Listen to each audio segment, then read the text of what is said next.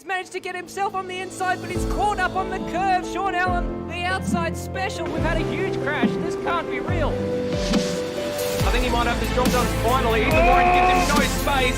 He's in the wall. He's in the wall. Turn point. He's taken out Bruce Dean as well. Oh, big moment there. Kurt's turned over on his roof. Big crash at turn 4. That is an unfortunate huge crash. Oh, the huge wiggle on while he was clear.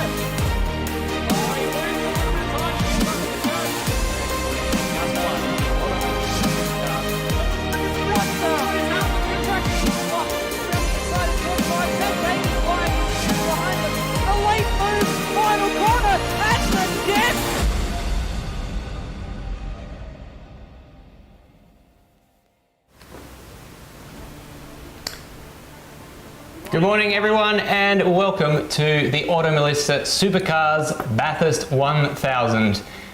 I very nearly said good evening, but it is morning. It's the only race of the year where we do this, Madbird. Absolute pleasure to have you along for the ride.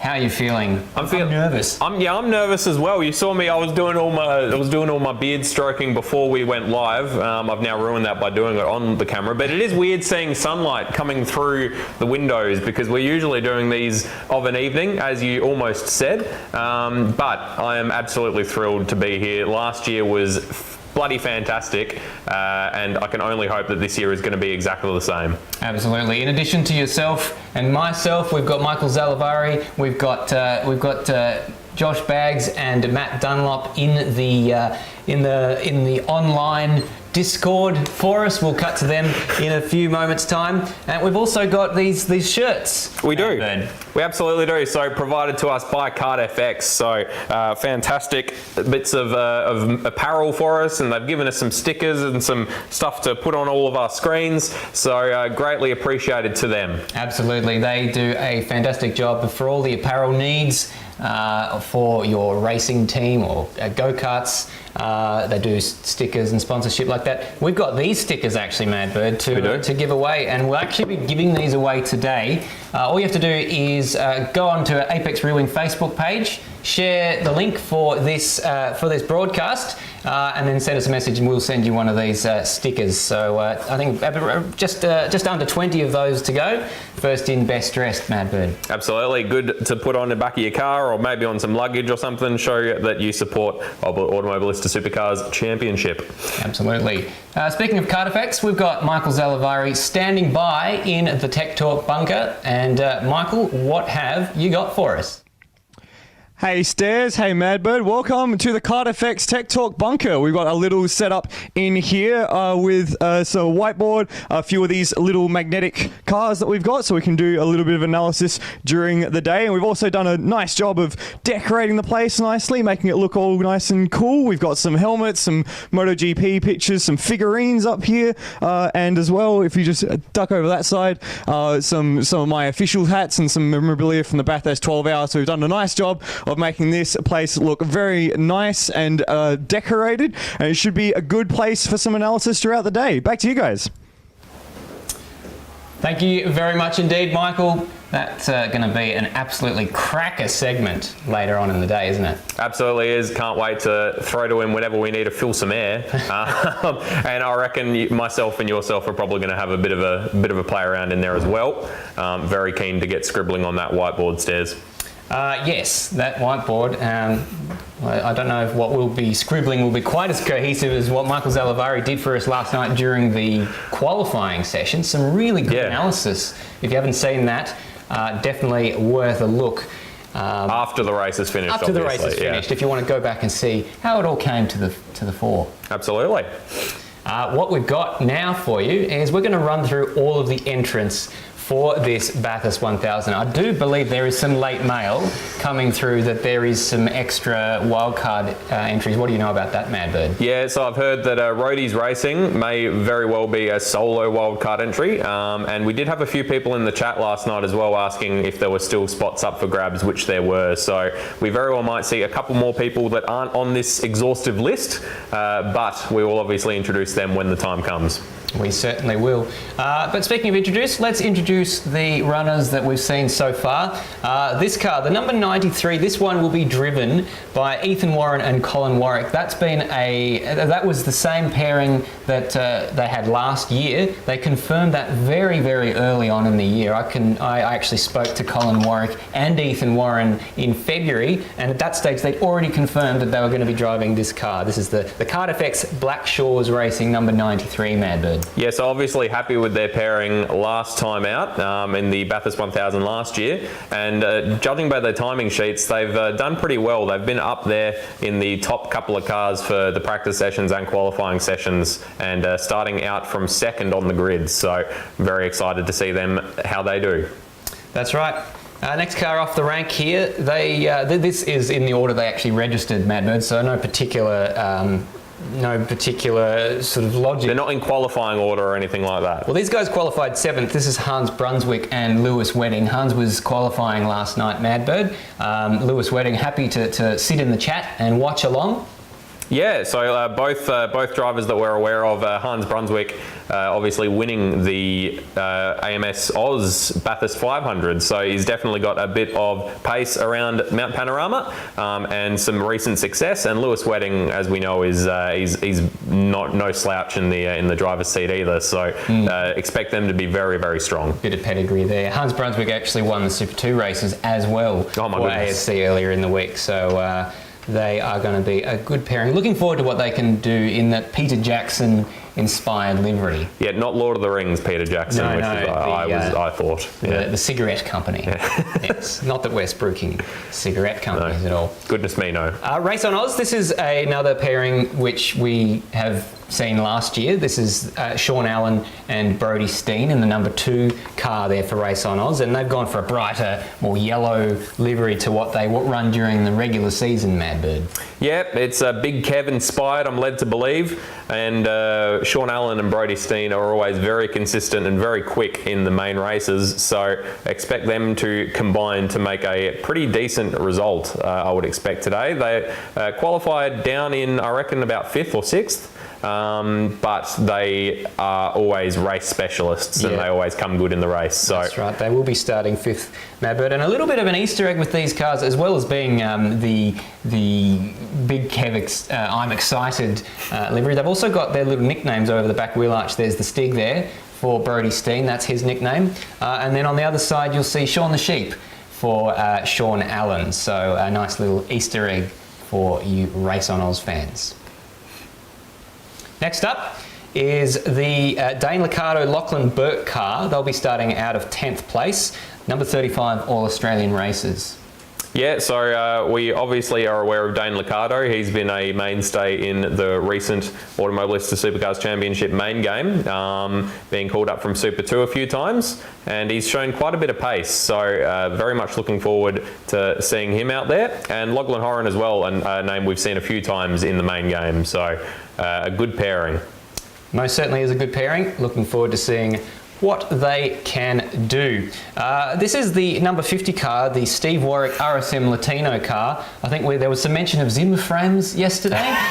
This is the over 50s car. Looking forward to seeing what they can do. Ironically, the over 50s car is car number 50.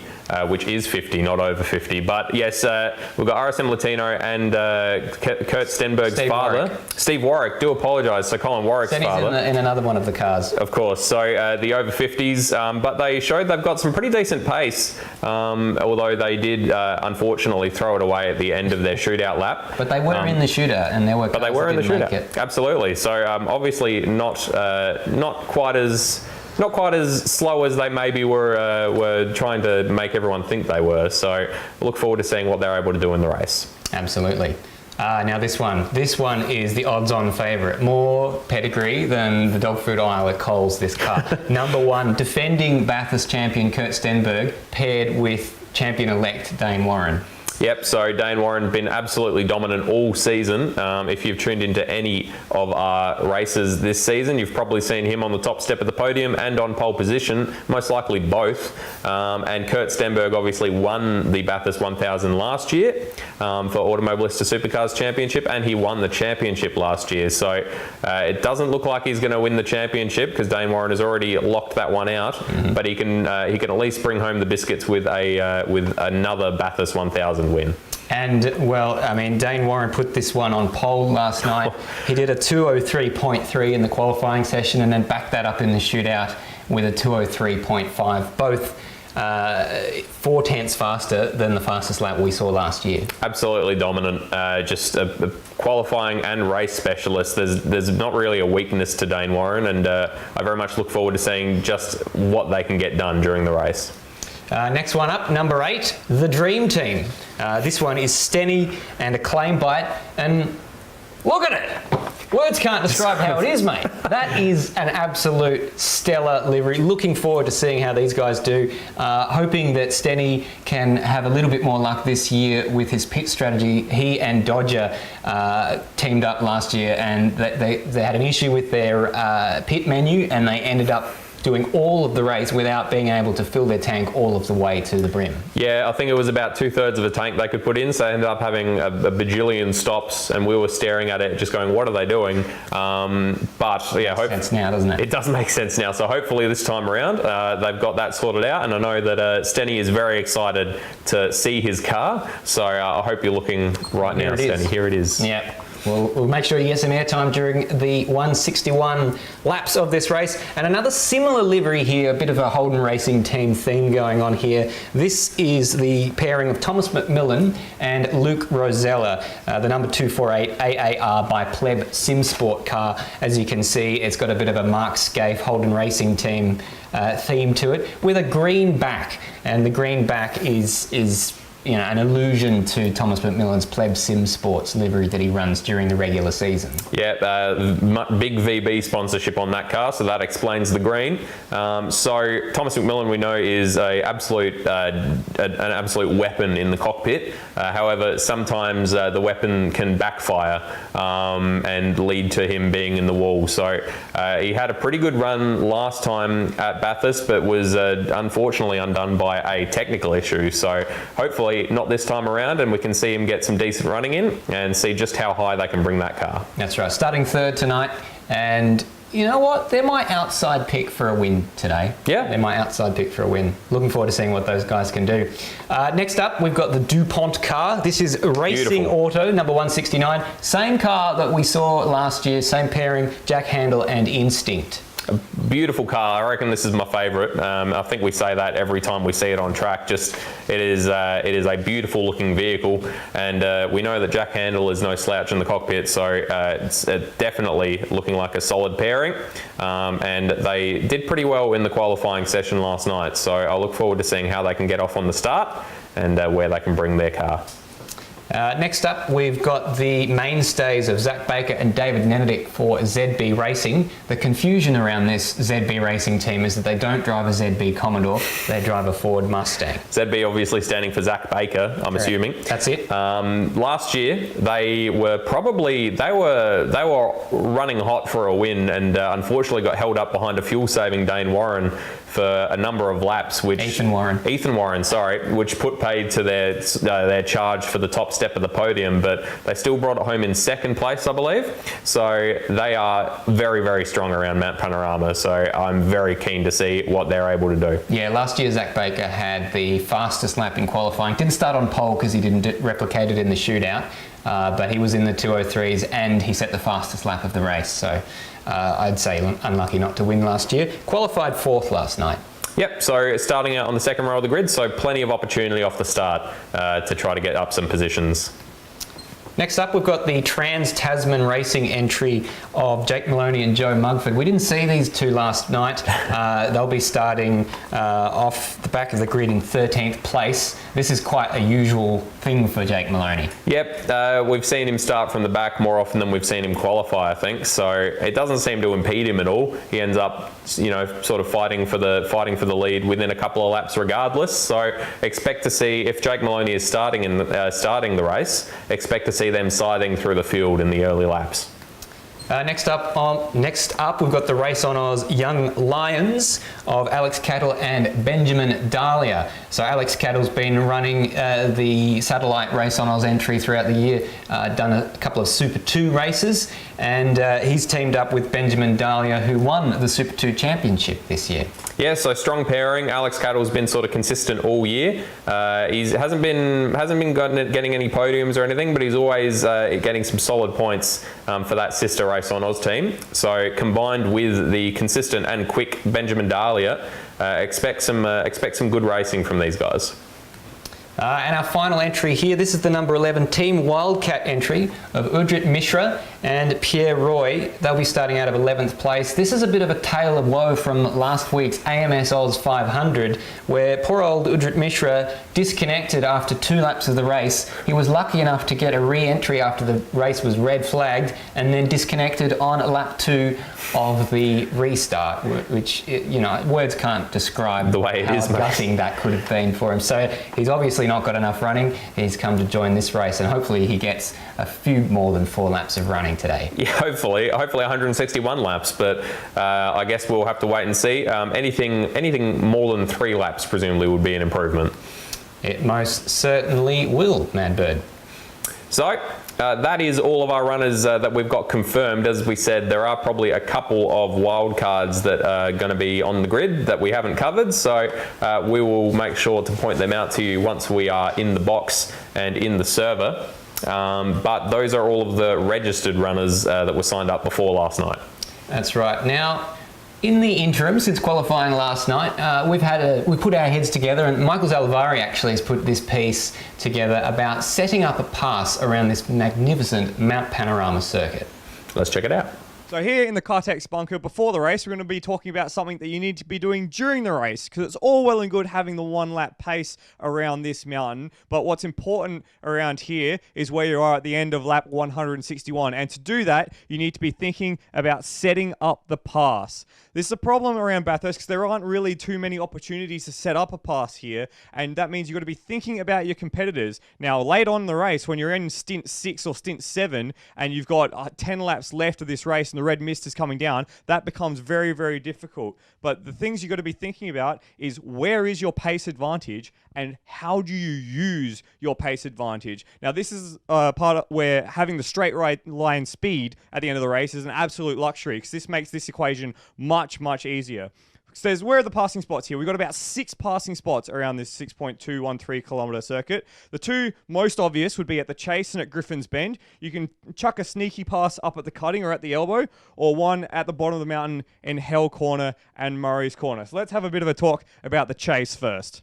So the most obvious passing opportunity on the track would be the Chase. And there's a few little things that you can think about when trying to set up a move into the Chase. First off, you can try and be spontaneous, take that late dive and arrow it towards the apex. The problem with that is it's dangerous. You can get caught by outbraking yourself or by getting blocked by the car in front of you, especially late on the race where the cars are going to be fighting for keeps, as we've seen in the real Bathurst 1000.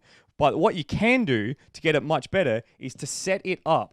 So if you're thinking about your exit from the elbow here, if 1 kilometre here at the apex, the difference of 1 kilometre works out to 5 kilometres, 6 kilometres at VMAX down at Conrod Straight. So if you get it done right, you can get it done before the kink. Now, the way that you do this is we've got our 2 little magnetic cars here, is you force your leader, you force the guy you're trying to pass into blocking you on the inside, taking that defensive line. So what's going to happen there is they're going to take the early apex and come out wide. Now that is slow. That means that at the bottom of the straight, they're going to be going slower.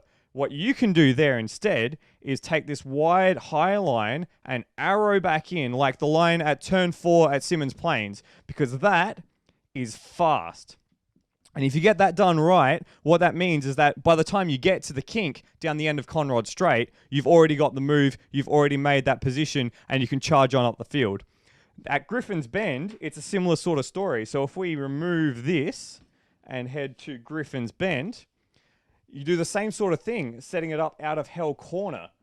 But there's a big difference. At Griffin's Bend, if I draw in a quick little sneaky turn 2, there's a camber change in the middle of the corner. So if I draw in here, this is the sort of joining of the road. So what you've got on the inside is you've got camber that pulls you into the corner, and then on the outside, you've got the change in camber, which pushes you away. Now this complicates the issue because what really matters when getting into Griffin's Bend is the high ground, is that inside line. Because if your blocker is on the inside there, they can do whatever they want. They've got the inside line and there's nothing you can really do on the outside. So what we saw at this year's Bathurst 1000 was for someone like Brody Kostecki really pushing in to try and make use of that camber. But really, if you get the high line at Griffiths Bend, you've got that move done before you get to the cutting. The next best passing opportunity on the track is the cutting or at Forest Elbow. Now this is the part of the track where you can use your cornering speed advantage to make a move. And this is all about bravery and it's about car positioning. What you can do here that you can't really do at the chase is you can get a bit lucky with getting around a block here or positioning your car in a way that the block doesn't ever come. So the normal line through the cutting or the elbow for the first car is kind of a little bit like this. You got the bank to the inside, come wide, and then come back through. That's a really bad drawing, but you'll see what I mean in a second. Again, the cutting has this little bit of camber in the middle of the corner, so you want to stay on the inside of that. So what you can do as the following car is hug this inside wall and take away that car positioning there, and all of a sudden you have the high ground and you have that inside line. And that's how you get a pass done at the cutting. The elbow is basically the same. The only difference is this camber in the middle is gone. Everything about the elbow is downhill, so you're fighting understeer that whole way down. The problem with doing it at the elbow, though, of course, is once you get to the end of Conrod Straight, you're going to be in a little bit of strife. So the last decent passing opportunity of the lap is here at Murray's Corner, and I like this one very much because it is simple. It is very, very simple. All you need is a good run out of the chase. You don't even need that much of a pace advantage. And the good thing about having Murray's and Hell back-to-back is if you're attacking, it's hard to defend both at the same time. So if we get our little cars in here, we'll have our attacker on the outside and our defender on the inside. The defender is going to take a line something akin to that. Now remember, early apex means slow down the straight. On the other hand, the attacker can come in wide and then get that arrow run down the straight. So once you get to the start-finish line, you end up having a situation that looks something like this. So you can see here, the attacker's already got the high ground there, already got the inside line, and then once they get to Hell Corner, they can just take that inside line and power up the hill, and if they need to, they can even block the initial defender a bit wider and get that run. Of course, the problem is you get that bad exit out of Hell Corner, you're going to be vulnerable at Griffin's, and then the whole problem starts again. And that's how you set up a pass around this 6.213 kilometer circuit. Back to you guys. Fantastic work there from Michael Zalavari in the Tech Talk bunker. Madbird, here are the points classification going into this race. Mainly academic from the point of view of the leader. Dane Warren wrapped that up last round at the Bend. Sean Allen, a great, strong championship from him. He edged out Kurt Stenberg, the defending champion, ahead of Brody Steen, who had another good championship. He and Sean Allen sealing up the team's championships. We'll get up to in a minute. And here is the rest of the top 20 there, Madbird. Yep, so names here that you'll see tonight. We've got Ethan Warren, Luca Rosella, Benjamin Dahlia, Steve Warwick, Jake Maloney, Dane Liccardo, and that is actually it. So the top 6 of that bottom 10 are people that you will hopefully see on track today. So we've got quite a few of our regular runners showing up for the Bathurst 1000 here today. 100%. And then let's turn our attention to the team's points classification. As I alluded to, Race on Oz got the win there, so huge congratulations to Brody Steen and Sean Allen. Wouldn't they love to back that up with a victory in today's race? ZB Racing in second place ahead of Trans-Tasman Racing, who had a fractured season with Jake Maloney only taking part in a few of the races, and Kurt Stenberg having some technical gremlins throughout the season as well. RSM Racing in 4th place ahead of Pleb Sim Sports. Warwick Racing, they've only been an entry for the last few rounds, so they've actually done quite well. And then Logitech G Altus Esports, imagine finishing 7th without doing all of the races there. When the team no longer exists. Yeah, indeed. So a very dominant season there for Sean Allen and Brody Steen for Race on Oz. All right, our very own Matt Dunlop he's put his head together, Madbird. He's put his single head together. His head fell apart after the commentary on Wednesday, but he's put it back together in time for today. And he's going to tell us a little bit about the pit delta today. Absolutely. When you've got drivers who are pretty evenly matched, racing around a tricky, narrow circuit like Bathurst with pretty limited overtaking opportunities, pit strategy becomes a super important part of the race, especially when it's lasting over 1,000 kilometres. Now, the problem with that is when you've got two cars who are battling for position and then one of them takes a pit stop and fills up for fuel, they're still technically battling, but you don't know where they relatively are because one of them's dropped down the order, of course. So we have to figure out exactly how much time it takes or how much time you lose when you make a pit stop. That's what we call the pit delta time. It sounds like a pretty simple concept, but that varies from category to category and from track to track. So we're going to try and figure out what the pit delta time is for a supercar racing around Bathurst. I've got my lovely assistant Jake here who's going to come into the shot now. He's going to show you a little map that I've drawn of the bottom half of the Mount Panorama circuit, starting from the exit of the chase somewhere around here, going down under the footbridge, through Murray's Corner along the pitch straight, Hell Corner, and then up towards Griffin's Bend at the end of Mountain Straight. So, if you're not taking a pit stop, the time it takes from you to get from the footbridge here, down the track, through Murray's Corner, across the start-finish line, all the way down the pitch straight, through Murray's Corner and up here to the pit lane blend line is 20 seconds. That's roughly 20 seconds. That's going to vary a little bit depending on the state of your car, the driver skill, your setup, yada yada, blah blah blah, that sort of thing. Roughly 20 seconds. Now, if you're pitting, it's a two-part equation. The first part of the equation is the stop time, how long it's going to take you to actually stop and make the pit stop, right? So that's the time that you're stationary in the box. Now, the fuel rate of these cars is 3.75 litres per second, or a gallon per second in the old money, if you're my dad. Now, that if you're going to have a 112 litre fuel tank that's empty or near enough to empty, it's going to take you 112 divided by 3.75 to fill that up is going to take around about 30 seconds. So that's 30 seconds you stopped in the box. While your fuel's happening, you're also going to be changing your tyres, driver maybe, and maybe doing some repairs at the same time. So it's basically hinges on the fuel. The other half of the equation is transit time. So if you're coming in for a pit stop, the time it takes for you to get to here, slow down through here, weave through this weird little chicane, get right down to 40 kilometers an hour, that's the pit lane speed limit, crawl through the pit lane, pull into your box, stop, that's your 30 seconds, pull back out into the lane, crawl back along the lane until you get to here, turn the limiter off, gas it up and get to here. By the time you get to that point, that is going to take you 90 seconds. So get rid of that. 90 seconds. That's a minute 30. That's a lot of time. Now, to figure out the delta time, we take that, we subtract what it takes if you're racing around the outside, and that gives us 70 seconds, 1 minute 10. That is the pit delta, but that's not the whole story because car 1 and car 2 are in very different circumstances. When car 1 here gets to the end of the pit lane, car 1 number here gets to the end of the pit lane, it's only going to be doing around 100, 110 kilometers an hour. But car number 2, by the time it gets to here on the racetrack, it's going to be doing 120, 130. That's a big speed differential, and that means by the time both of these guys get up here, up Mountain Straight to the end of Griffin's Bend, there's going to be a second between them already. That's a big difference. And you also have to keep in mind that car 1 has got a fresh tank of fuel, nice and big and heavy, full of fuel, plus fresh, cold tyres. So it's going to be limited in its cornering group. Thank you very much, Jake. You've been excellent. No worries, man. Appreciate your time.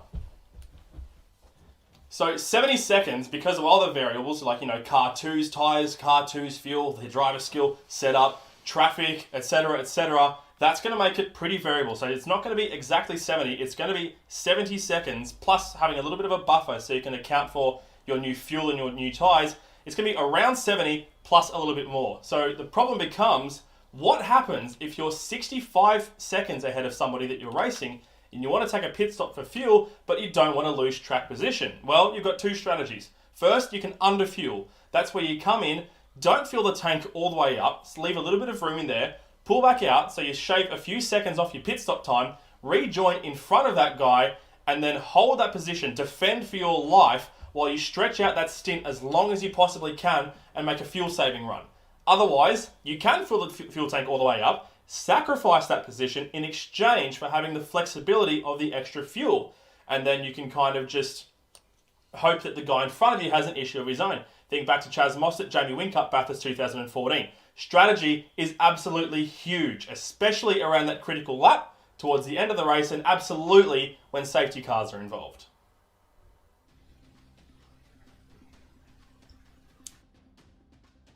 Thank you very much, Matty. That was quite an informative little piece there, and I did like the stand that Matt Dunlop used. A very, very cooperative housemate that he has. He's willing to stand there for 5 minutes and be an easel. So definitely better than housemates I've had, who presumably would not. Well, Xeris is actually in the chat, so he can let us know whether he would stand there for 5 minutes and hold a whiteboard for me. But sincerely doubt. I doubt it, and honestly, I wouldn't blame him to decline that particular offer. We've also got joining us. Here they are, joining us live via Discord. We've got Josh Baggsy and Matt Dunlop from both sides of the country. And we'll just enable their audio so that we can hear them. How are you, gentlemen? G'day, how are we doing? Very, very well. This is Matt Dunlop on the right and Josh Baggsy on the left, in case you guys haven't seen their faces before. I'm sure you're used to hearing their voices. But Matt Dunlop, well, you know, we can see you now. We could only hear you for most of yesterday. A great segment there on the pit delta time. Thank you very much. Yeah, that was a little bit of a weird one to try and figure out. I had to sit in practice sessions and get a few of the guys to run simulations for me. And I got Thomas McMillan to actually run some laps for me. And I think Dane Liccardo helped me as well to get those times. So big thanks to those guys. The times might vary a little bit, as I said in the package. And then it's also based around that critical lap, which we'll figure out a little bit later. But from what Kurt Stenberg told me, a tank of fuel will last you around about 26 laps, but you can stretch it to 27 if you really need to. But by the time you get to the end of that stint, your tyres will be a little bit secondhand. So around about 26, 27 laps, so 161 minus 26. My maths isn't too good on the fly, so someone will have to work that out for me. That'll be the critical lap. Interesting. Well, that is definitely going to be something that we're going to look at throughout the course of this race. And considering that they have to have 7 stops, so there will be a half stint in there somewhere, where they elect to do that half stint will be very, very interesting. And also the prospect of a random safety car throughout the race, Matt. Just on that 7 pit stops thing, I noticed a rule in the driver's briefing note. Only one of those stops can be during a safety car period. So you have to take at least 6 green flag stops. Interesting. That is, I didn't know that, Madbird. I'm glad that you're on the ball there, Matty. I'm all over it, mate. This is why we have the likes of Matt Dunlop and Josh Baggsy to keep track of all the things that we can't while we're too busy talking our heads off. Baggsy, you've only just moved over to Perth and you're already in the box with us. So welcome along, mate. Good to see you. Yeah, it's good to be back after last year was excellent. Shame we can't be there in person this time, but we happily here down in doing the pit reporting with Matty and getting to watch the race from down here and try and get some insights from the drivers during the race as well. We'll be ducking into their channels and seeing what they have to say as the race goes on. And we didn't have the pleasure of your company last night. You had a few technical issues, but, well, thankfully for us and for you, we've got those resolved overnight. Yeah, so you'd think it'd be the easiest thing to have, but then everything just breaks at the same time. And air conditioning and the computer at the same time, only one of them's been fixed, unfortunately. Oh, well, when it rains, it pours, hey, Baggsy? 100%, and luckily there's a spare fan off to the side here that is helping keep things at a reasonable temperature. There you go. We've got quite a few fans already watching along in the live chat. I'm not a fan of that. However, We do have, speaking of things that Matt Dunlop has pulled his head together about, following the qualifying and shootout last night, Matty did put his head together and worked us up a little feature that he's going to quickly show us. We'll just get that in preparation there, Michael. Madbird. My goodness. So we're just getting that sorted out, and it's going to be a comparison of all of the shootout laps. But in the meantime, while we set that up, what were your thoughts of the qualifying session last night there, Madbird? I thought it was surprisingly close, other than Dane Warren blowing everybody out of the water at the very end with I think it was an 8/10 improvement. I think that it was surprisingly close. I wasn't expecting there to be such a competitive qualifying and shootout sessions. I was expecting it to be a little bit more. I was expecting it to be a little bit more disparate between all of the different runners. All right. Well, I think we've got the pictures up from our good friend Matt Dunlop, and we're now looking at the end of qualifying, I believe, Matt. So many M's. That's exactly right, boys. So I took a composite footage of all of the ends of the shootout laps staggered to fit together in time. So let's just hit play here and see what it looks like with the blending facilities that Premiere Pro has. So that's Dane Warren crossing line in first, 8/10 ahead of the rest of the field, and you can see everyone else streaming in behind.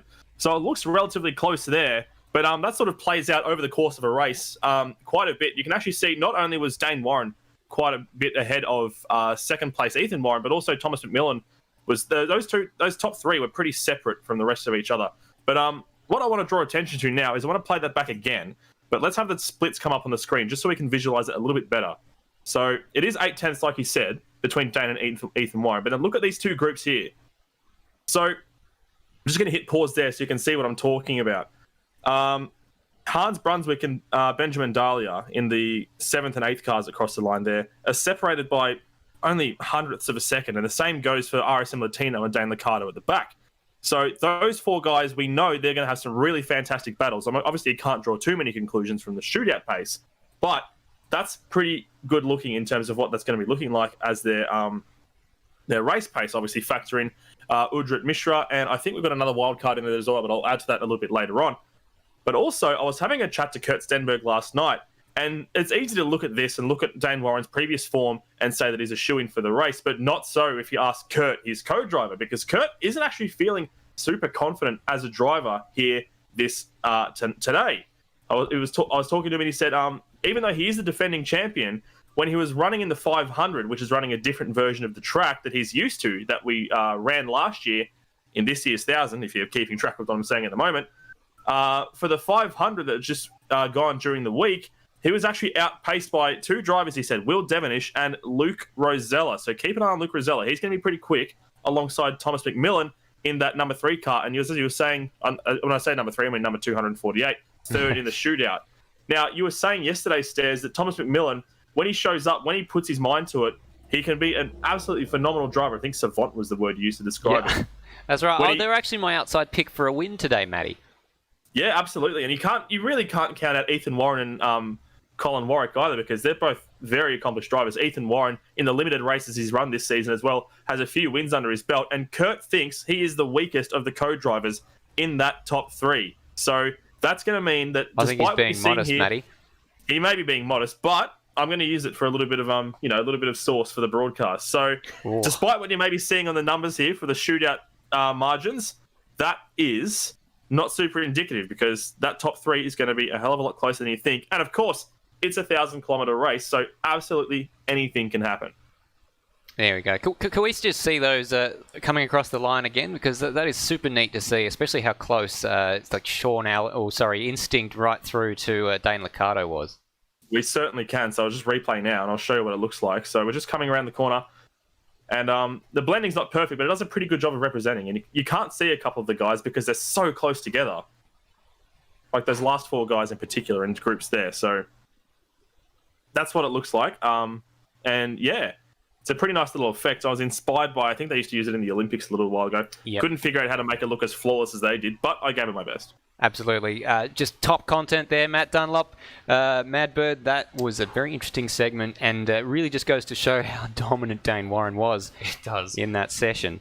You say that you didn't do it quite as well as the people that ran the Olympics, but you're probably paid quite a lot less than they were. So This is true, yeah. so Yeah. I reckon a tiny bit lower production quality is nothing to feel bad about compared to a multi-million-dollar enterprise. Enterprise. Uh, The Well, I got a Olympics. free shirt out there. That was sparing me on a little bit. Yes. Well, yes, and those free shirts coming to us courtesy of KART FX. We did have a question in the live chat from Assetto Corsa Aussie Down Under asking about the email address for KART FX. You can reach them on kartfxdesign@gmail.com or jump onto their website at kartfx.com.au. They also have a Facebook page, and they've been sharing the stream, as you guys can if you jump onto our very own Apex Rear Wing Facebook page and share the link to this race. We'll give you a free sticker from KART FX. Pop it wherever you want. It says "Bring on 2021, Madbird." It does indeed. So, lovely way to show your support for the series. Speaking of showing your support, if you want to show your support for the stream that we're putting on and the streams that we do for each main race in the season, hop on over to patreon.com/ApexRearWing. Give us anything you can. Greatly appreciated. Make sure you follow Automobilista Supercars Championship on Facebook as well as Apex Rear Wing. And while you're at it, give the stream a like and make sure you hit that subscribe button so that you don't miss any of the future races for Automobilista Supercars Championship. Well, we're just going to head back to Matt Dunlop and Josh Baggs there. I'm going to throw open the predictions line, or we've kind of had your predictions in your analysis of qualifying there, Matt Dunlop. But Baggsy, did you catch much of the action last night? What are your predictions for today? I had a quick browse through qualifying before. I was listening to, there were a couple of very good moments through that I quite enjoyed in the commentary. But my probably slightly outside pick is going to be the Hans Brunswick Lewis Wedding pairing. Oh, interesting. I think they, because this is a race, it's 1,000 Ks, 161 laps. There's always that attritional thing, and you don't know who's going to have issues, be it losing concentration or crashing. We're going to have technology issues. It happens. So I think that they have the pace to be there or thereabouts at the end, especially with they're fast enough that they're not going to go laps down. So if there's a safety car at some point, when there's a safety car, they're going to be able to catch up and potentially make something of that. Absolutely. The countdown begins where, we're actually in a server that says 20 minutes to go, but the scheduled start is 13 minutes from now, 11:30 our time in the central state. If you're in the eastern states, 12 p.m. And let's just get a little bit of a look at what's going on in the warm-up session. Colin Warwick currently leading the timesheets on a 2:05.015, Madbird. Yeah, it could. Presumably, Ethan Warren and Colin Warwick have both been setting times and practicing their driver swaps. It usually works as designed in Automobilista, but sometimes it can be a little bit funny. So it's always worth having a few test swaps to make sure that it's all working as designed. As you can see there, Thomas McMillan currently running in second, and Kurt Stenberg in third. And you can see at the bottom of the timing screens there actually one of the wildcards that we were alluding to. We have got Benjamin Rhodes or Rhodey in the server, and it looks like Dodger has also joined us. And I know we've got a lot of Dodger fans. That's the acclaim by Peter Stenberg car, so I'm wondering if they've had to sub one of those drivers out in place of Dodger. If he does team up with Stenny, that would be the same pairing as last year. Well, we know how capable they are, so that's very exciting to see. Madbird throwing some shade there. I would never do such a thing. Wouldn't dare. But obviously we've got a couple more runners that we aren't familiar with from last night at least in the server, so always good to see. And we'll get to see how they get on during the race itself. once we get there. Yeah, they'll have to be doing a bit of practice of their driver swaps because that is a very crucial element. That was an element. Well, that was something in the AMS Oz 500 last week that we had. I think it was Brenton Foley and Brendan Ross who were in that particular race, and they made I think they either had a mistake or a technical issue during one of the driver swaps, and that caused the end of their race. It did, yeah. So hopefully we don't see any retirements due to technical issues tonight. We might well see retirement due to this sort of thing. Just coming up to Skyline, got some oversteer coming out of McPhillamy Park and directly into the wall. So that was some hefty damage for the ZB Racing guys. Lucky it's just a practice session. Lucky it is. So we've got Kurt Stenberg out there running some laps. We didn't see him. He was doing strictly admin-only duties yesterday. And here he is coming up Mountain Straight.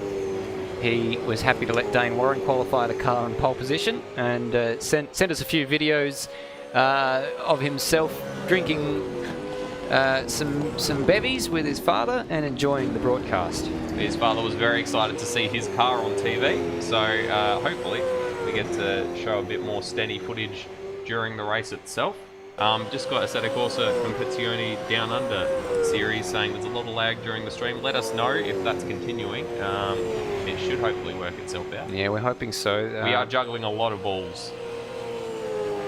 It says Michael Zalavari off camera. Oh, Kurt Stenberg in the wall there. Identical accident to what the ZB guys had, so hopefully we don't see too much more of that. Yep, and here is a replay of Kurt Stenberg there.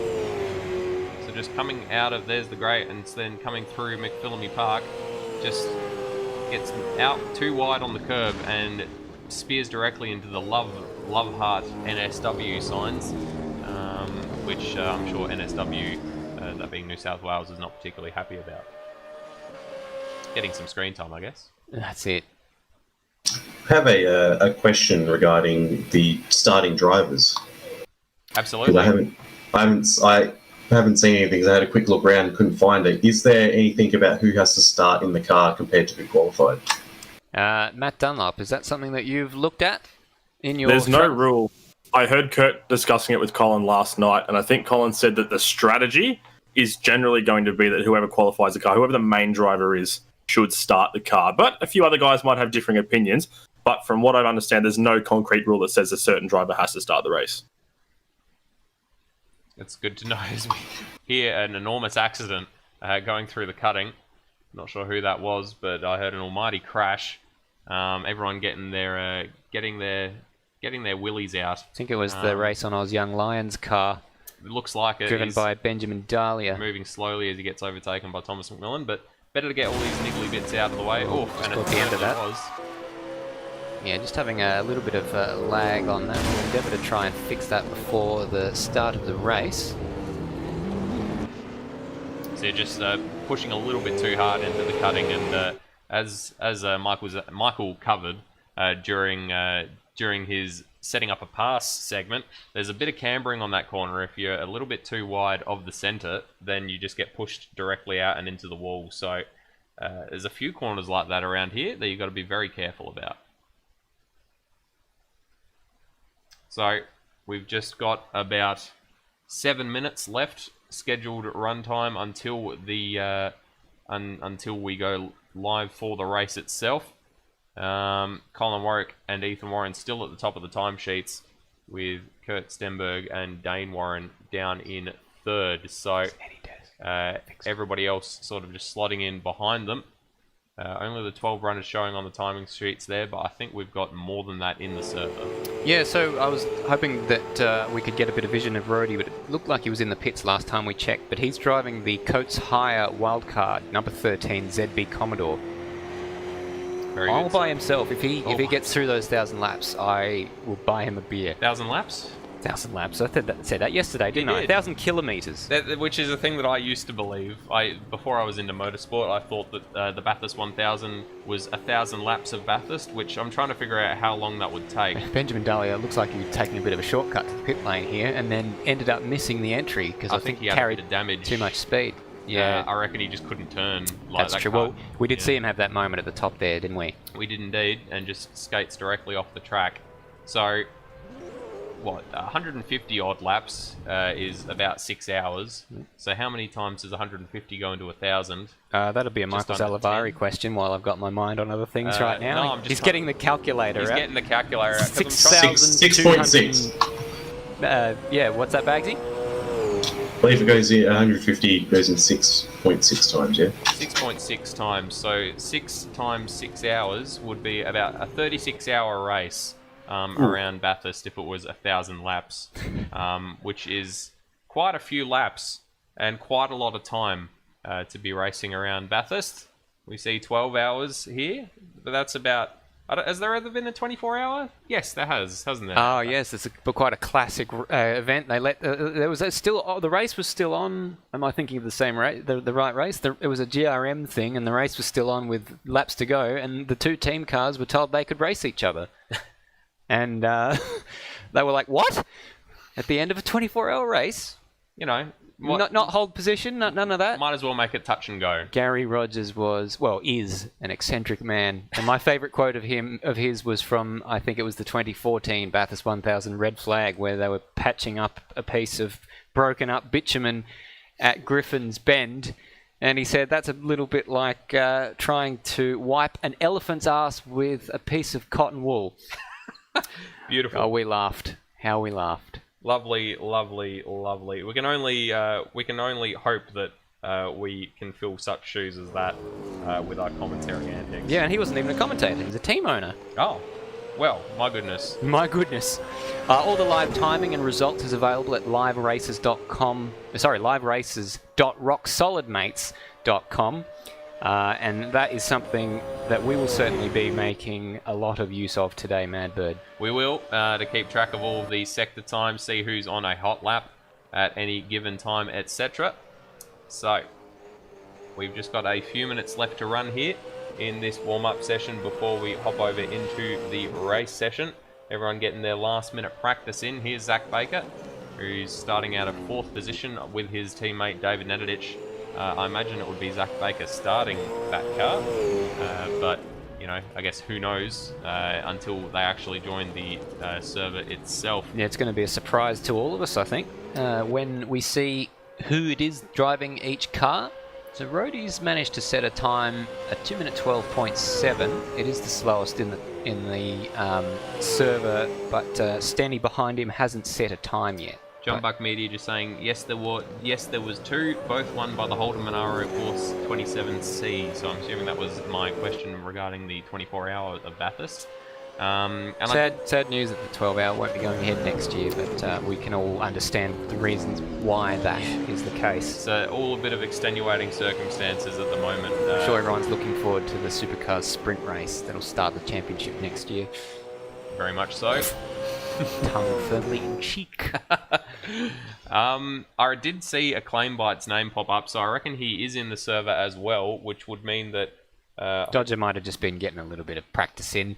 Dodger might very well be. It might be a wild card, or might have just been hopping in for a bit of a lark. Baggsy and Maddie have got their ears to the ground. Do you know anything about any additional wildcard entries for this race? I don't know about any additional wildcards, and I have seen all 3 of those drivers, Stenny, Acclaimbite, and Dodger, in that car. So I'd say your theory about Dodger just there for practice is right. But Pierre Roy is not participating in this race. He was saying in the Discord earlier that he's been having issues with getting the install working, so he won't be here, which means that Audrey Mishra, I should say, is going to be going alone for the whole 1,000 kilometres, or at least trying to. So we've got 2 guys doing it solo. Well, he'll be doing the 2 laps until he gets disconnected. As we see, I reckon that was the car of Stenny and Acclaimbite going wide on the way into the chase, knocking out some brake marker boards. Let's hope that doesn't happen during the race, because that would make things nice and difficult. Yeah, I bet there'll be a popular thing. I think he just wasn't looking where he was going there. It wasn't like he got balked by the car ahead. He just wandered onto the grass, and then it's like, you fall asleep at the wheel and wake up just in time to not hit the big Stobie pole. Still got it stopped down into the chase. Yeah, it must be said, well pulled up. Probably wasn't going quite as quick as the other 2 around him. But Pulled still. up better than I did this morning. Oh my goodness, Stenny's had some sort of issue here. Hey, he didn't pull up for that one. Yeah. It seems. So let's see if we can cop a replay of that. So, Yeah, so just this after was, we'd it said... pulled up for the chase, but on the exit lit up the rears and went directly into the tyre wall there, and the front left parted company. And that tyre's just like, see you later, mate. And he walks off in the in a southerly direction. I reckon that's south. Probably isn't. Why would you guess? If you didn't I know? don't know. It's all right. Walked off in a westerly direction even. It's easterly. It's easterly. No, so I had a 50% chance since I went one in the north-south axis and one in the east-west axis, and I got both of them wrong. So very well done to me. For some reason, because the track map that we're looking at has Hells and Murray at the bottom and the mountain at the top, and so in my head that's the way it goes. But I also know, because we've been there, that it's vice versa. However, that's not how brains work when they do. Just saw a replay of Ujrit Mishra absolutely on the limit under brakes at the chase, and by all accounts he's now the second man who's going to be doing the entire race all by himself. More power to him. Himself and Rhodey. I mean, RSM Latino managed it last year. He did the entire thing by himself, which we were singing his praises the entire time pretty much, because that is a Herculean effort. Rhodey's still set up in the pit. Sorry to cut across you there, Madbird. But you might think that he's got all the practice that he needs. I highly doubt obviously, he's going to have less practice than the rest of the runners.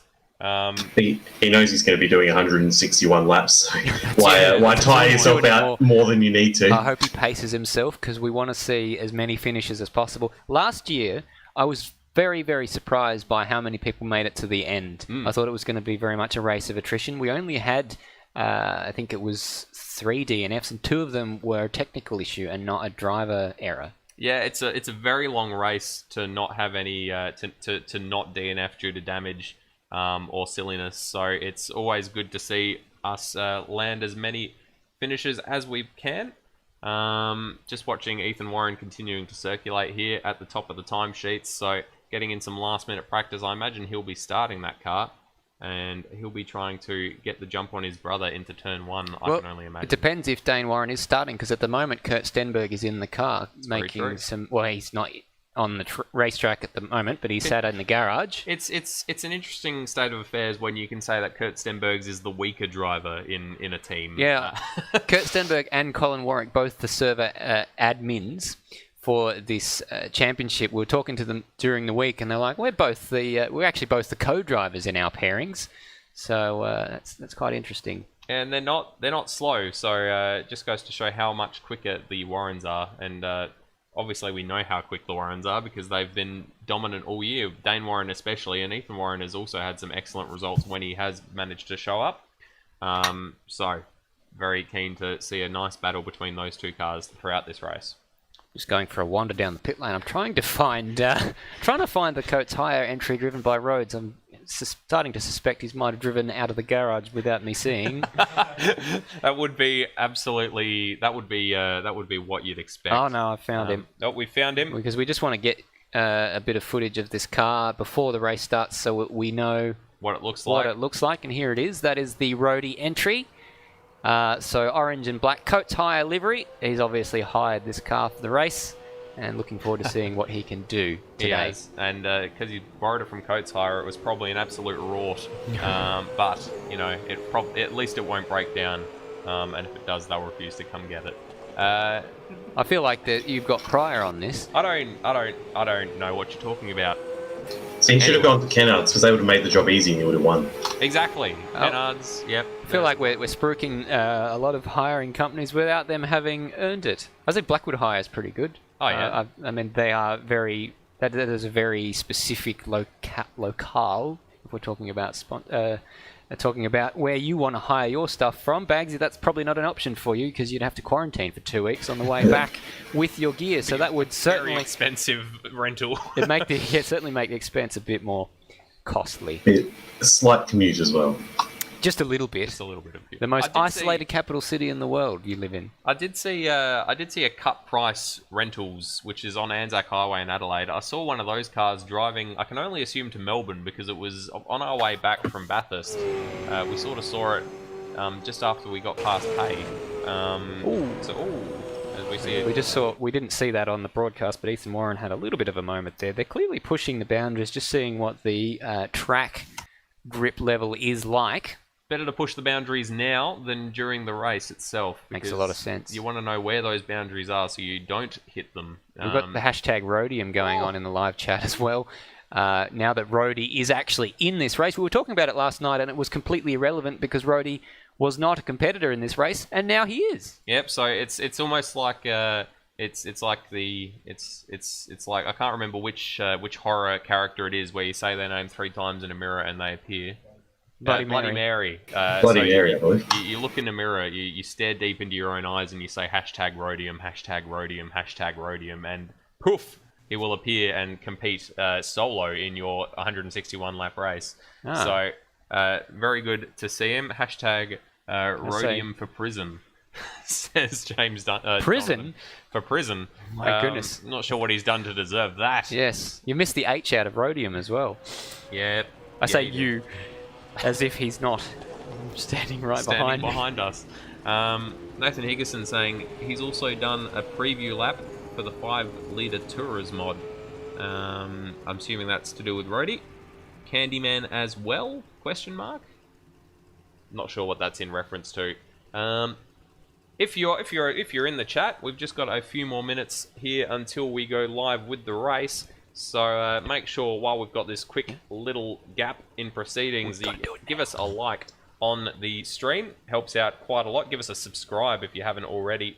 And then hop over onto Facebook, Automobilista Supercars Championship Facebook page, as well as the Apex Rear Wing Facebook page. Make sure you give us a like over there as well. Oof. Where the hour is approaching, Madbird. It is. The hour is swiftly approaching, and I can feel it settling in my stomach like a slightly funny Hungry Jack's burger. Is that the hour approaching, or? That is the something's approaching. Yeah. And it might not be pleasant. All right. Well, we've got Michael Zalavari lined up in the Tech Talk bunker. So let's see what he has to say, and we're going to go down to the Tech Talk bunker right now. Yes, first time in the Tech Talk bunker, thanks to KART FX, and we're going to talk some race facts before the race today. So first off, 161 laps, 1,000 kilometers. We know about Bathurst.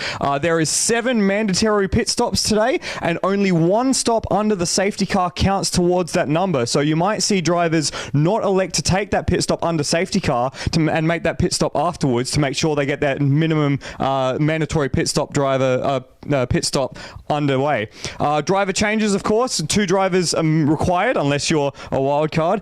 54 laps minimum for the co-driver, and we've seen today that you're only allowed 3 consecutive stints maximum in the car. So that means you can't go ahead and do a bunch of laps all in one go. Matt Dunlop alluded to earlier, critical lap. It's 27 laps to a stint, so the critical lap works out to be lap 134. So we'll have that one written down in a bunch of spots and make reference to it today.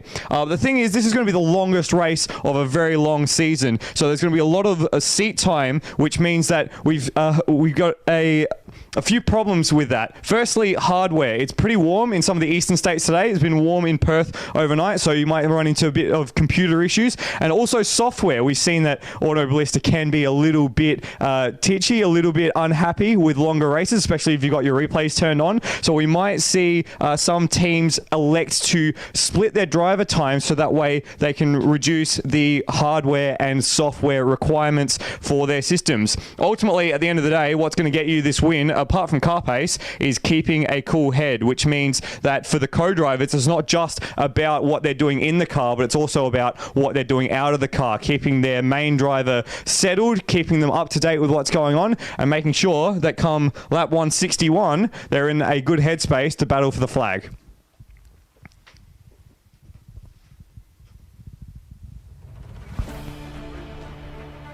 Terrific stuff there from the Tech Talk KART FX bunker. Madbird, here are the particulars of the race. Yes, indeed. So it's Mount Panorama. We all know Mount Panorama. There's Hill Corner. You go up Mountain Straight into Griffin's Bend. Then you've got the cutting which is a tricky left-hander through Reed Park, and then Salmon Park, this long left-hander go through the Great McPhillamy, and then down Skyline, the S's, the Dipper, and the hard left through Forest Elbow. Good, important corner because it takes you onto Conrod Straight, down into the fastest corner in Australian motorsport, the Chase. And then as you come out of the Chase, you hit Murray's Corner. That is a lap of Bathurst, and you've got to do that 161 times. So we're just getting the grid set because we, of course, did qualifying last night. It has to be done manually. And so there'll be a little bit of a time while they arrange that. In the meantime, KD Sounds in the chat just saying, Floody do be sounding kind of cute, though. Oh, yeah? And then we've got Banana Hammock saying, You got a fan, dreamy Michael. even. So Michael getting some fans already. Shout out to Nathan Higginson. He says he's wished everyone well. I'm trying to look for the comment that I saw before. Daniel Cox Good. saying, Daniel Cox, beg your pardon. Shout out to Nathan Higginson as well, but Daniel Cox said, good luck to the drivers and to the commentary team. Goodness knows we need it as well. absolutely. There is a lot of frisbees being juggled. I got around saying balls. I yeah. said it anyway. There are a lot of things being juggled here to keep all of this running. We've got we'll put up a little behind the scenes featurette at some stage showing just how much we have got running here. But we've got 3 computers, we've got 4 screens, we've got 2 cameras, we've got 3 keyboards, we've got 3 mice, we've got a iPad, we've got a switcher, and we've got 4 bodies. 6 if you include these 2 men, Matt Dunlop and Josh Baggsy. Yeah, gentlemen, the final thoughts before we get racing? Matt Dunlop Yeah. and... So, just looking forward to seeing how this plays out over a long period of time and how much, hopefully we get some good battles on track as well. We know that out the front there was a bit of daylight, but you never know what's going to happen in terms of the race strategy and the race pace. Matt Dunlop? Yeah, honestly, it's hard to really predict anything at the moment because you know how hard Bathurst is to predict. 2014 real life Chaz Mostert situation, Paul Morris is a shining example of that. We've got 1,000 kilometres of racing, 161 laps, and I mean, don't factor out the guys in the midfield. Your people like your RSM Latinos. I'm trying to look at the entry list here. Your Jake Maloney. We haven't even seen Jake Maloney pop up yet. He could be a diamond in the rough. He hasn't qualified. He hasn't practiced. Is he going to come in and actually, blow everyone out of the park? I'm not actually sure if he's going to show up in the race, to be honest. I hope he does. But don't hedge your bets yet. Just wait and see what can happen here because we've got a few drivers who've got a fair chance of winning this, and it's going to be fantastic. It's going to be unpredictable. The racing is going to be excellent, and I can't wait. We've also got a shout out to Banana Hammock from the WEC subreddit, of which our very good friend Matt Zalavari is also. Matt Zalavari. What? You said Matt Zalavari. Oh, beg your pardon.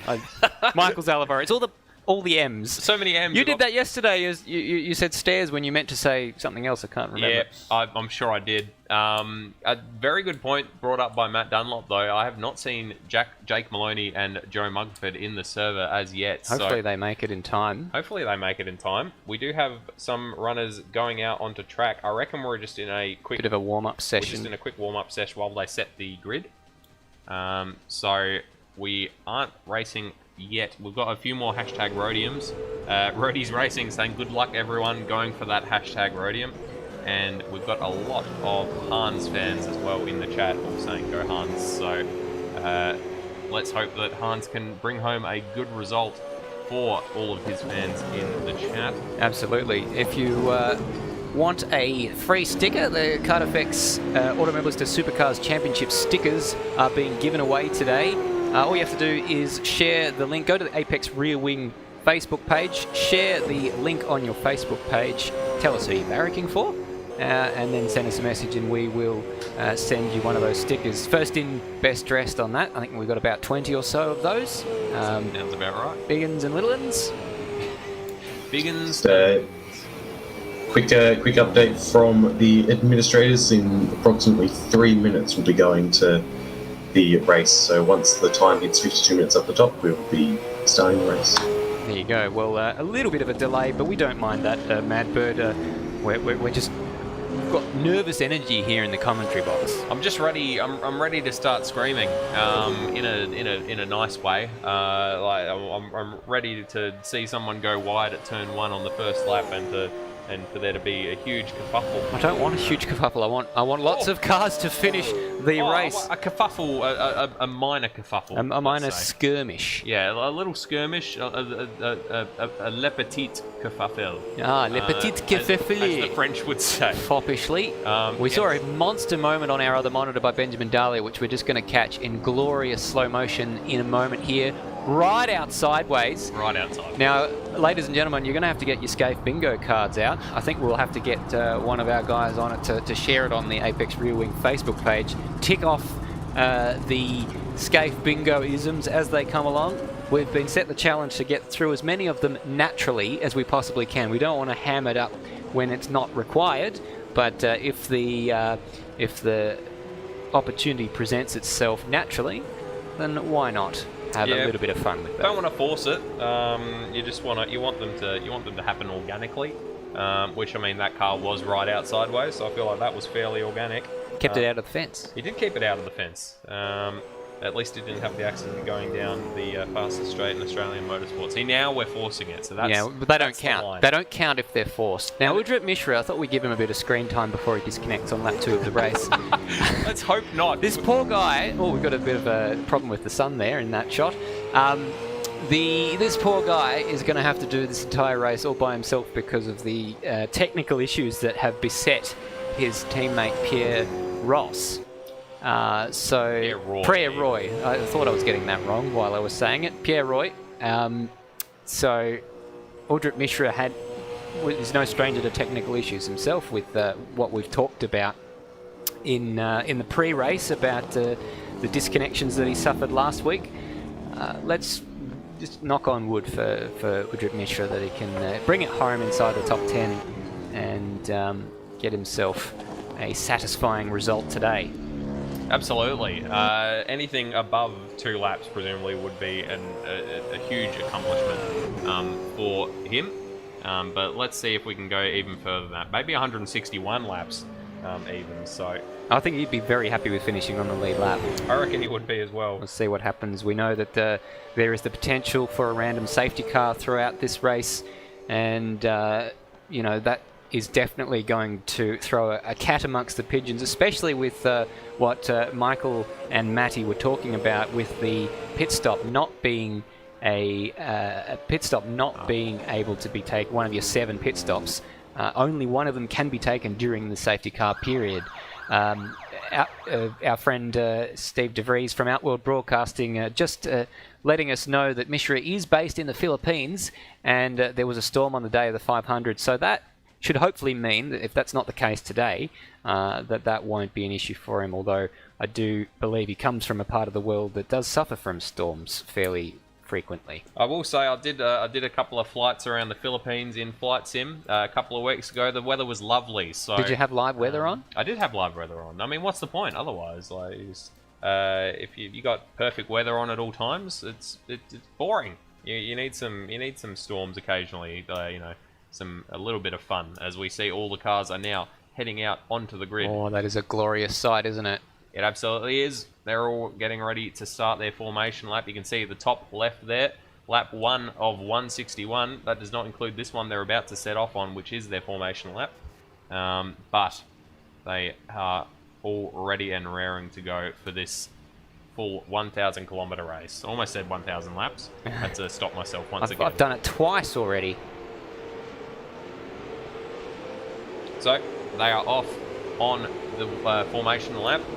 So Dane Warren is the pole sitter. He is teamed up, of course, with Kurt Stenberg, the odds-on favourite, and there's a lot of pedigree behind that wheel, and there will continue to be throughout the course of this race. But of course, he has his brother to contend with behind him, and that is, of course, Ethan Warren, who is starting in that car. Ethan Warren there in the KART FX Black Shores entry, the number 93, sharing with Colin Warwick. Behind him we've got Thomas McMillan an outside shot for a win, I reckon. And he is in the AR by Pleb Sim Sports car. Teamed up with Luke Rosella. I really, really enjoy that pairing. Behind him, we've got Zach Baker starting the number 512 ZB Racing car, sharing with David Enedict. Zach Baker, the track record holder from last year. A 203.8, I believe, was the lap record that he set last year. We're very much expecting that to go today. Sean Allen and Brody Steen share the Race on Oz ZB Commodore, the number 2, and Sean Allen qualified that car in the shootout in 5th place yesterday. Then we've got Adrian Instinct, and Adrian Instinct is the car who is in 6th place, and he is sharing that car. Beg pardon, just looking at my my notes. Jack Handel.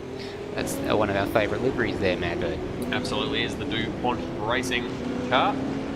Starting out from 7th place, we have got Hans Brunswick and Lewis Wedding. A whole lot of Hans Brunswick fans in the chat. Lots of Go Hanses coming up, so hopefully he can bring home a solid result for them.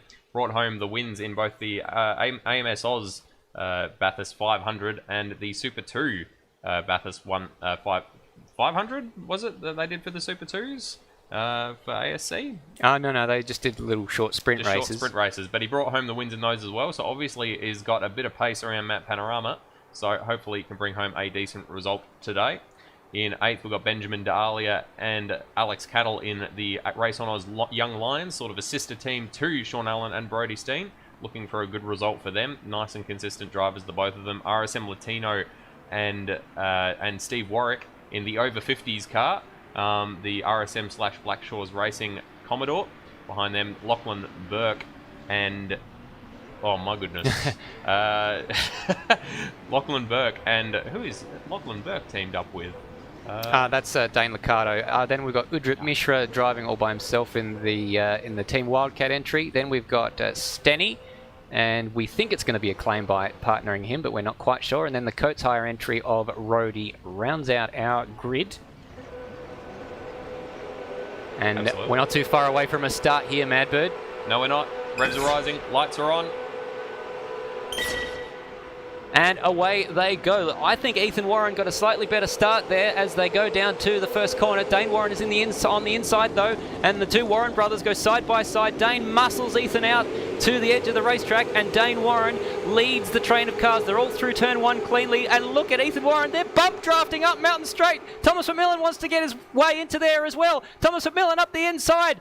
No, he's nowhere to go. Dane Warren has managed to get up the inside. Thomas McMillan tried for it, but it got blocked off, and so Ethan Warren in second place behind Dane Warren, Thomas McMillan at third, and then the ZB car of Zach Baker in fourth place. Top 4 as they started, but Sean Allen is having a go, Madbird. Yeah, having to go up the outside of the cutting, which was never going to happen, so he's had to slot back into 5th place. And just very defensive, very strong driving from Dane Warren, just muscling his brother Ethan out at every opportunity. And Ethan is going to have to try to regroup and have a go down Conrod Straight. But we do have 161 laps yet to go, so we don't need any first lap dramatics, I don't think. So Dane Warren continues to lead as they head on down through the S's for the very first time of this race. You can see Zach Baker is still in 4th place there behind Thomas McMillan. So those positions are as they were. And Ethan Warren just keeping himself in touch with Dane Warren as they go through as they go down onto Conrod Straight. And a bit further back, Sean Allen has dropped down to 6th place. So he's actually lost a position to Instinct and Jack Handel, with the Race on Oz Young Lions actually closing in on the back of them now as they come down Conrod Straight. And it doesn't look like there's going to be any moves into the chase. Ethan Warren not within touching distance, unfortunately, of Dane Warren there. So it's been a clean start, which is what we wanted. Rhodey's got a position up on Stenny off the start, so that's good news for the Rhodey fans in the chat. It is indeed. And I think I just saw Zach Baker, the ZB Racing car, is closing in on Thomas McMillan a little bit, actually. Gap is under a second as they come down the start-finish straight for the first time. It's just to start lap number 2 of this race.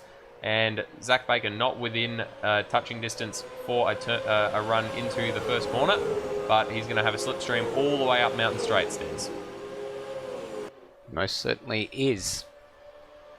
So Ethan Warren just perilously close in the rearview mirror there of his brother Dane. He's going to keep that car as close as he possibly can, because I reckon his best opportunity is to get this job done quickly, because we've seen that Dane Warren just gets stronger and stronger as the race goes on, tends to get himself into a groove and can just loop off into the distance in the front position on the track. Ethan Warren a little bit of a slide there, and we've got a onboard shot of him as he continues to chase Dane Warren going through McPhillamy Park. They look like how I was going to say I don't look anything like that, but that looks like a push lap, but it probably isn't by their standards.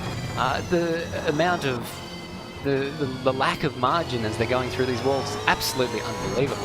Yeah, their credit card widths between them and the walls multiple times during the top part of this lap across the top of the mountain.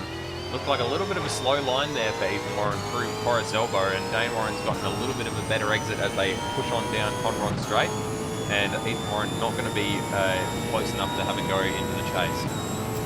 So that's nearly the first 2 laps completed. Baggsy, who are the big movers in your opinion so far? Benjamin Diallo is up 2 places, about to be, that's the second place. He just got passing instinct down into the chase. Everyone's stayed there or thereabouts, really. He's the only person who's moved more than 1 position so far. And a couple of very good moves. One good move on the start, and the other one into the chase just now.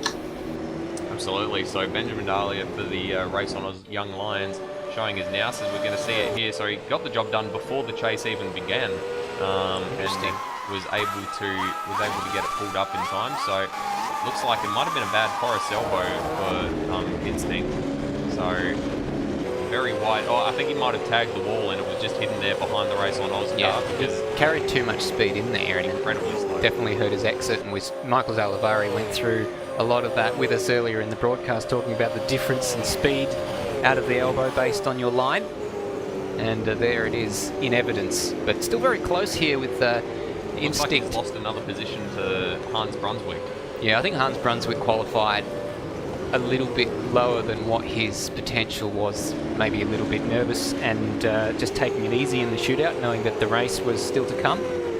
Yep, and better to get a lap in than to cut the track or make a big boo-boo and not set any lap whatsoever. At the front, the gap is still around 0.8 of a second between Dane Warren and Ethan Warren. Oh, a bit of a lock-up just as we cut to Dane Warren there.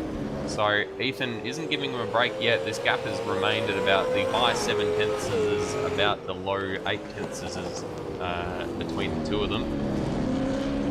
But it looks as if Dane Warren's got the pace where it matters coming out onto those long straights, that Ethan Warren isn't able to close the gap down through those sections of the track.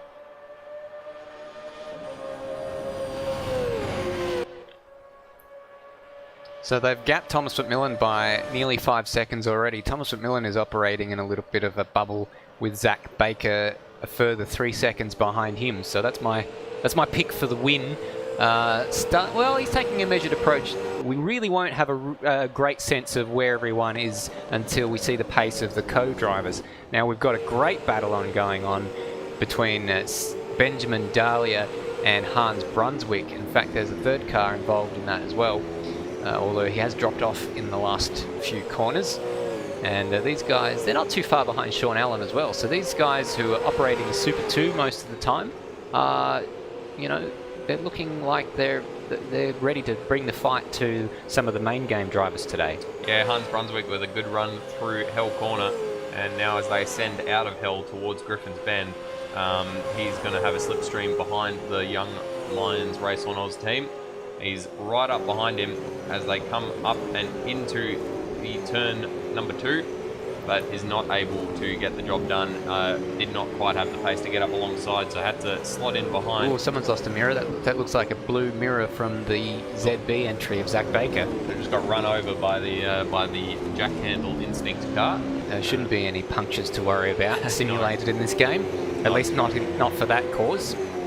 I don't think the Debris is modelled in that way. Debris, so many Debris. So as far as the best lap so far, we've had a 2:04.4 set by Dane Warren. We'll let you know when we get ever closer to the illustrious promised land of the 2:03. Is trois? Is that 3? Mm-hmm. I thought trois would be 2. No, deux is 2. Oh, that's deux. Deux. Trois. Trois. Yeah, of course. How silly. Oh. Hulkenberg. Nico. Hulkenberg. Oh my god. Oh, a big slide for Benjamin Dahlia as they came out of the Forest Elbow. But it looks like he's managed to gap Hans Brunswick across the top of the mountain, so Hans not able to take advantage of it down Conrod Straight and into the chase. So Dane Warren's just about to start his 5th lap of the race, and he has pulled out a few car lengths on Ethan Warren. The gap now 1.2 seconds. And our live timing's just having a few issues. It's disconnected a few times, so we're trying to keep on top of that. But he's done a 2:04.7 on that occasion. Daniel Cox in the chat saying, proceed forward, Mr. Brunswick.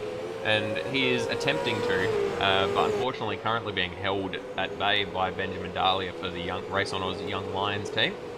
But has made up a couple of positions off the start, has Hans Brunswick, as has Benjamin Dahlia, up 2 spots, as Baggsy mentioned earlier. James Donovan in the chat is a Hans Zimmerman fan and hopes he can conduct a good race.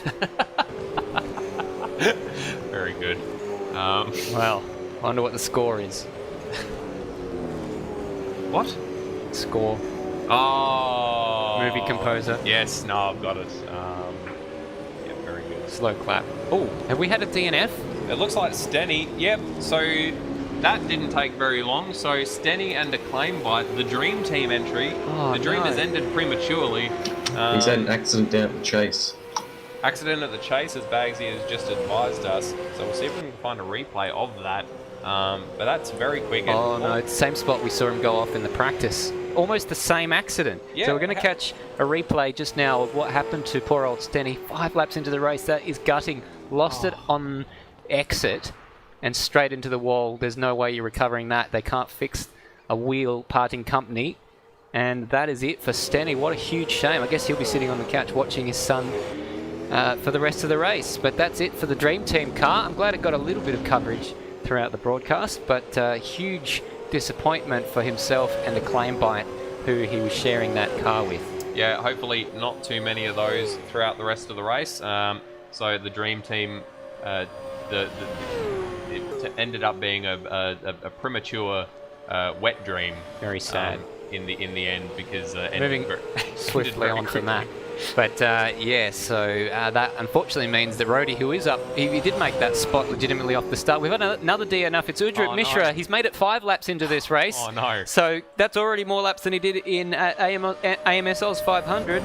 But it's all happening here at the Bathurst 1000, and unfortunately, it's happening in a bad way for a few drivers that we were hoping for good things for. Yeah, we'll see if we can see if it was just another technical issue or It if was it was an accident. It was a straight up disconnect, unfortunately. I was just watching it, and it just disappeared halfway down Conrod Straight.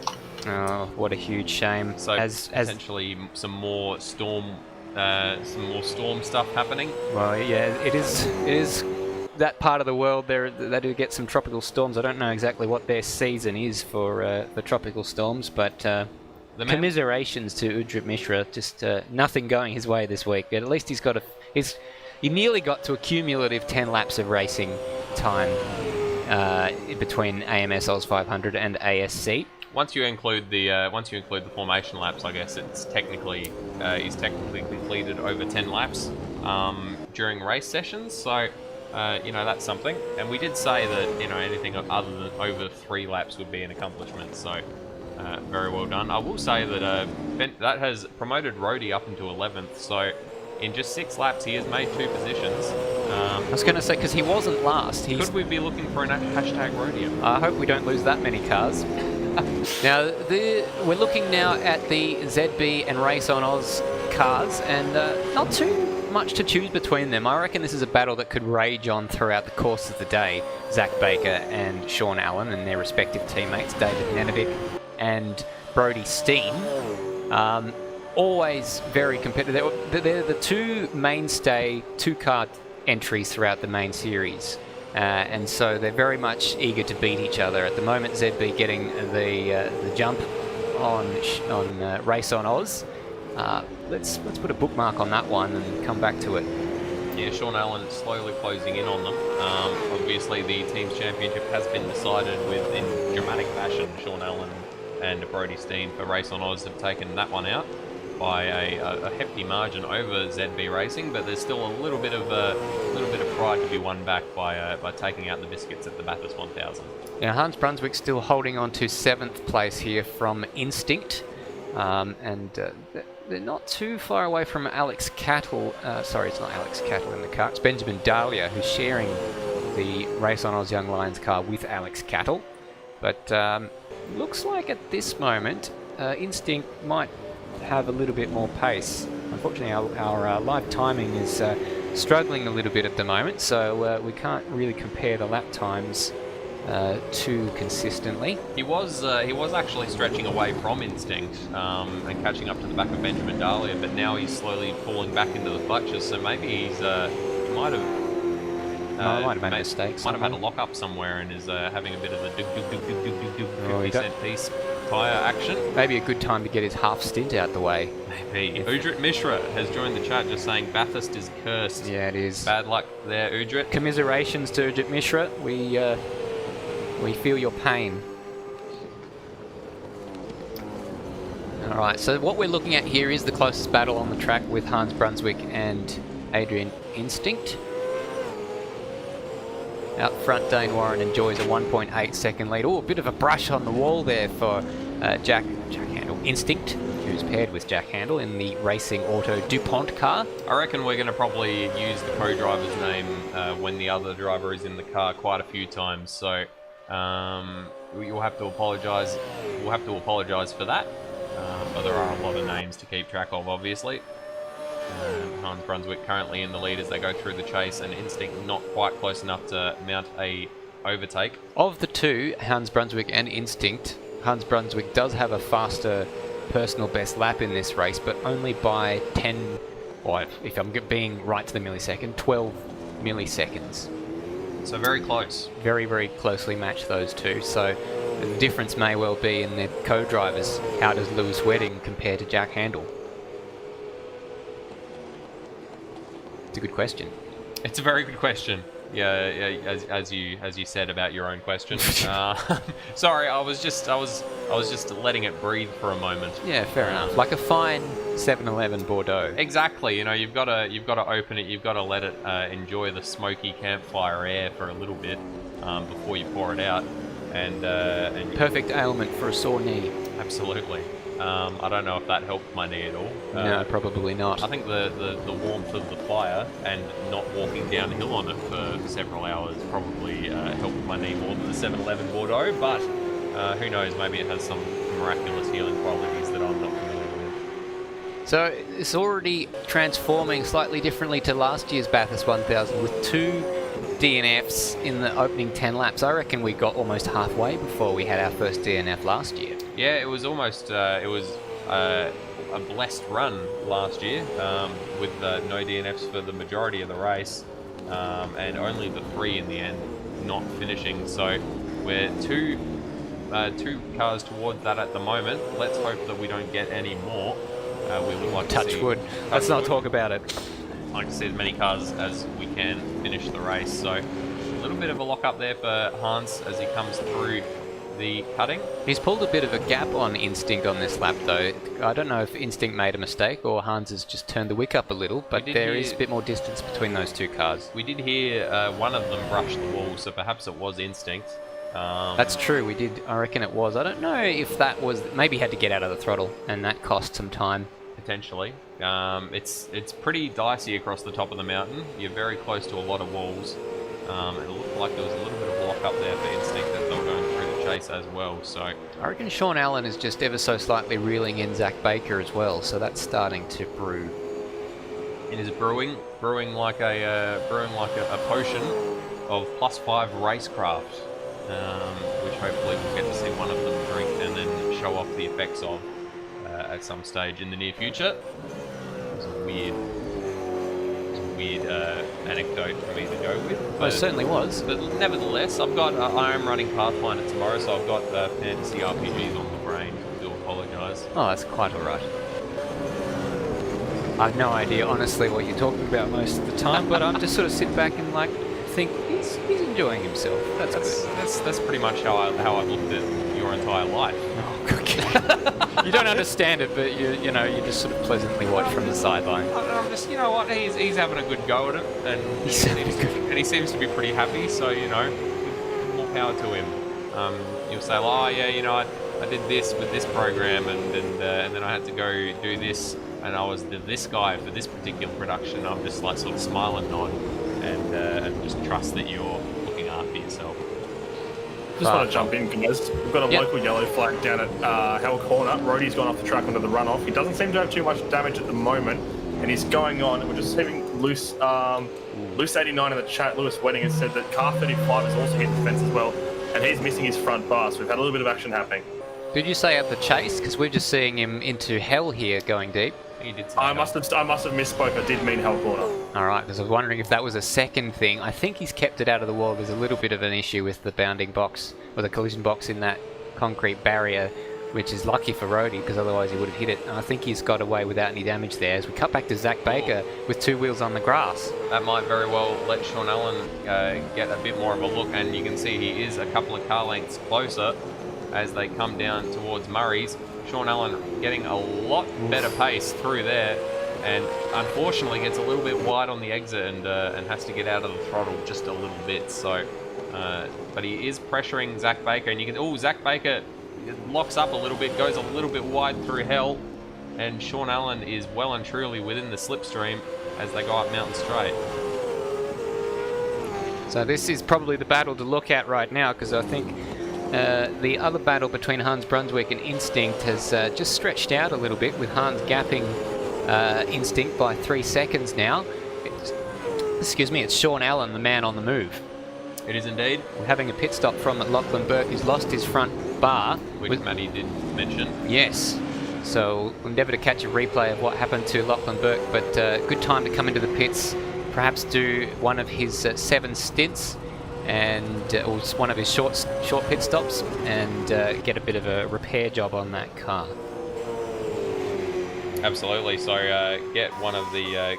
We do know that there is going to be at least one half a stint, and we're coming up to about half of the stint.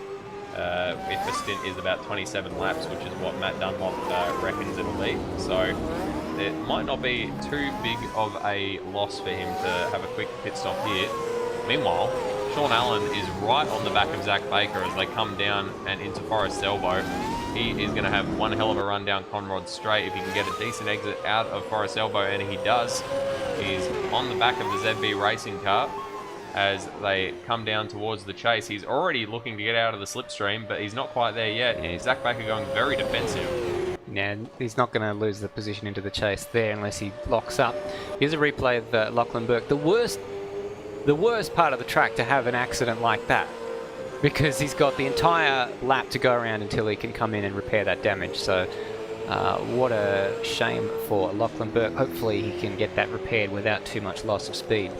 Hopefully. You can see here the gap between Sean Allen and Zach Baker is academic, as they are almost nuts to butts coming through Murray's, and they're coming on down towards Hell Corner as my co-commentator Stairs is going to step out of the commentary box and rest his vocal cords for a little bit while mine continue to strum away, and I'm instead going to be joined by a good friend of ours who, oh no, there's a cable situation. I will continue to talk. Sean Allen is having a go at Zach Baker into Griffins, but not going to be able to get the job done, and goes very wide on the exit actually, so that might give Sean Allen a bit of a run into the cutting, which is not the ideal place to try to mount an overtake, but he's not going to be able to get it done on that particular occasion regardless. So they continue on through their lap across the top of the mountain, through the grade, and Sean Allen is keeping himself well and truly in the rearview mirror of Zach Baker as they go through into McPhillamy and then Skyline here, down towards the... and a big moment for Zach Baker as he gets a bit of a wiggle on the compression out of Skyline, and Sean Allen is now right on the back of him. You can see the back of Zach Baker's car stepping out just a little bit as we get a replay of that one.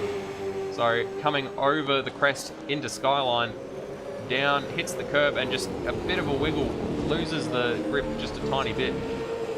And we rejoin them as they're coming down Conrod Straight. And Sean Allen might be looking to make an overtake going through the chase. Michael. Hello, Mad Bird. Thank you for covering us off there, as Zach Baker does a good job of defending his line into the chase. Sean Allen's done a very good job in closing that gap in, and Baker's looking a little leery, using a bit too much of the rear tyres, it seems. Yeah, a little bit hairy across the top of the mountain as they come into Murray's. Sean Allen looks for the inside. It was very wide from Baker on the exit there, and Allen's got to run on the inside. He's not quite got the pace to get that move done. He hit one hell of a dive. I got to go for it from there. He's looking very racy to come up Mountain Straight this time by not quite the exit that Allen was looking for, but he's got the slipstream coming up the mountain here. Baker goes defensive straight away, and he's going to cover off that move unless Allen has a big spontaneous dive. Doesn't quite look like it, but again drifts it through the middle of Griffin's. He does, yeah, and you can see just a little bit hairy on the exit there, and coming up through the cutting, they are quite close. It's going to be gets this back stepped out as they go through. And we're just obviously we talked about it during the warm-up sessions, but Maloney and Mugford ended up being a DNS, which is very unfortunate. We were looking forward to seeing Maloney try to scythe his way up through the field, but wasn't able to get in time, so that is a shame. I thought that we had some action on another monitor for a second, but it was just Lachlan Burke being lapped, obviously, because he has pit.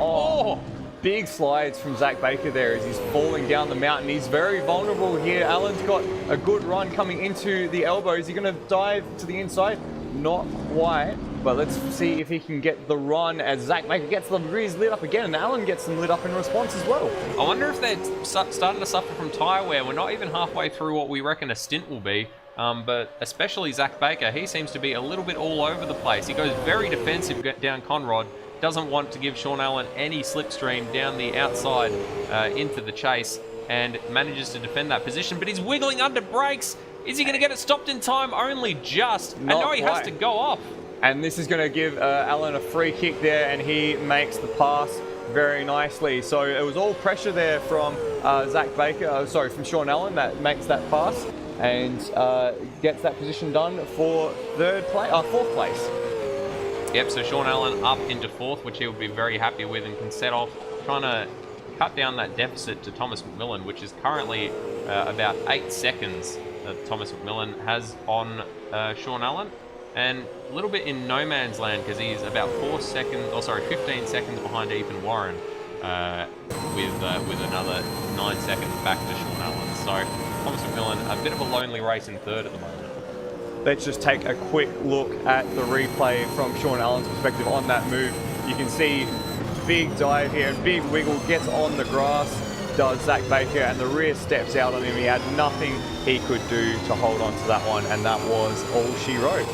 It was, so that is how Sean Allen got that position done, and now sets off up the road and has already gapped Zach Baker to the tune of about 2 seconds. So obviously Zach Baker was a little bit the cork in the bottle of Sean Allen, and you can see in the foreground there Zach Baker just stepping the back out once again. So a little bit second hand, I reckon his rears might be.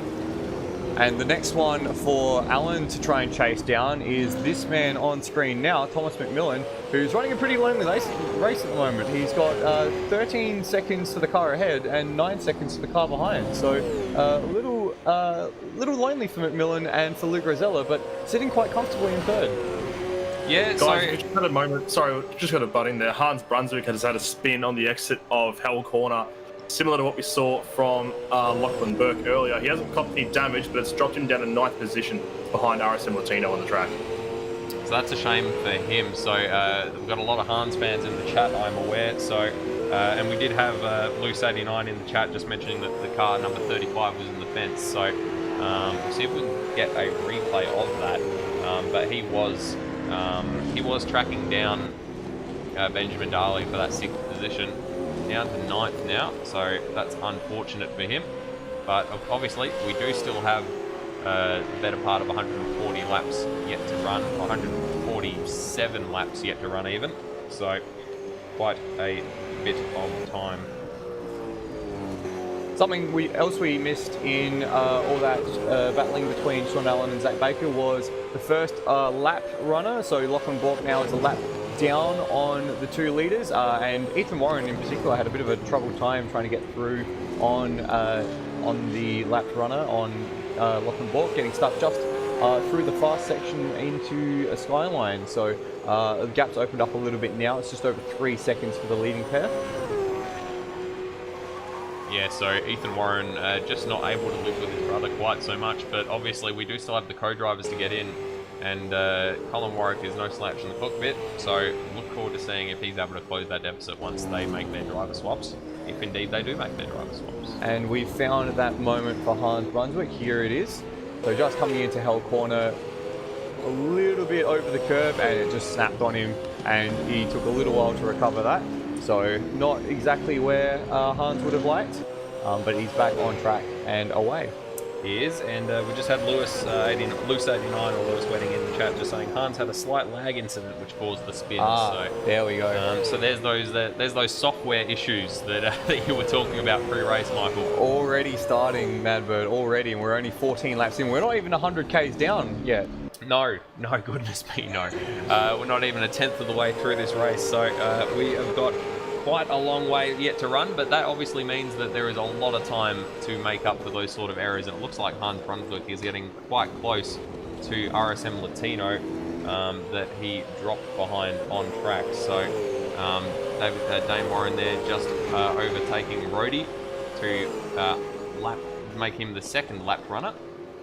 And you can just see Ethan Warren peeking over in the distance as well, so that'll be something that he'll have to contend with. Hopefully Rhodey's got the eyes on the back of his head and can see the other Warren coming along, because the last thing Ethan would want, as just a bit of road up the cutting, is to get stuck behind yet again at some of the faster points of the track. Lap times are pretty consistent between the 2 Warrens at the moment. Last lap for Dane was a 2:06.2 and for Ethan a 2:06.1, and they are the only 2 drivers in the 6s at this stage of the race, so they're really putting the rest of the field to the sword. Yeah, they're just streaking off into the distance, aren't they? Thomas McMillan now 18 seconds behind Ethan Warren for 3rd place. So that is going to continue developing, I reckon, over the rest of the race. Obviously, if there's some safety car intervention, that would compact the field once again. But without any safety cars, then very easily they could end up laps ahead of the rest of the field at this rate. Yeah, we've now seen Ethan get through on Dane. Actually, we're just going to cut away to see Sean Allen very wide over the top of the hill, and he's not managed to get away from Zach Baker. Zach Baker doing a very good job to get back on the tail of Allen and make a challenge of it as they come down the mountain. Yeah, I thought Zach Baker was sort of being left in the dust a bit. The gap had blossomed out to about 2 seconds, but Sean Allen, with a couple of errors on this lap, has let Zach Baker catch right back up to him. So this, although Zach Baker not helping his case there with a very messy exit from the Forest Elbow. Yeah, it was very, very close to making contact with the wall there. We'll see if we can maybe get a replay of that at some point. I reckon Zach Baker has made contact with the wall on both sides of his car because he's missing both wing mirrors. So he's at some stage around this racetrack, he has managed to swipe a wall on both the left and right hand sides of his car. Oh, well, who needs wing mirrors when you've got virtual mirrors, am I right? Exactly. Unless you're running in VR or something in ACC, my goodness. I tried that once and I nearly threw up. I'm not good at. I don't handle virtual reality particularly well. Just make note of the gap now between the two Warrens. That lap was difficult for Ethan, having to pass Rhodey over the top of the mountain. A 206 flat plays a 206.7 that time on the mountain. So a big drop in that gap. It's out to now almost 4 seconds between the two Warren brothers. Yeah, it's difficult. Across the top of the mountain is pretty much the worst place in motorsport that you can catch a lap runner, because it's pretty much single file all the way through there, and even if the lap run tries to get out of the way, it's the corners come one after the other so quickly that even if you're out of the way for one corner, you're probably going to be in the way for the next corner. So you sort of have to wait till Skyline to get a clean overtake, which obviously isn't the best. Speaking of this section of the track, we'll jump on board with Zach Baker and look at the wheel work, Mad Soaring away. Struggling with this car as we've got 16 laps in the books. Floating it out to McPhillamy over the grate. He's really working hard to keep this car on the road. He is. You can see just a tiny little snatch of opposite lock. Here he is, Sean Allen. Oops. Sorry, I was using the wrong keyboard for that one. There's a lot of things to keep track of on this table in front of us. A little bit of oppo here and there for Zach Baker, just keeping that car in one. You can no doubt, or no wonder, sorry, that his back is stepping out a little bit. Look at how much input he's having to put into this wheel to keep the car on the racetrack. But he got a very good run this time out of Forest Elbow, but the problem is Sean Allen's almost got a second of gap ahead of him. They come over the hump into the chase. And we'll stay on board here to see how deep he goes into the chase. Will he? We saw him. A little bit of a wiggle. And he's gone wide. Oh no, I was about to say, I wonder if we'll see him do what he did when Sean Allen managed to make the overtake. Just out-broke himself a little bit, probably not used to having so much slipstream pace down into that corner. And straight off the track did he sail, so that gap is now back out to 1.4 seconds. And we'll cut to a replay of that one, see how he did that. As he comes through, and you can see the rears just stepped a little out, and he was off the road before you could catch it. So unfortunate for Zach, he's going to have to do that all again as he comes back up the hill. And that is, again, the battle for 4th and 5th. We got a lot of work out of that battle so far this race. We have. They're both very, very solid teams. And Zach Baker and David Nadanik probably, again, me and Stead mentioned it pre-race, probably the best team last year, but unfortunately weren't able to put it on the top step of the podium. We're just seeing Thomas McMillan getting that position done on Rhodey, who is of course a lap runner, and it looks like Lachlan Burke is actually closing in on Rhodey to make a fight of that last position. Yeah, we'll just bring that one up now. These guys are battling for the last place in the top 10. Rhodey very wide over the top and has to take the escape road through the S's, so that will be a track cut for him. Has anyone got an idea on if there's more track cuts allowed for the 1,000-kilometre race, or are we sticking with the normal 3? Because if that's all you get, that's a tough one to burn early as he goes wide and makes contact with the wall as well. Yeah, Baggsy, you're aware at all of the if there's a track cut limit for the event? I'm not, unfortunately. I think by default you get 5, but it's determined by the series file, I believe. So I may go have a quick cruise of that and see if I can find anything. Love your work. Thank you very much, Baggsy. We'll head back to this battle between Sean Allen and Zach Baker. With that mistake, it looks like Sean Allen's managed to eke out just a little bit more time, gained a second last lap, and it looks like he's gained a little bit more this lap around as well. So Allen doing the business, maybe trying to break the rubber band between himself and Zach Baker. Remember when you used to play Need for Speed and the cars would get rubber banded behind them? Like you'd never really be far enough behind them to lose hope, but you'd never really get far enough ahead of them to feel like you were kicking ass. So it was they set you up to fail in the old days. Yeah. And not only with Need for Speed, but I think Forza Horizon nowadays is one of the worst. One of the worst perpetrators of that. I don't think anyone suggests Forza Horizon's a racing sim of any. Well, I mean, is Need for Speed a racing sim of any description either? That's a very good point. That's a very, very good point. We just had Ozrob in the chat just saying, "Thank you, Jesus, a proper version of Bathurst finally on AMS." And yes, this is of course a version of that was pulled from Assetto Corsa Competizione, converted into Assetto Corsa, and then converted from Assetto Corsa into Bathurst, into AMS by our admin, Kurt Stenberg. They converted Bathurst into Bathurst. Converted Bathurst into Bathurst and Mount Panorama into Mount Panorama. He reckons about 120 hours of work to get this track ready for this event, so big thanks to him, of course, for getting that one done. We're just going to take a look again at the leader, Dane Warren, because he's beginning to stretch that gap between himself and his brother Ethan. The gap now over 4.5 seconds between the two leaders, and they are still the only two men in the 206s. In fact, they're the only two men underneath the 207 at the minute. They are absolutely blitzing the field. Thomas McMillan last up around a 208.4. So they're really stretching their advantage. Actually, we're going to just quickly jump back to Sean Alex. He's got to negotiate Rhodey through the chase. That was a nice job of it there. Yeah, got it done before the turn-in. So Rhodey just has to make sure he keeps out of the back of him coming into the braking zone and manages to do so. Zach Baker hopefully can get the job done before Murray's to limit the amount of effect this is going to have on their battle. But it doesn't look like he's going to be able to. So presumably on the start-finish straight, maybe Rhodey will go a little bit wide, just let Zach Baker through. Or not. Very possibly not. Force Zach Baker to go for the inside. So that's some interesting blue flag procedure there from Rhodey, but it's cost Zach Baker about half a second, I reckon, negotiating that lap traffic. Yeah, half a second just in that final sector alone. It does pretty typical of the Supercars blue flagging procedure, if I do say so myself. Absolutely. Oswald just saying, I'm sure. Zach! Oh, he got a big sideways slide through Griffin's Bend, just managed to hold on to it. Got just on the wrong side of the camber, and again, he's really struggling with the rears in that car. Might be worth seeing if we can jump on board with him again and just have a look. I'll see if I can figure out how to do that without breaking everything. Yeah, so it might just be, those tyres might be getting a little bit second-hand, so we're 19 laps into this race.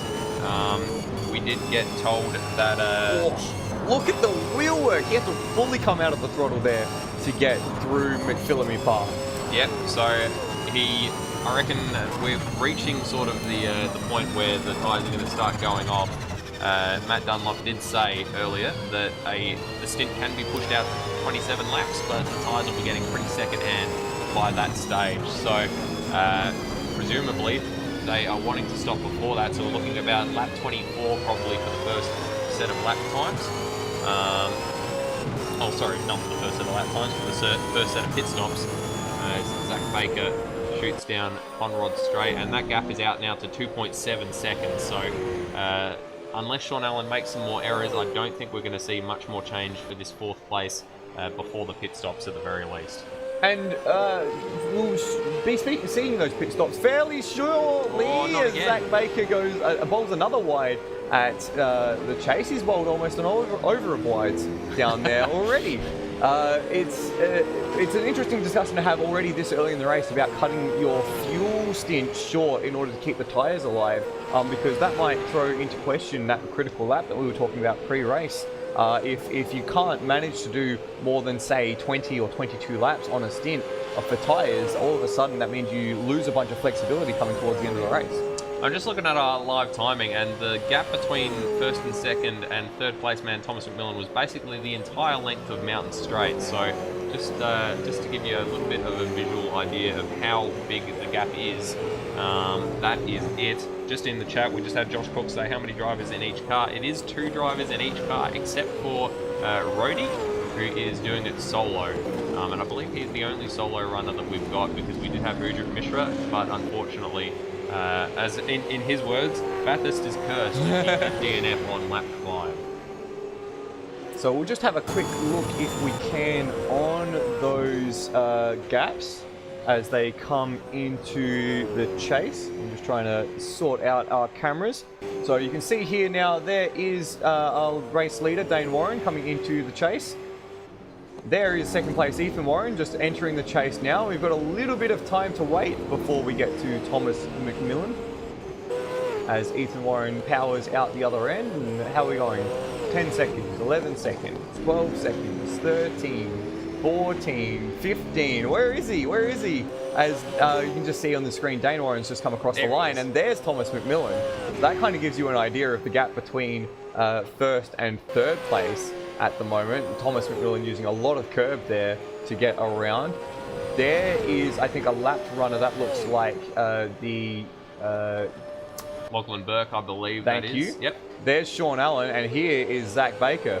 So that gives you a bit of an idea of the gaps in the top 5 at the moment. Zach Baker just a little bit wide again on the chase, so those tyres are definitely getting very, very second hand. So I reckon this is going to be about limping those tyres to their pit stop, which we reckon will be around lap 24, lap 25 will be the first round of pit stops. Sorry, go ahead, Bag. Hey guys, got a bit of info on pit stops. We have a large amount. Matty's been going down pit lane talking to different drivers and stuff. We're definitely expecting a flurry of pit stops in the next 2 or 3 laps, and everyone is having those tyre hidden issues. Just off the top of my head here, the 35 and the 248 car both having issues.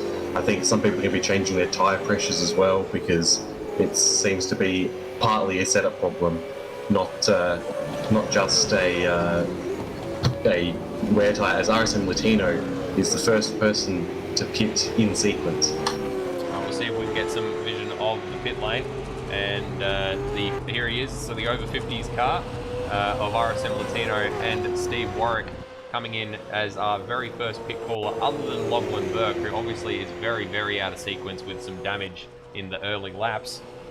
Burke is doing a pretty good job of holding on to the back of Sean Allen as they go over the hill.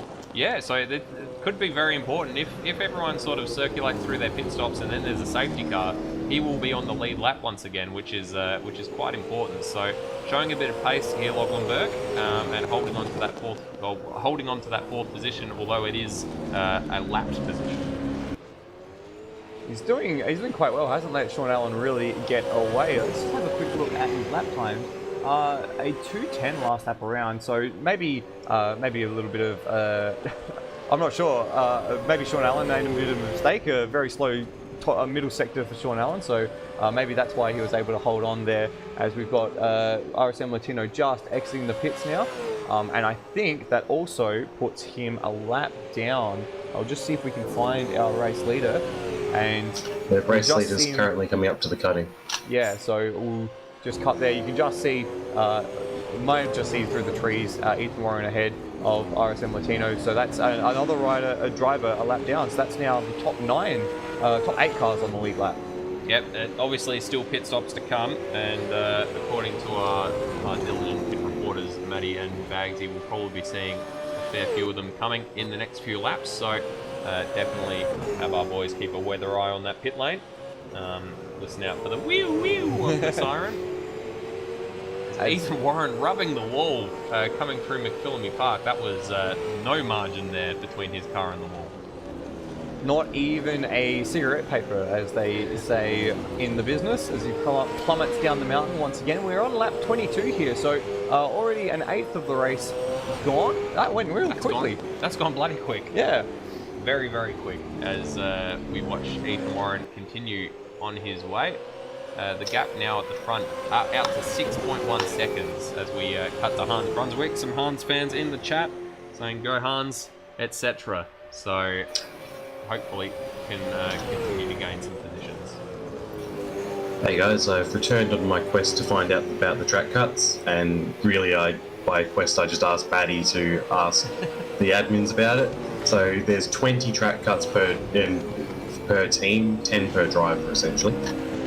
That's very generous. So should probably, I don't think we should be seeing any track cut or track cut penalties. Well, you get enough warnings. you get plenty of slaps on the wrist before they punch you in the face. So 10 per driver, assuming it's split in half, then that's what 80 and a half laps per driver. So that's 1 every 8 laps you can get, roughly, in order to not get any penalties. And it's pretty difficult to get a track cut around here, I think, as well. You only really places you could actually get a track cut would be through the S's or maybe through the chase. I guess Skyline if you can go deep and just miss the corner. Yeah, that's through the S's. Oh, sorry. Yeah. Obviously. Yes, the chase, as you said, if you miss the apex and sail wide, as we've seen Zach Baker do a few times. Or potentially through the exit of Hell Corner, using a bit too much road there, although that penalises you anyway, just through the fact that there's grass there. Imagine putting grass on the edge of the circuit. Incredible, yeah. It's imagine not having just huge tarmac runoff areas off every single corner to completely. As we see Hans Brunswick come into the pits, interrupting Madbird's tarmac tirade. My tarmac tirade. Oh my goodness. I'm fitting well in, aren't I? I feel like that needs to be a segment where I talk about something. Madbird's patented tarmac tirade as Hans Brunswick negotiates the pit lane. And he is the first of the, the second of the runners to make their on-sequence pit stop. We already had a pit stop from RSM Latino. Yep, so he pulls into his pit box and begins service. So our diligent pit reporters, Matty and Baggs, you'll be keeping track of that, trying to figure out via timing how much fuel they're taking on and all that sort of thing. So once we've sort of gone through the sequence of pit stops, we see Ethan race leader is in the pits. So both of the Warrens have elected to pit on this lap, so Ethan Warren and Dane Warren both jumping in. So there is the proof in the pudding. Let's see as well if our third place man, Thomas McMillan, will come into the pits as well. So he's coming through the exit of the chase now. Looks like he's opting for the outside, and he does in fact come into the pits past all those Kaio hoardings. Excellent streaming service, except that it didn't have the grand final. Didn't it?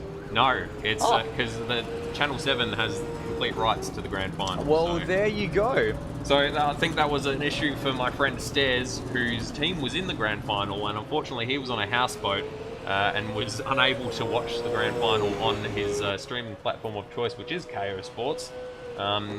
We are just having a quick look. Man, those are some long pit stops. The Warrens are still sitting stationary. And Sean Allen has gone through to take the lead, as we can see on screen. It looked like Thomas McMillan had to stack behind Dane Warren. It was only about a second that he lost, but still, they share a pit box for some reason. So Kurt Stenberg has jumped into the car for the Dane Warren and Kurt Stenberg entry. And Colin Warwick has jumped in for the Ethan Warren Colin Warwick entry. So they've both made their driver swaps. So I think that's a good plan early on in the race. Just get each driver into the seat, get a little bit of track time, make sure that everything's settled and everything works. We did see an issue for the AMS Oz Bathurst 500 that there was a problem with the setup reverting to default through the driver change. So they didn't quite get a handle on what was causing that throughout the race. So what we did see was a few setup changes go a little awry throughout the race, causing a few problems for some people, made it quite difficult to keep on top of how everyone was tracking, as it looks like we've got Instinct in as well. Now this will be interesting to see where he pops out in relation to Hans Brunswick, because they were close on track prior to the pit stops, and we've just got Hans coming through the chase now. Lewis Wedding. So they've made their driver swap as well. So they're coming on down towards Murray's corner as Instinct is slowly trundling down the pit lane. So coming through, Murray's in the background there. You can see Lewis Wedding. It's going to be very close. Look at this. Wedding's incredibly close. Wedding's going to sweep around the front just as Instinct is going to get up to speed, and it's going to be a blocking battle into Griffin's Bend. There he goes, straight into the slipstream. Does Lewis Wedding go into Instinct? There's a little bit of a gap. That might be enough for Instinct just to keep the Mustang behind him as they go over Mountain Straight, and it looks like they've just done enough. Yeah, Lewis Wedding's tyres will be a bit more up to temperature though across this top of the mountain, so he might be able to cling onto the back of Instinct until they hit Conrod Straight. We've got Zach Baker also coming into the pits on our other monitor. So Instinct opting not to swap for Jack Handel. He's doing a double stint, goes deep at the cutting, which is Lewis Wedding is all over the back of him, so I reckon this is going to be a attempt for a pass down into the chase. Or maybe even sooner. He's wiggling around behind him, just going, look, I'm here, trying to put you off as much as possible in your rearview mirror. And Lewis is very accustomed to that sort of racing. He's an absolute terrier when behind. He's someone you definitely don't want in your rearview mirrors, because he's going to make your next stint an absolute hellish experience. Uses a lot of curb at the S's. He might even try and set a pass up into the elbow here, or try and force Instinct into a block as they peel around the mountain. Instinct goes wide and then has to swing all the way back, and doesn't quite get the run out of the corner that he would have been after. There we go. There's Lewis Wedding in the slipstream to come down Conrod Straight.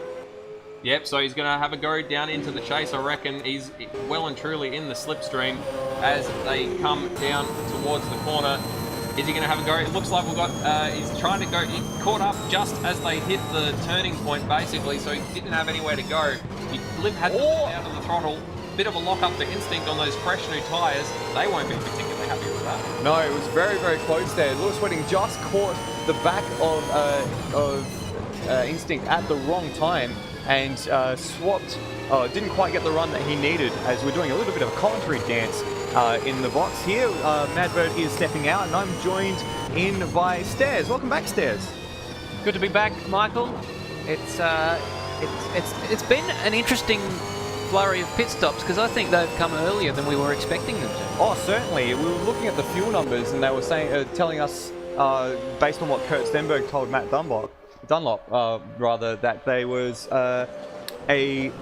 enough time for a 26-lap stint on fuel, but we didn't see any driver get to that number. Except maybe Sean Allen and Benjamin D'Alia both haven't. Benjamin D'Alia is just pit now, and Sean Allen's pit now as well. So they got to lap 26. Yeah, so those guys who can stretch those stints a little bit longer, they will be in a good spot. And what this now does, that we've got representative pit stop or stint lengths for a lot of these drivers, is it means that we can already start to calculate back from the end of the race to work out what their critical lap will be. That is the earliest time that they can make a pit stop and refuel to the end of the race. Now, for those guys with the shorter stints, such as let's have a look. We've got someone on a 23. That's Hans Brunswick and Lewis Wedding.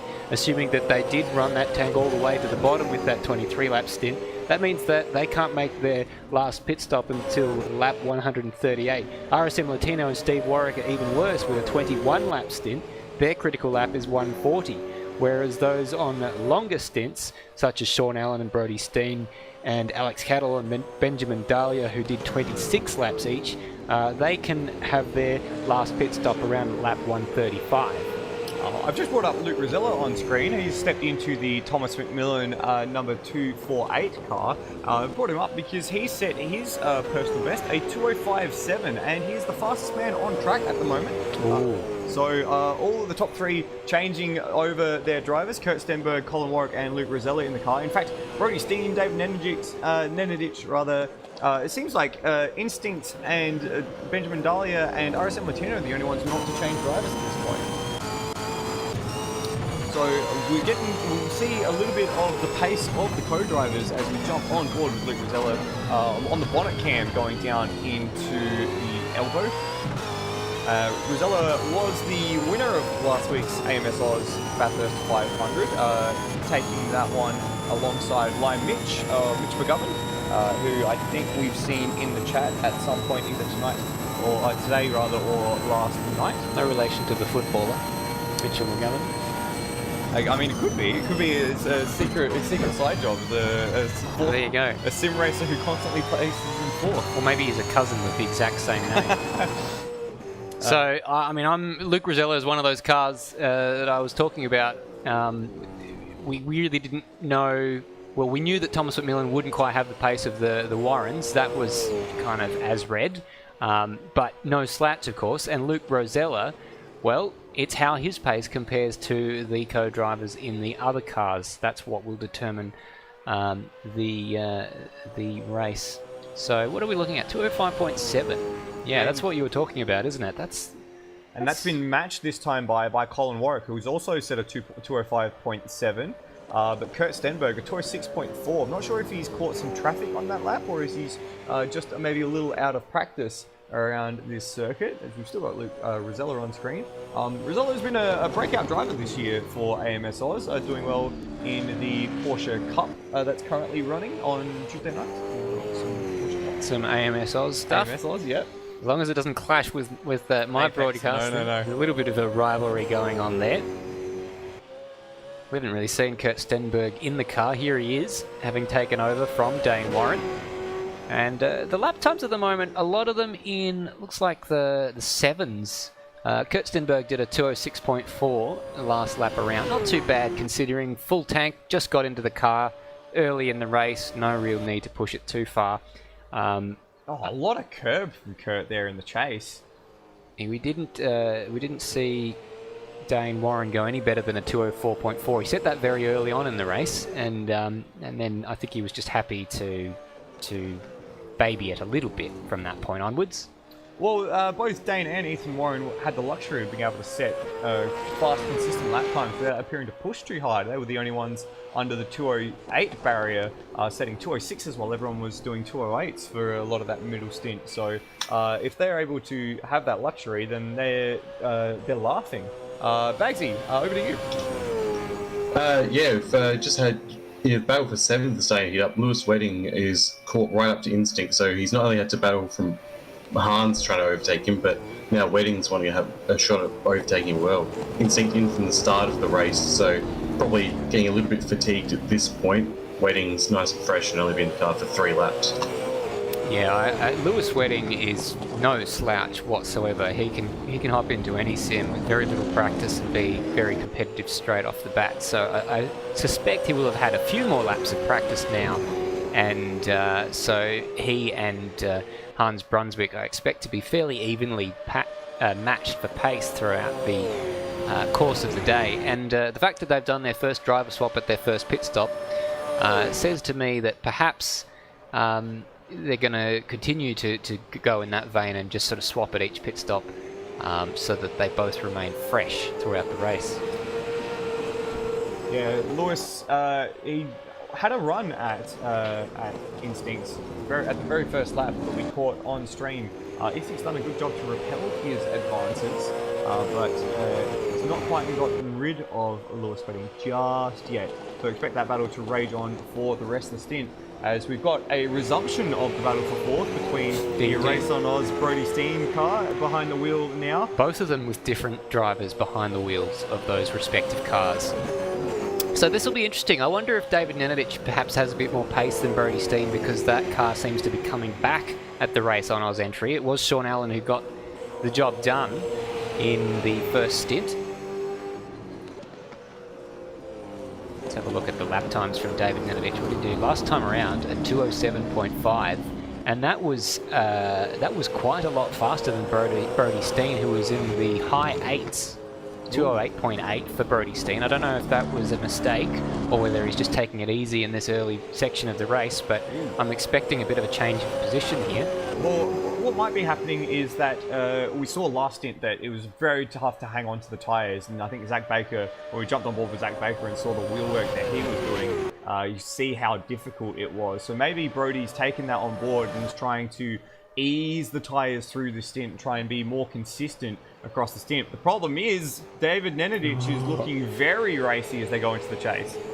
He most certainly is. That was very, very close. I wouldn't be very surprised at all if David Nenadic shapes up for a pass on this very next lap. Oh, he's gone wide there. He's locked the front inside, and as I said that, he's given up 3 or 4 car lengths. So David Nenadic, I think he's going to come back at Brody Steen, but he's clearly pushing as Brody Steen goes wide into hell, and that is going to be side-by-side action up Mountain Straight as Brody Steen makes a bit of an unforced error. I reckon he had that sigh of relief. We've also got action going on between Lewis Wedding and Instinct. They've caught each other. It's all happening. It's all happening here at Mount Panorama as we come into Murray's Corner this time around. Big lock-up from Instinct, and he runs wide. Lewis Wedding's got the better run, and now he's going to be on the tail of that ZB Commodore down the main straight. Has he got enough to make a move? Not quite. Instinct has to run a little narrow again, and it's all about the exit here to see if they can set up a move up to Griffin's Bend, but it looks like David Nenadic is absolutely cleared off on the other screen. Yeah, he has. Well, he was clear. He was showing that pace a lap ago, wasn't he? We looked at it. It was 1.3 seconds the difference. But Lewis Wedding looked like he was shaping up for a pass into Griffin's Bend here. He's right up the bumper of that DuPont car. Whoa. And I reckon if it's not done across the mountain, it'll be done down Conrod Straight. I think already we're seeing defensive lines here from Instinct. Lewis Wedding is very much not a believer that there's no point defending very early on in an endurance race like this, so that might get him a little bit hot under the collar. But of course, it might just be the differing lines. Let's see how they go over the top. It looks like Lewis has dropped back a little bit. Maybe he's just sort of gearing up for a run down into the elbow and try and get that move down the back Conrod Straight. Big wiggle for Instinct. You're running a little wide, so he's going to be very defensive as they dance their way down the mountain. It's going to, there's nose to tail. There's no room to pass here. If Wedding wants to get this done before the chase, he's going to have to throw it down the inside into the elbow. And Instinct goes defensive, but he can't get the nose tucked in. Their nose to tail coming out of the elbow. And it's all going to be about the slipstream now as they fire down Conrod Straight. Still downhill at this point before the hump in the back straight. Guys, I'm not sure if you've noticed, but this battle that was for 7th is now a battle for 6th because Alex Cattle, who was in the number 66 car, had a technical issue going up Mountain Straight and DNF'd back to the garage. Oh no, huge shame there for Alex Cattle. That becomes our 3rd DNF there as Lewis Wedding gets the job done there on Instinct. That was a perfect pass. You know, Lewis Wedding was forced to go around the outside by Instinct, and he took that very much in his stride. This was the moment earlier on at the top of the mountain where Instinct went a little bit wide, which allowed Lewis Wedding to close right up. We saw a bit of the dust of Instinct's car live as he went wide. It was off camera, but now it looks like Lewis Wedding has got that job done. But what a shame about the young lions there. Doesn't look like Luke Rosella even got into the car.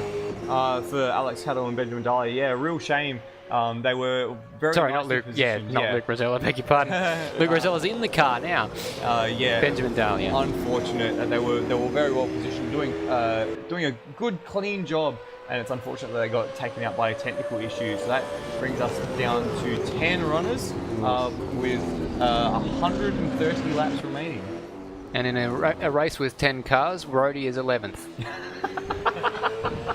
He will, of course, overtake where Alex Cattle got up to and jump up into 10th place. So everyone who finishes this race will now be in the top 10. Just while everything's... Oh, sorry. Go ahead, Baggsy. I was speaking to Rhodey earlier, and his philosophy for this race was just going to be get through, get at least 75% of the laps done, so he's actually classified, and he was hoping for a top 10. So it's looking on track at the moment if everything else goes well for him. Yeah, and keep in mind, he wasn't racing until about, 12, 13 hours ago? He decided that he would be joining us as a solo effort for 1,000 kilometres. So I think getting that's a commitment, isn't it? Pardon? That's a commitment, isn't it? Yeah, absolutely. Yeah, just on top of that, guys, Rhodey actually dragged his first stint out the longest than anybody else. Mind you, it was only by a lap, but he put in a 27-lap stint. No one else was able to do more than 26, so it seems like he's just taking it a little bit easier than everybody else. Fuel saving as a consequence of just sort of wanting to get the car home at the end of the race. Yeah, fair call for Rhodey. Yeah, thank you for that, Matty. The thing is, of course, that that critical lap number kind of disappears as a consideration when you're a few laps down. This critical lap might be lap 127 instead of 134. That's very true. Yes. So we'll have to keep an eye on that. The guys who are laps down so far, just Lachlan Burke, who's 1 lap down, and Benjamin Rhodes, who is 2 laps down. Just a bit of an update on the battle for the leading positions. We made mention that Luke Rosella was very quick at the beginning of his stint. That lap time has kind of settled down a bit now. Rosella a 2:06.7 last lap around.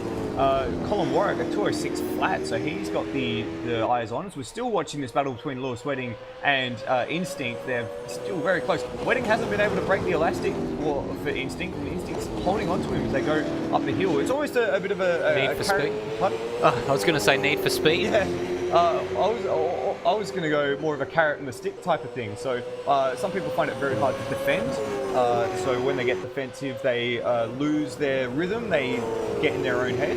And whereas other people have no problems with that. On the other hand, some people need a bit of someone to attack in order to keep their head in the game. And it looks like Instinct has surely found his attacking instinct, chasing the rear of Lewis Wedding. Yes, well, it's right what you say there. I wonder if our good friend Sam Smith is watching. He's one of our Apex rear wing regulars who likes a little bit of a carrot dangled in front of him. I don't know. I think Lewis Wedding might be fuel saving. You know, he's a wily old fox. Is Lewis Wedding, and it's never too early to start saving a bit of fuel. You never know when that might come in handy. And I reckon he's going as fast as he needs to just to keep Instinct behind, but also, you know, just lifting out a little bit earlier, being very careful on the throttle. Of course, he's got to make sure that he doesn't get rear-ended by Instinct here, who was very, very close to him in the chase. And that's a good way to actually get a bit of margin, is sort of catch the guy out behind you and then get the jump on the throttle pedal on the way out of the corner. Look how much he's gapped him out of the chase. Yeah, very easily done for Lewis. He, as you mentioned, he's a wily old fox. He's very defensively minded when he gets into a battle, and he doesn't seem to be as phased as some other drivers are by having to defend. And you can see that gap now is 4, 5, 6 car lengths going up mountain straight. And what else is going on in this race? It looks like the battle between Brody Steen and Zach Baker isn't so much of a battle, although Brody Steen hasn't dropped off at the huge rate of knots you might have expected given the lap time differences between those before those two positions swapped hands. It seems that battle is kind of settled. Last lap around for the pair of them, a 2:07.6 versus a 2:07.8, so still very closely matched. And as we made mention in the first bit, if these co-drivers are as evenly matched as the starting drivers, then they're going to be connected at the hip for the entire race. So let's just have a bit of an update on the sort of pace that we're seeing from all the runners. Kurt Stenberg did a 7.3, Colin Warwick did a 6.9, so he took about 0.4 of a second out of that 5-second lead that he has. Then we had Luke Rosella doing a 6.9, so very close on pace with Colin Warwick. Then we've got David Nenadic, who did a 7.6. Brody Steen did a 7.8, so I think he was probably just babying the tyres early in the stint, like you said. We might see him come back at David Nenadic. In fact, even as we're looking at them right now, I reckon they're a bit closer than they were not too long ago. Lewis Wedding in the 8th, he did an 8.3, and Instinct did an 8.8. I think most of that was him losing time on the exit of the chase. And then RSM Latino in the 9s, he does a 9.5. Lachlan Burke in the 11s. I wonder if that car's still carrying some damage. We saw it in the fence at the exit of Hell Corner a while ago. And then Rody did a 15.4, which I think is a bit of a mistake in the final sector because he has been in the 11s before that. And a bit of an outlier was his final sector. Maybe he's just being very conservative. Very conservative. He's back time into the race in stint 2. Maybe he stopped to have a look at the house for sale on the left-hand side of Conrod Straight as he was coming down. There's Put also a deposit on it. Not just interest rates are historically low. There's not just a house for sale there. There's also a little bit of a campground, a camper van that's been basically bolted into the ground there, called Camp Conrod. Have you seen the festivities at Camp Conrod? I did. I saw some of that going on. Yes. It's quite a nice spot. I've managed to sneak my way in there once or twice, and it is. They've got a full. It's almost as impressive as the setup we've got in here in the ARW bunker. Almost. Very, very almost. So we're just gonna have a quick look to see if I can get this to work correctly. Oh no, there we are. On the other screen of the gap. So there is our race leader, Kurt Stenberg, and there is second place Colin Warwick. Heading into Griffin's Bend. It'll be a bit of a wait for the next car, so we'll just have a look at Brody Steen while we're waiting for Luke Rosella to enter that shot. Still waiting. The gap at 27.8 seconds to Kurt Stenberg. And if we cut back there now, we'll just see over the rise coming Luke Rosella towards Griffin's Bend. And here he is, that car looking resplendent in its HRT-inspired livery by Pleb Simsport. There is another 30-second delay after that to these guys. Here is Brody Steen and David Nenadic. Those two joined at the hip. And there was just Rody, and it looks like Lachlan in that gap as well. So these guys will be catching onto the back of those two runners at some point in the mid to near future. Here comes Brody Steen and David Nenadic over the hump. There they are through Griffin's Bend, and then the next pair we should be looking for is Lewis Wedding and Instinct, who are some 30 seconds further back as 35 seconds or so. But they're all sort of settling into their own race. They might be hoping for that safety car to happen now, because it'll bunch the field up and stop them from losing a lap, because they're probably another half a stint or so from going a lap down. And that kind of just shows you how unbelievable the pace has been from Ethan Warren, Dane Warren, Kurt Stenberg and Colin Warwick at the head of the field. The fact that after just on 34 laps, we're already talking about 6th and 7th and 8th place being lapped. It's kind of crazy. And there goes Lewis Wedding and Instinct for 6th and 7th position. And then it's just RSM Latino about 15 seconds behind Instinct, who is the last man on the lead lap. And RSM Latino, it's paired with Steve Warwick. Steve Warwick yet to get in that car, I believe. Yes, so RSM Latino has driven that car, and if we go back to that shot once more, we'll see our race leader peeling through. Yeah. Just caught him there. There he is. So there you go. That's lap 34, where everyone's positioned on track. Might just see Colin Warwick in the background of that shot there. As you might. Kurt just gets the rear, stepping out a little bit. And I reckon that gap's come down a little bit. It's under 6 seconds now, and Colin Warwick took about 6/10 of a second out of the lead held by Kurt Stenberg right now. So that's going to be very interesting, because, you know, Dane is Kurt's teammate, Colin has Ethan. And those two are very closely matched. It's probably going to come down to the co-drivers as to who wins that race. And Colin looks like he's got a good turn of pace tonight.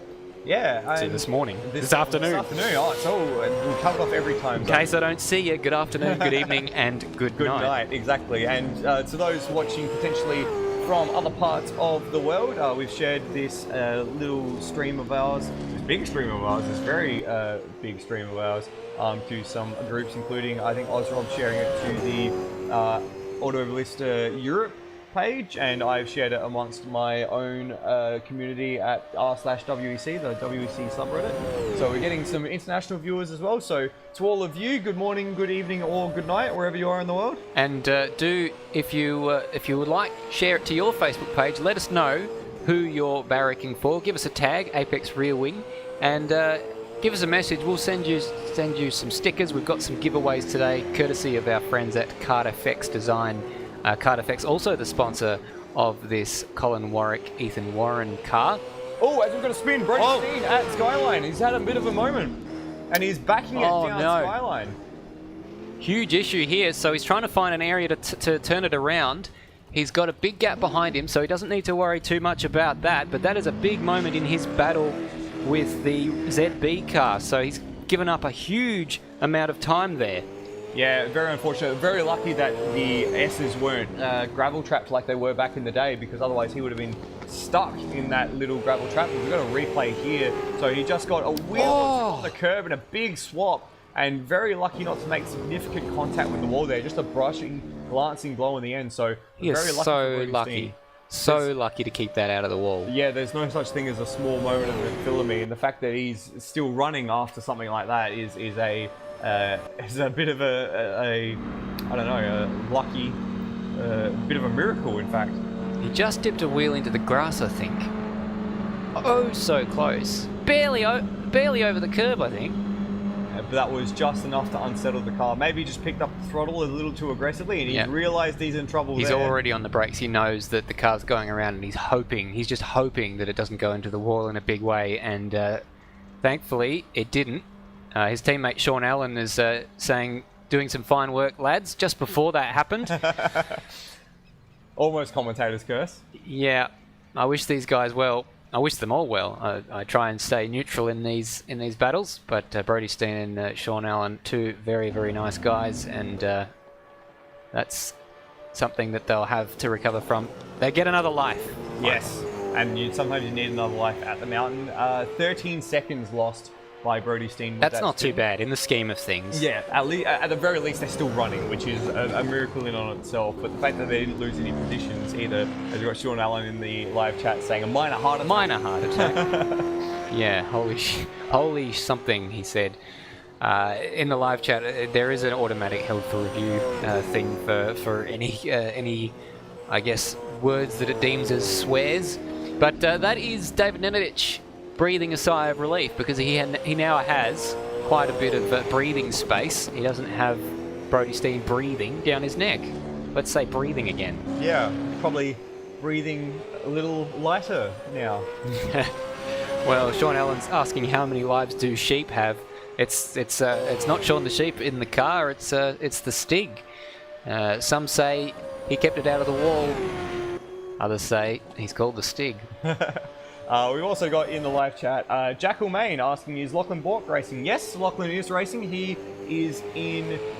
He's swapped out with Dane Liccardo, currently in 9th place. So Dane Liccardo will bring him up, currently in 9th place. And jumped in last at the... If I can just find lap 34. So they are pitting off sequence because they had an issue early on in the race wherein I think it was...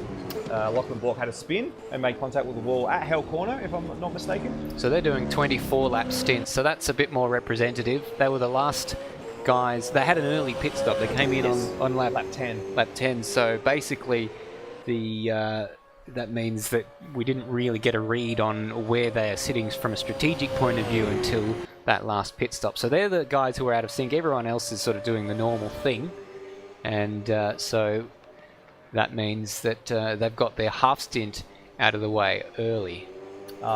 Just go ahead, if I could, guys, so draw your attention to Kurt Stenberg and Colin Warwick. I'm not sure if I missed you guys talking about this, but that gap is coming down just ever so slightly. Colin Warwick seems to have the time over Kurt Stenberg at the moment. He's just been slightly faster sector times by a couple of tenths here, a couple of tenths there, the whole time basically. And Kurt's sort of low 207s to mid 207s at the moment, whereas Warwick has been setting 206s, although last lap he was at mid 207. So Warwick definitely just try to sneak up on Stenberg a little bit. Yeah, I tend to agree with you there, Baggsy. He is definitely eking out some lap time. Every time I look at the live timing screen, Colin Warwick seems to have a quicker last lap than Kurt Stenberg. And that's the sort of ebb and flow of a long-term endurance race. It's a lot of looking at the timing screen. And if you are interested in following along live timing with us, you can jump on to rsmplanau.liveraces.com and choose the live server. And we've got... Is this Kurt Stenberg and Colin Warwick right next to each other? No. He's lapping the sister the sister RSM Blackshaws racing car. Had me too excited for a second. So that is once again RSM Clan CLANAU.liveraces.com. Click on the live server. You can get the same live timing information that we get in the commentary booth, so you can have a look at all the lap times for yourself and see if you can predict the strategy before we do, because we might. Much more likely is we're going to have too much other stuff going on to be able to adequately predict everything. We'll have a lash. might get the Tech Talk bunker from. I think we might have a go at drawing Bathurst from memory and chuck up a straw poll on the live chat and see who's done the best job. Yes, that a nice little Bathurst drawing challenge. In the ebbs and flows of this race. We had a lot of action early on with 2 DNFs in the first 10 laps and then Alex Cattle about 10 laps after that.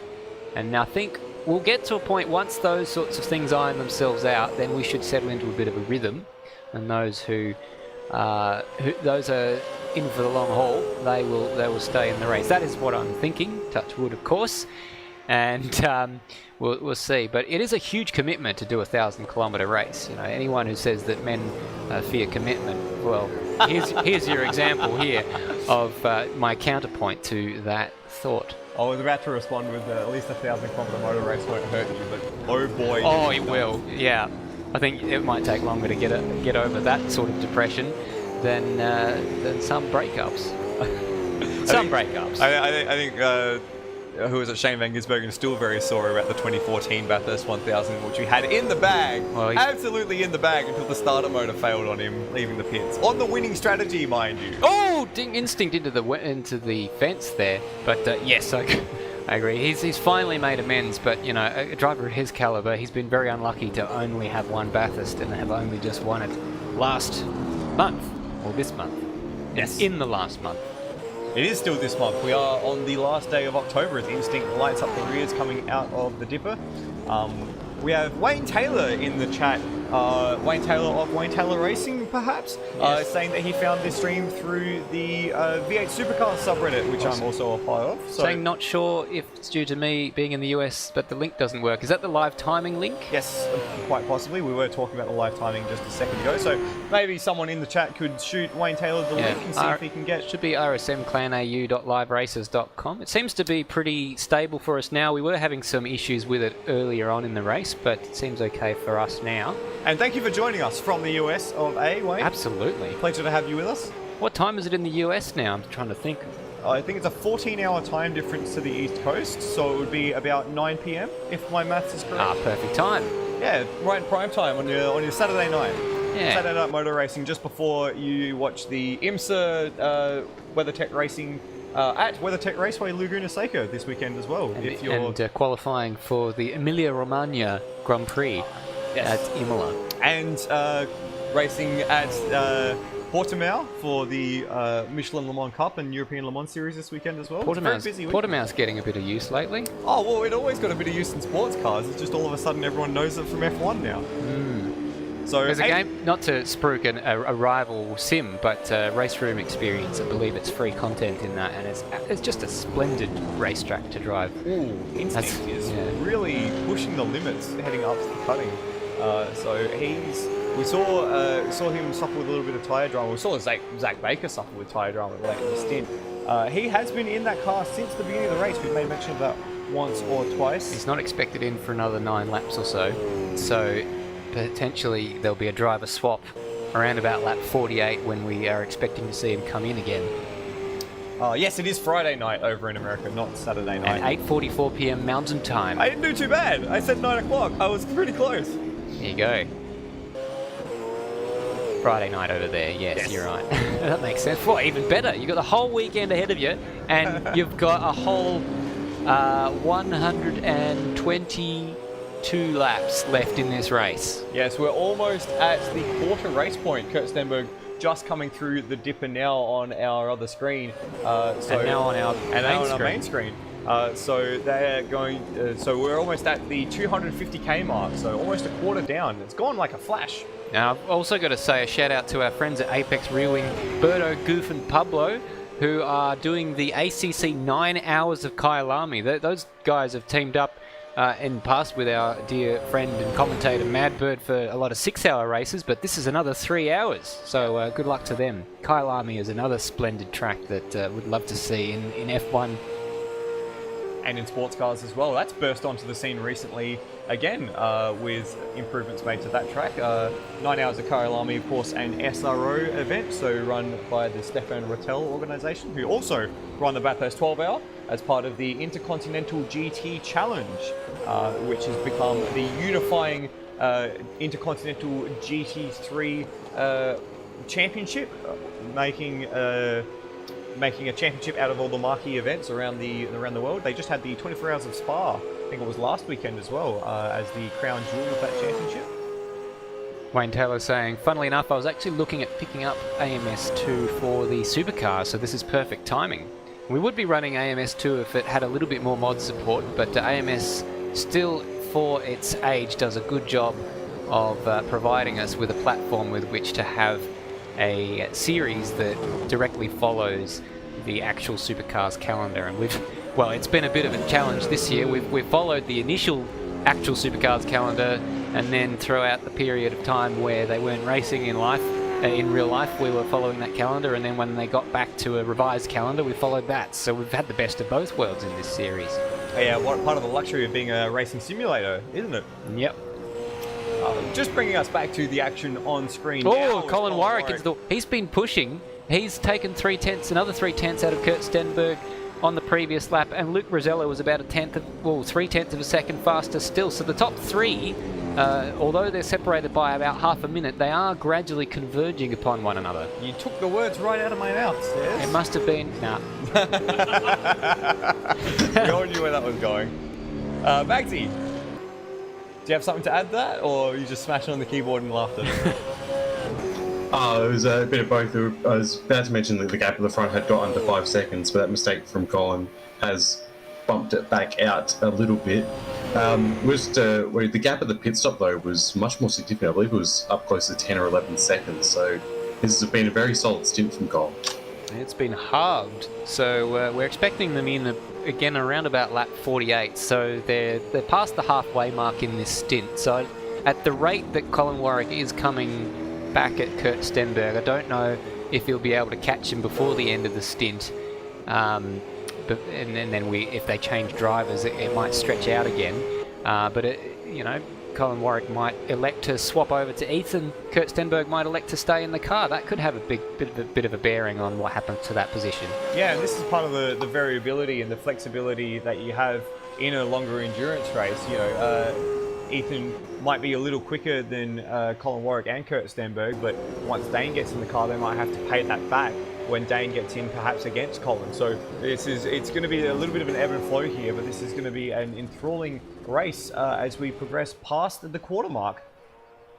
This is Luke Rosella, as we've talked about. He is the fastest man on the racetrack right now, although Kurt did actually do a marginally faster lap time on the previous occasion, but consistently Luke has been doing the fastest lap times in the last 5 laps or so. By 6,000ths of a second last lap around. Wow. 7,490 plays a 7,484. So whole 6,000ths taken out by Luke Rosella. So marginal gains for him as he looks to close in on a 30-second gap to the front runners.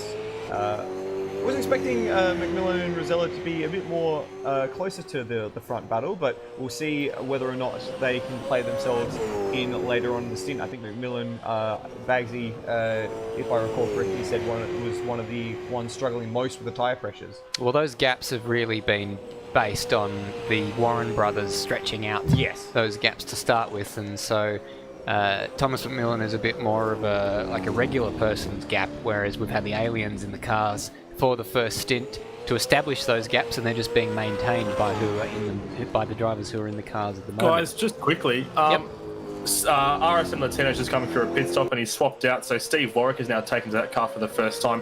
That car's already pitted twice this race so far. I remember you talking yesterday about last time RSM Latino was in this race, he was pulling short stints all race long because he just couldn't figure out the pit menu to increase his fuel load. He only took 24 seconds of fuel that lap instead of the regular 30 seconds that we might see.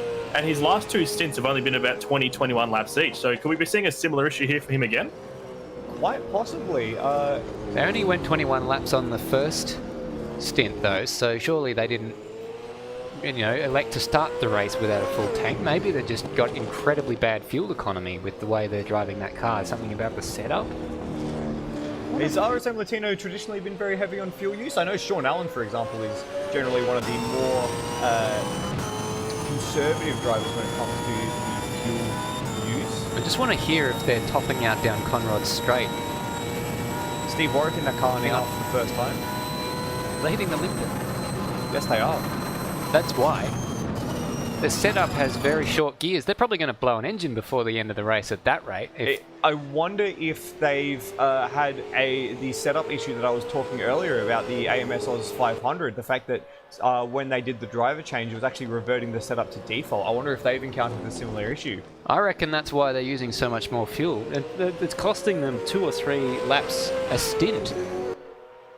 And that's gonna absolutely murder them come the end of the race. So if they're having to pit on lap 140 in order to get to the end, they're just not going to have enough fuel in the car in order to make that on 7 stops. It's going to be very close. There's a mandated diff ratio that they have to use for this race. It's the 25 to 23 drop gear, 3.011 diff ratio they have to use. If they don't, they get a disqualification, but obviously he's still running the race, so I'm not sure if it's that. Sean Allen in the chat is saying he's using the wrong gearing. That's a DQ. There could be a different differentiation between the gear ratios and the diff ratio that I'm not really sure about. So I'll see if I can find out a little bit more about that. That sort of adds insult to injury, doesn't it? If they get a DQ for the wrong gearing and it's already costing them 2 or 3 laps a stint, they're going to have to do an extra pit stop, I would have thought, at that It's going to be very, very close to see whether or not they have to do an extra pit stop. And that means that they won't be able to make their last pit stop until lap 140, which is a full... What is that? Who can do the earliest pit stop? Probably Rhodey on lap 134. 6 laps difference over the course of the race. Well, I think Rhodey might even be pitting even earlier because of the fact he might be a few laps down at that point. I think Brodie Steen and Sean Allen are in the best position for fuel mileage at this stage. We got Sean Allen in the chat saying that they can't change the individual gears, so the gearing is set only via the drop gear. So it's a very peculiar one, and we'll try and sort that out for you at the end, during this race, so we can see what's going on. So just looking at Brodie Steen, we saw him have a bit of a spin earlier on, but he kept it out of the walls, and he's about 15 seconds adrift of David Nenadic, who he was marginally slower than, and that's who he was battling at the time. We've also had word through, based on Wayne Taylor and Sean Allen letting us know that the live timing link in the description was wrong. I had .info instead of .com, so I apologise for that. I've just updated it. If you refresh your browser, you should be able to get the correct link. Just a quick note, last lap around, Kurt Stenberg, a 2:08.5 was his lap time, lost almost a second to both Colin Warwick and Luke Rosella, so I wonder if he's encountered some traffic or run into an issue. We just saw on screen there the Dane Liccardo car in the background, and it was a very slow middle and final sector last lap around. That sounds like traffic to me, doesn't it? As Warwick's in the wall at Griffin's Bend. Well, that's no good at all for Warwick. So in addition to getting the wrong gears, it seems to be all going wrong for the over 50s car. Let's see if we can catch a replay of what happened to him. And he's a little bit wide there, getting into that sort of off-camber section and then lit up the rears. And I think he might have got away with that without too much damage, but when it rains, it pours. And just missed while we're watching that replay, Kurt Stenberg had a little bit of a lock-up moment into Hell Corner. And we're just going to scroll back and have a look at now, perhaps. So it's just coming through Murray's. Looks all fine through here, and had just a little bit of a pinch of the brake, as we'll see in a moment.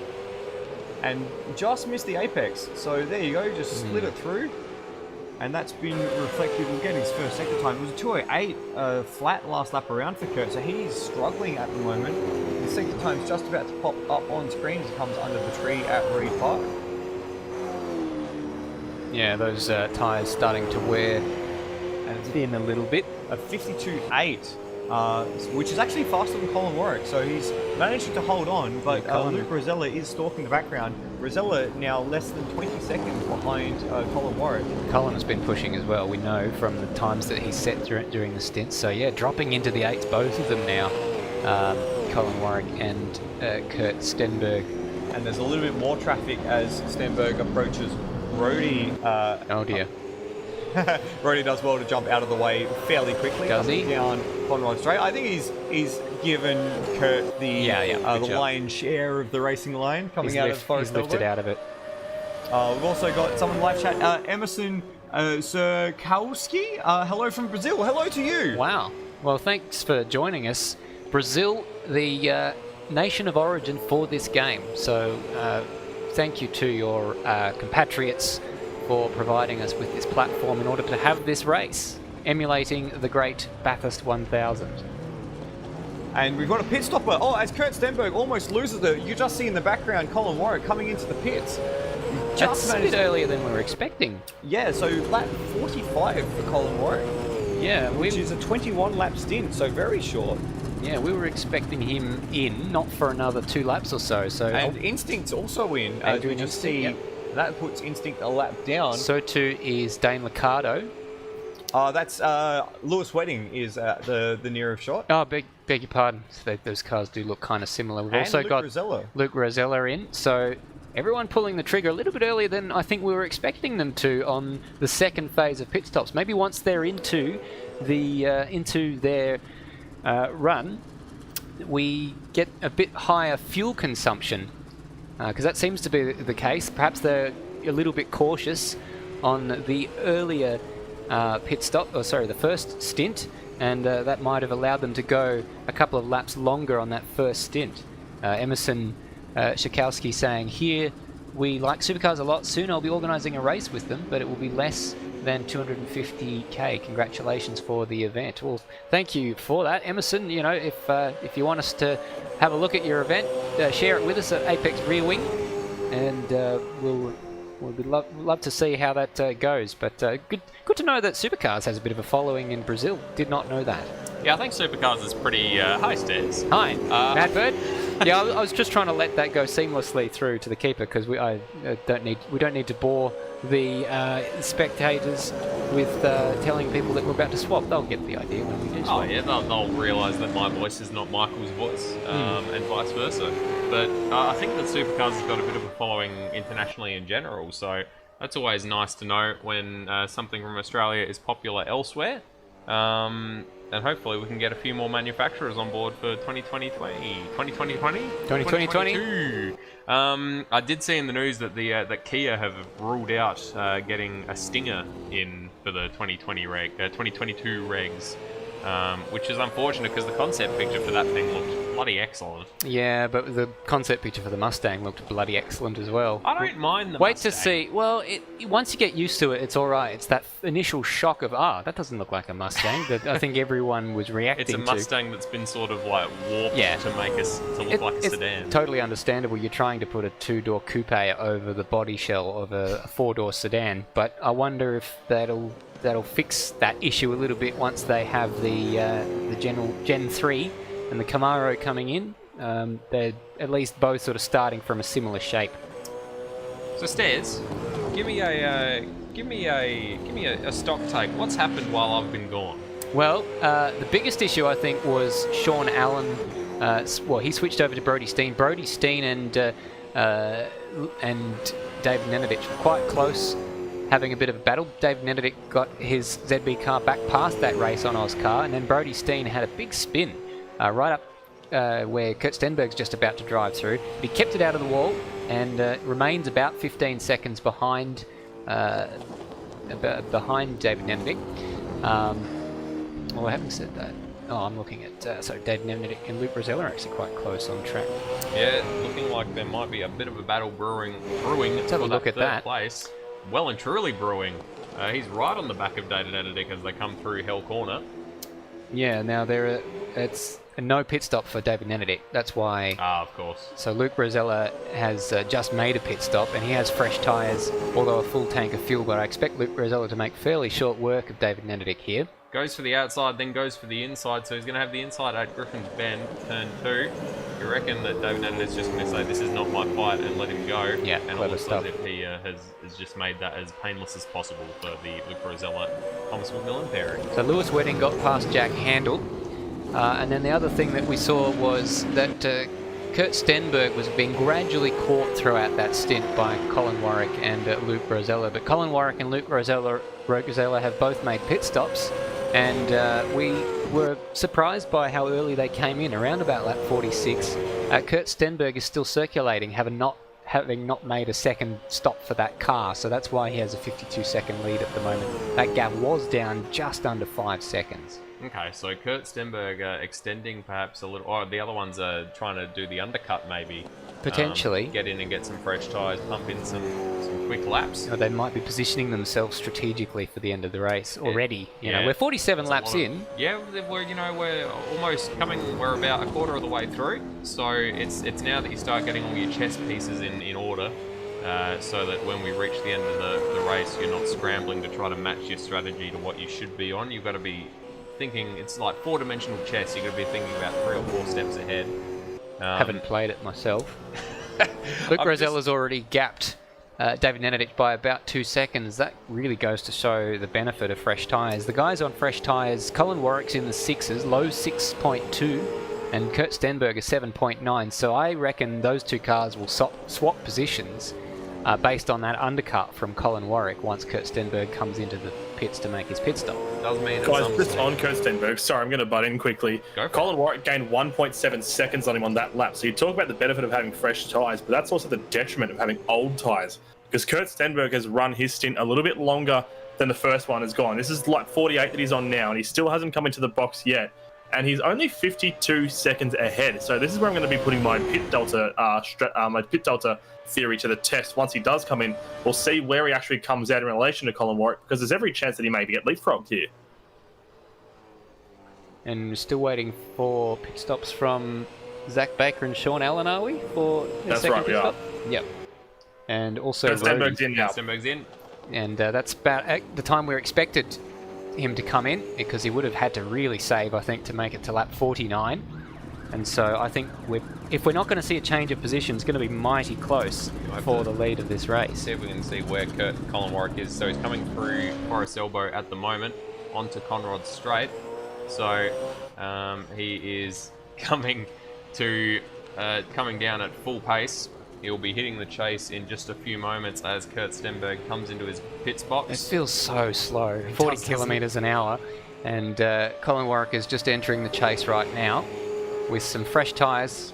Is the headlights ablaze, or is it just the colour of the livery? I think it's just the colour of the livery. They're not supposed to have those headlights on. Comes through the chase. I can't see any light on the track in front of him, so I think it might just be the colour of the livery. So Kurt Stenberg's still stationary. Got Rhodey in the pits as well.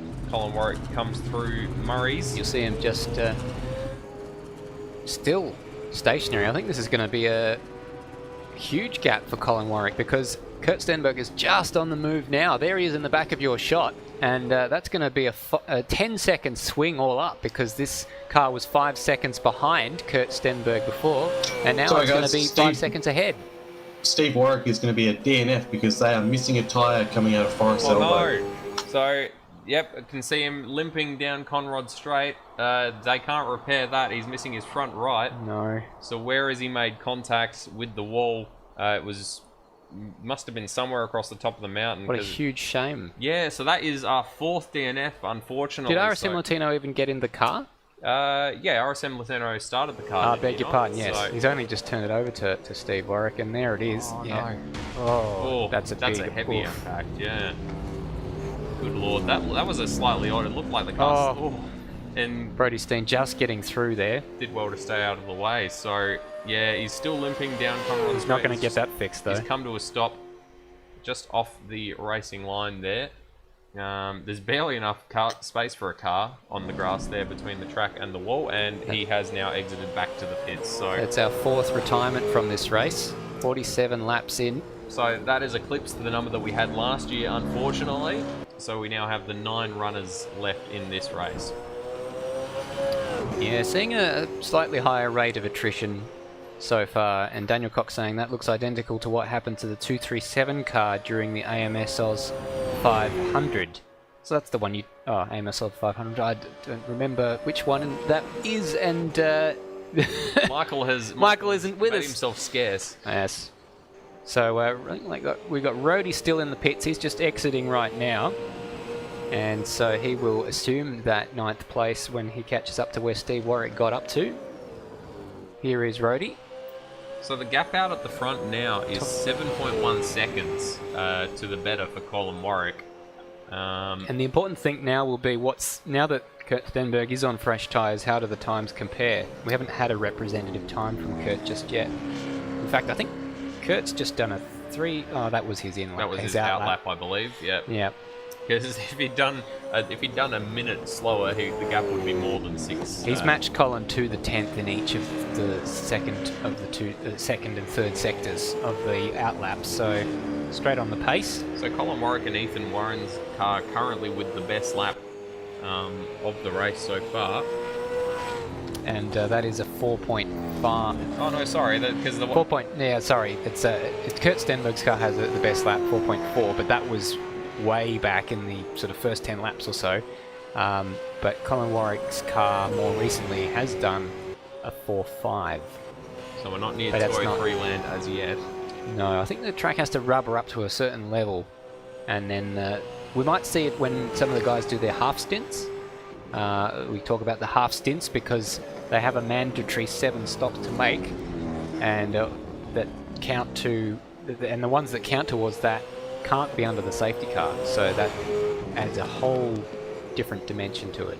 It does. No safety cars as yet, and we're just over a quarter of the way through this race as Colin Warwick rubs the wall a little on the exit of Forest Elbow. Doesn't cause any damage or anything like that, but that gap has come down by a tenth or so by the looks of it compared to where it was this time last lap. Actually, no, it's hovering around the same point. It's just down Conrod, it seems to sort of slingshot back and forth a little. Got David Nenadic in the pits. Indeed. So, So I lap think he was 50. the last of our. Was he the last of our runners? Still waiting for Sean Allen and Brody Steen. They're running quite long. They could play out quite well for them. They came in on lap 26, so at this stage they've done pretty much. Maybe they're looking to just continue doing 26 lap stints. I seem to remember last year they were very consistent with doing quite long stints in comparison to everybody else. He's just come out in front of Lewis Wedding, who pitted 5 laps ago. Guys, I think that car's still in pretty good shape, car number 2 that Brody Steen's behind the wheel. Since lap 38, it's currently on lap 50. It's been pretty consistently, almost metronomically, in the 209 bracket, except for a 211 on lap 48. So that car still seems to be pretty good to go for a few more laps yet. The tyres haven't started dropping off yet. I think it's just a matter of fuel. Yeah, we're not expecting them into about lap 52 based on the numbers we've seen from them so far. So Brody Steen doing a very, very good job with the race on Oz number 2.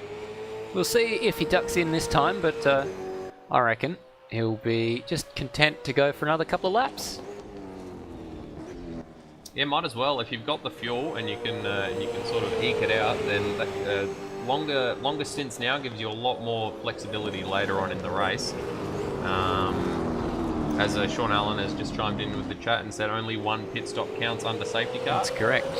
Which we were aware of. So this Lewis Wedding isn't falling off the back of David Nenadic, despite David Nenadic's brand new tyres. So we might very well be seeing a bit of a attempt to pass coming down into the chase between the 2 Mustangs.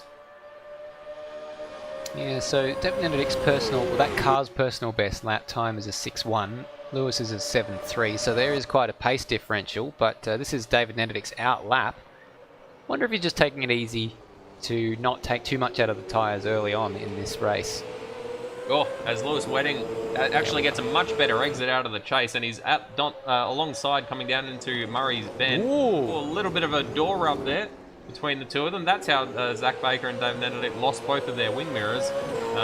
Lewis Wedding having to slot in behind, but he might be able to go down the inside at Hell Corner, thinks better of it, and just remains behind. We'll have a slipstream all the way up Mountain Straight though. I'm just remembering Lewis Wedding took part in the Super 2 races early in the week for ASC, and I'm just remembering some of the moves that he pulled in the races there.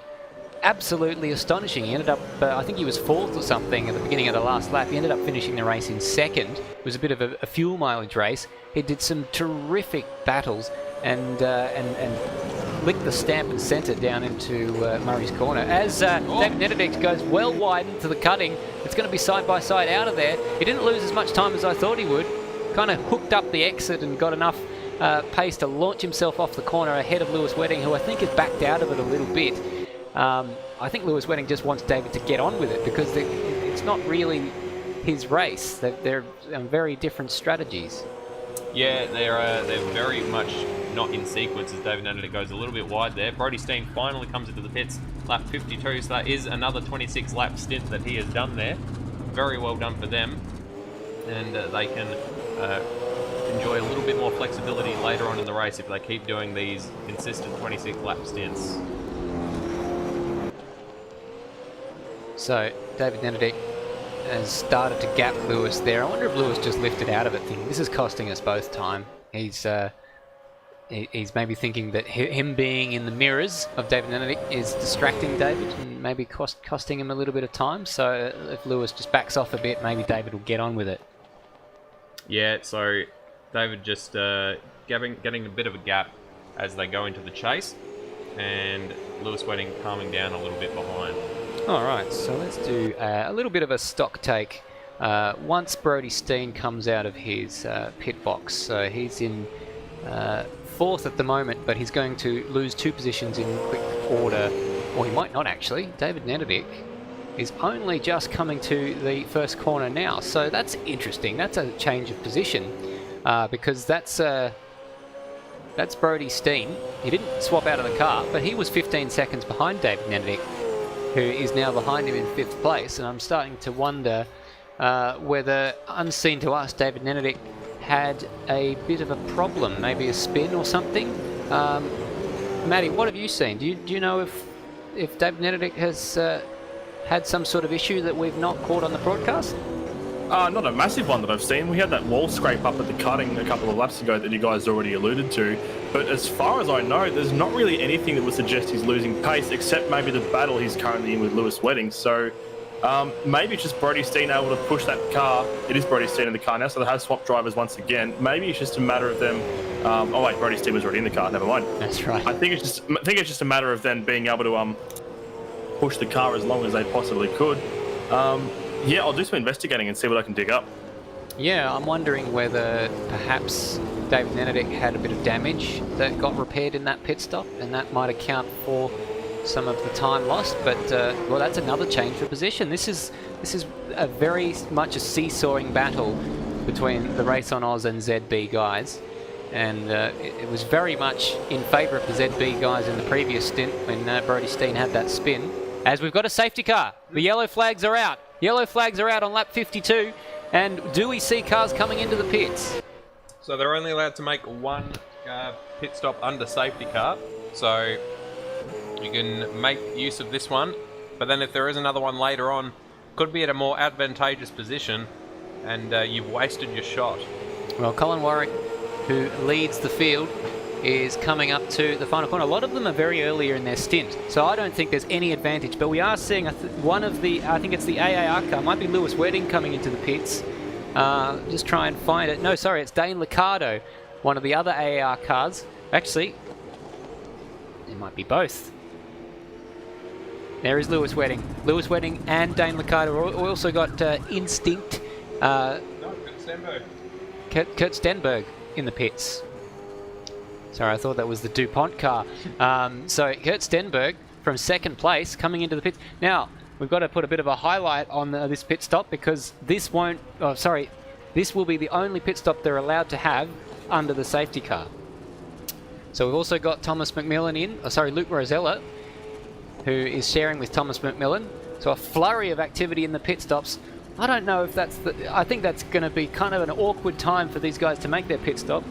And we'll find out, I guess, when it all comes out in the wash, who that advantages and who it doesn't advantage. But we've got our guys in the background furiously putting in the numbers of who's made their pit stop on lap 54 and who hasn't. Currently, Colin Warwick's still leading because he didn't make a pit stop. So Kurt Stenberg did pit, Luke Rosella did pit, Brody Steen, we believe... Do we believe Brody Steen pit, or did he not? No. Yeah, No, I don't think he did. Didn't see him. Yeah, Brody Steen and David Nenadic are both, they were only just ahead of Colin Warwick by the looks of it, so they're actually behind the safety car at the moment. I'm not sure if they are going to be, if they're meant to be going past it or not, but they are... Yeah, that's interesting. Yeah, they're still on the lead lap, technically, because Colin Warwick was, I think, close to lapping them. So I'm not sure what they're going to have to do there. It might be luck for one of them. If there's a lucky dog, that will mean that Sean Allen can get his lap back, so to speak. But they're not actually a lap down. They're not. You're right. So time will tell what happens with that. It might be that they have to just they have to assume their position. The game might give them a penalty, and then Kurt Stenberg, who's actually live adminning from the cockpit, might have to clear a few penalties just to resolve that issue. Well, I think were they meant to go past the safety car? Is that what was something they were Yeah, meant but I to think do? they might just be seeking clarification. I'm not going to get DQ'd or docked a lap if I do that by the game, and I'm sure Kurt would probably be telling them, no, you won't, and even if you do, it'll be fixed in game by the live admin. Matty or Baggsy, if one of you could perhaps go double check with the admin, see what the go is with cars like Sean Allen, Brody Steen and David Nedidich, who currently they're sort of just stuck between race leader-elect Colin Warwick and the safety car. So they're not a lap down, but they will be very, very quickly unless they're allowed to unlap themselves from the safety car and take off to catch up to the back of the pack. So it was just the 4 runners who did yellow flag pit stops. That was I'm surprised. Kurt Stenberg, Luke Rosella, Lewis Wedding, and Dane Liccardo. We also saw Sean Allen and Brody Steen. They pit just before the safety car came out. We're also seeing Brody and Jack Handel. Instinct. Is it Instinct in the car? No, Jack Handel's jumped into that car. Jumping in, yeah. So looks like what's happened. So David Nedidich has just moved out of the way to let. Yeah, Oh, here we go. So Sean Allen is getting his Brady Steen, I should say, is getting his lap back. It may just be. Oh! Safety car. Doesn't know he's there because it's just an AI. Oh my goodness! I know that you've got a bit of a PTSD disorder. It's made of concrete. I think he's around flashed safety his. I think he's flashing his lights at the safety car. It doesn't I know believe you're that. there. I think that was Colin telling him to. I think Colin on flashed with his it. lights Yeah. there, telling him to go past. All right, so we'll track their progress because once they get out of the pit, we'll get to the end. I think they should make their way all the way around to the back of the Crocodile before the safety car comes in. There is Jack Handel and Rhodey making their way out of the pit box, and they'll catch up to the back of the field.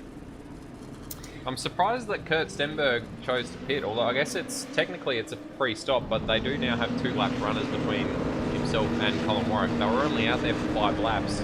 They did pit on lap 49, so the tyres wouldn't be too much pressure, but I guess it's almost a free pit stop. He didn't drop behind Luke Rosella despite taking his stop. Yes. Because Luke Rosella, of course, did also pit under that safety car. Sorry. That makes 6 yellow flag pit stops, in addition to the 4 I mentioned prior. So Sean Allen and Brody Steen, Zach Bagley, David Nedidich, and Ethan Warren, Colin Warwick, the only ones who haven't opted to use their 1 safety car pit stop. So if there is another one later on, they might very well end up in a more advantageous position. Especially if it comes at around a pit stop window. This one sort of awkwardly came just after a pit stop. Yeah, about 5 laps after a lot of them took their pit stops. Yeah. So it's not really a half stint by any stretch. If it had been 2 laps earlier, then Sean Allen and Brody Steen would have been laughing because that would have lined up perfectly with their pit stops. But it was just those couple of laps after they had already made their stop. So the safety car is at the top of the hill. Sean Allen and Dave Nedidich are at the bottom of the hill. So they shouldn't take too much longer to catch up to the back. And they'll probably be hoping that the safety car doesn't come in on this lap, because I don't know if they will have made it to the back by that stage. Although actually, they might just catch up with some fresh warm tyres. Lewis, sorry, Mr. Walshy in the chat just saying Lewis should just let him go and run his own race. I'm not sure what that. I think that's referring to his. That was his battle with David. Nedidich. Yeah. Well, as Lewis Wedding has to get out onto the grass. And I think that's what Lewis Wedding did do, actually. Make space. Yeah, David Nedidich was easily stretching away, following their little almost tussle. But he made a few mistakes, and that was what we thought was perhaps a bit of a distraction. Lewis Wedding in the mirrors of David Nedidich. So they're crawling down Conrod Straight, the slowest straight in Australian motorsport right now. I think it may have been a bit of a strategy mistake from Lewis Wedding Hans Brunswick car, because they pit when that safety car was thrown, but with Colin Warwick right behind them, and he went past, and that's put them a lap down, and they were right behind Brody Steen and Dave Nedidich, who are going round now. So if he'd stayed out at that point, That's a good catch, actually. Yeah, that's not it gone looks like well he's at all for been them. released past now. So I'm guessing he's getting a lucky dog here along with Dane Liccardo as well. So they've clearly been told by race control to do that. That's lucky for them. It's not lucky for Colin Warwick, who now is going to have Kurt Stenberg on 5-lap younger tyres right behind him on the restart. So just trying to shake out the order a bit here, make it all work a little bit more. So It's good for us. It gives us a race. we do. So we've got the top 3 are now the top 3 on track. You can see there Colin Warwick, Kurt Stenberg and Luke Rosella, with Rhodey in the background, who is 4 laps down. So never mind him. Brody Steen. Oh, David Nenadic's coming into the pits again. That's a interesting decision. I guess you might as well, because the safety car's right there, and you're going to have I guess, yeah, he's got plenty of space behind him. Yeah. Yeah. Yeah, Lewis Yeah, Wedding is only just going up the cutting. He hadn't taken a stop originally during the safety car period, That's and I was right. looking earlier while the safety car was being called as to why he lost so much time to Brody Steen. It was quite simply a long pit stop. His first sector on that lap alone was 2 minutes, so I imagine he was repairing damage, as you were saying, and now he's coming in again. Well, it's worked out because he'll end up slightly to the good on fuel now. So it's 6 laps since he made his pit stop, and Brody Steen came in on lap 52, so they'll be offset by 4 laps, the ZB and Race on Oz cars, as David Nenadic gets underway. And I would imagine now that Sean Allen would have caught the back of the Crocodile, and he has indeed. Yep, so Brody Steen's going to be an interesting position here, because he has had that essentially lap and a half, almost 2 laps, where he was going full throttle there. So in terms of fuel saving, he's not going to be doing anywhere near as much as the people who were around him, who were behind the safety car the whole time. yeah, the Race on Oz car hitting those couple of laps. Oh no, we've had Dane Liccardo DNF. What? Out of the race, according to our timing screens. I'm not sure what's happened there, but that is very unfortunate. The car of Dane Liccardo and Lachlan Burke. See if we can find a replay of what happened there. I just looked at the timing screens and thought that's one more DNF than there was the last time I looked. So, not sure if that was just a disconnect or an accident. It happened a while ago, so we're trying to filter, go back through. I I think reckon looks it was like just a disconnect. it is a disconnect. Yeah. I think. Yep. Car just stopped on the middle of Mountain Straight. He just made a pit stop, and that's it. Dane Liccardo becomes the 5th retirement from this race. Another technicals. What are we up to as far as technical versus driver error? We had driver error from Stenny and Steve Warwick. Mm-hmm. That's 2, and then the other 3 were all RSM, technical, yeah. I believe. RSM Latino as well, and then Pujit Mishra, Alex Cattle, and Dane Liccardo were all technical issues, I believe. RSM Latino was Steve Warwick. Oh, of course. Yes. So it's, 3 of them technical, 2 of them driver error.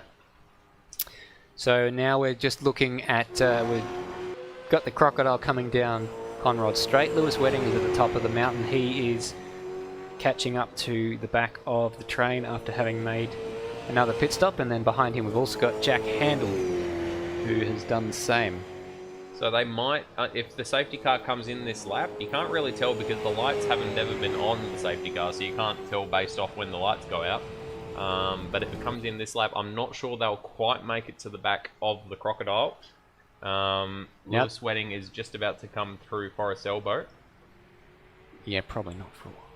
So The 4th pit stop there for Dane Liccardo, but of course only 3 of those will count towards his 7.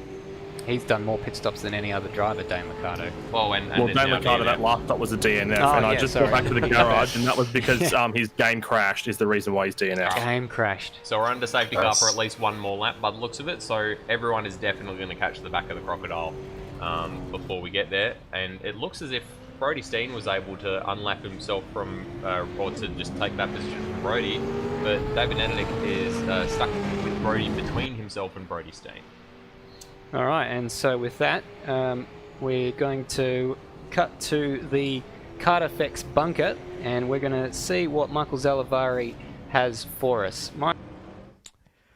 Thank you, Stairs, back in the KART FX bunker, and I've done a bit of a Larko-style pit stop analysis to see where we're at under this safety car. So one thing that is mandated for today is that we've got 7 stops, which means you can break the race up into 8 stints. So we've got here 161 that fits kind of nicely into 20-lap stints, and that's what we've been seeing people do, just trying to stretch that a bit more. So if we look at the green and the black lines, that's our top 3 currently. We've got Kurt Stenberg and Dane Warren, Ethan Warren, and Colin Warwick and Thomas McMillan and Luke Rosella. They've been on this path here. So they've taken that first stint to lap 24 and then the second stint to lap 46 or 48, and now they've both pit in on this safety car, all 3 of them. So now they're on this track here on the green line. So they can come with, expecting them in lap 78, 102, 126, and then around the critical lap they can even stretch that out to 150. Now that works out nicely because that's 7 stops. On the other hand, the Race on Oz guys, Brody Steen and Sean Allen,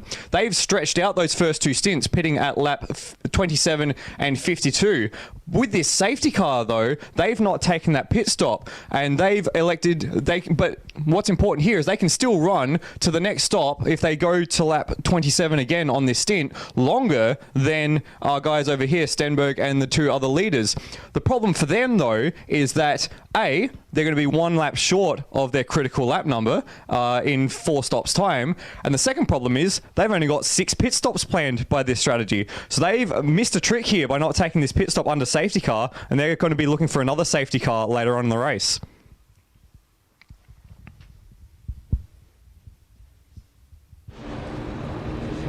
Very well called there, Michael.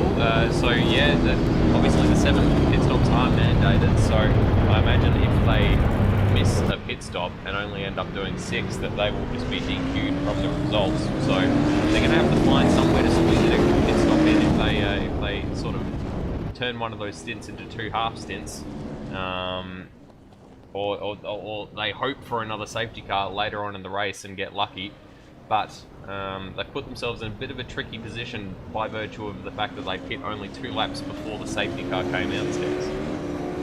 Yes, well, it's very hard to project that forwards if you don't have those numbers in your head at the beginning of the race. They might just have thought, well, let's see what happens. And, well, Michael's done the analysis. Can I just say how lovely it is to have other people think about that stuff? Because my goodness, I wouldn't be able to keep that stuff in my head. So I just listen to it and I can't keep it in my head with all the buttons I have to press. So thank you very much to Michael and, of course, our pit reporters as well, Josh Baggsy and Matty Dunlop, for providing us with all this analysis, and they're tracking all the pit stops and when we're expecting them in next and so on and so forth. So it's all incredibly handy for us and for Michael as well, obviously, when he's in the box. As we've got everyone sort of warming their tyres a little bit. We've been behind safety car now for about 3-4 laps, I think. So we're on lap 57. Safety car came out, I think, end of lap 53. So Rody is still yet to unlock, and the safety car's in, so we're actually going to have a restart this lap. Absolutely. So yeah, I think you were about to say Rody has yet to get his lap back, as we get a drive-through penalty for Jack Handel, which I think Kurt Stenberg is going to clear when he has an opportunity to, because he's in the middle of a restart. He's missed the jump though, as Colin Warwick has sped away on the way down to Hell's Corner as Rody gets out of the way in the background. I keep saying Thomas McMillan, it's Luke Rosella in 3rd place, who's giving Kurt Stenberg a little bit of something to think about. Yeah, Colin Warwick getting right out of the way, not wanting to give Kurt Stenberg a tow up Mountain Straight. Luke Rosella, meanwhile, has had a tow behind Kurt Stenberg, and he's jackknifing left, right, and then he ends up settling for staying behind Kurt Stenberg after all. That looked like it was a little bit worrying. He nearly dipped some tyres in the grass there. Ooh. That's all I can say. So very close there between Luke Rosella and Kurt Stenberg. So putting the pressure on Kurt Stenberg. Luke Rosella was actually quite a bit quicker than Colin Warwick and Kurt Stenberg at some time during the previous stint. So this is a bit of a reset though, isn't it? It is. we know he's got the pace. They're all on fresh tyres, pretty much. Colin Warwick with the oldest tyres out there, having hit 46. lap 46, so he's got about 8 laps worth of running in those tyres. Very old tyres, actually. Whereas these two have got some tyres that all they've done is tootle around underneath the safety car, so much fresher in comparison. Yeah, Colin Warwick. I don't know. I don't know. I can feel it in me bones. Very close coming out of Forest Elbow between Colin Warwick and Kurt Stenberg. Might be close enough to have a go down into the chase. Goodness. Colin Warwick going very defensive, weaving across Conrod Straight. And Kurt Stenberg is going to have one hell of a slipstream. He's looking for the inside. He goes for the outside to get the try to get the slingshot around. But Colin Warwick does very well to defend, going through the chase. And they're almost line astern as they come through the second left hand. Yeah, oh my goodness, David Nenedick and Brody Steen went side by side into the chase as well. It's difficult to know where to look. Brody Steen had to get on the defensive to keep David Nenedick behind him. And that's all bringing Lewis Wedding into that fight. Over 4th, 5th and 6th, we've got a 3-car battle for 1st, and then we've got a 3-car battle for 4th happening right now. So Kurt Stenberg is almost pushing Colin Warwick on those old tyres up Mountain Straight. I reckon Colin Warwick might have to relinquish this position unless they bump dropped up Mountain Straight. That's a bit of a deja vu from the first lap with the two Warren brothers doing that. Yep. Colin Warwick going to the inside. Same cars, but different drivers this time around. Colin Warwick covers off the inside as Michael showed in his setting up a pass feature earlier on.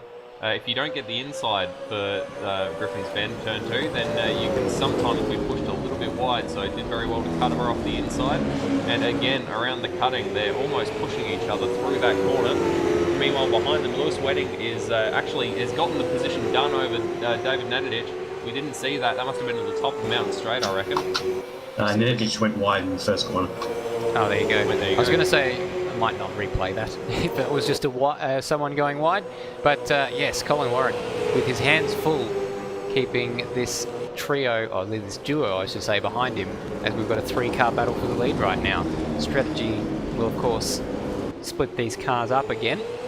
But right now, they're all converging, and the fresher rubber is behind the older rubber. It is. The old rubber is doing all right at the moment. But how much longer can he hold on to that position as they start their run down Conrod?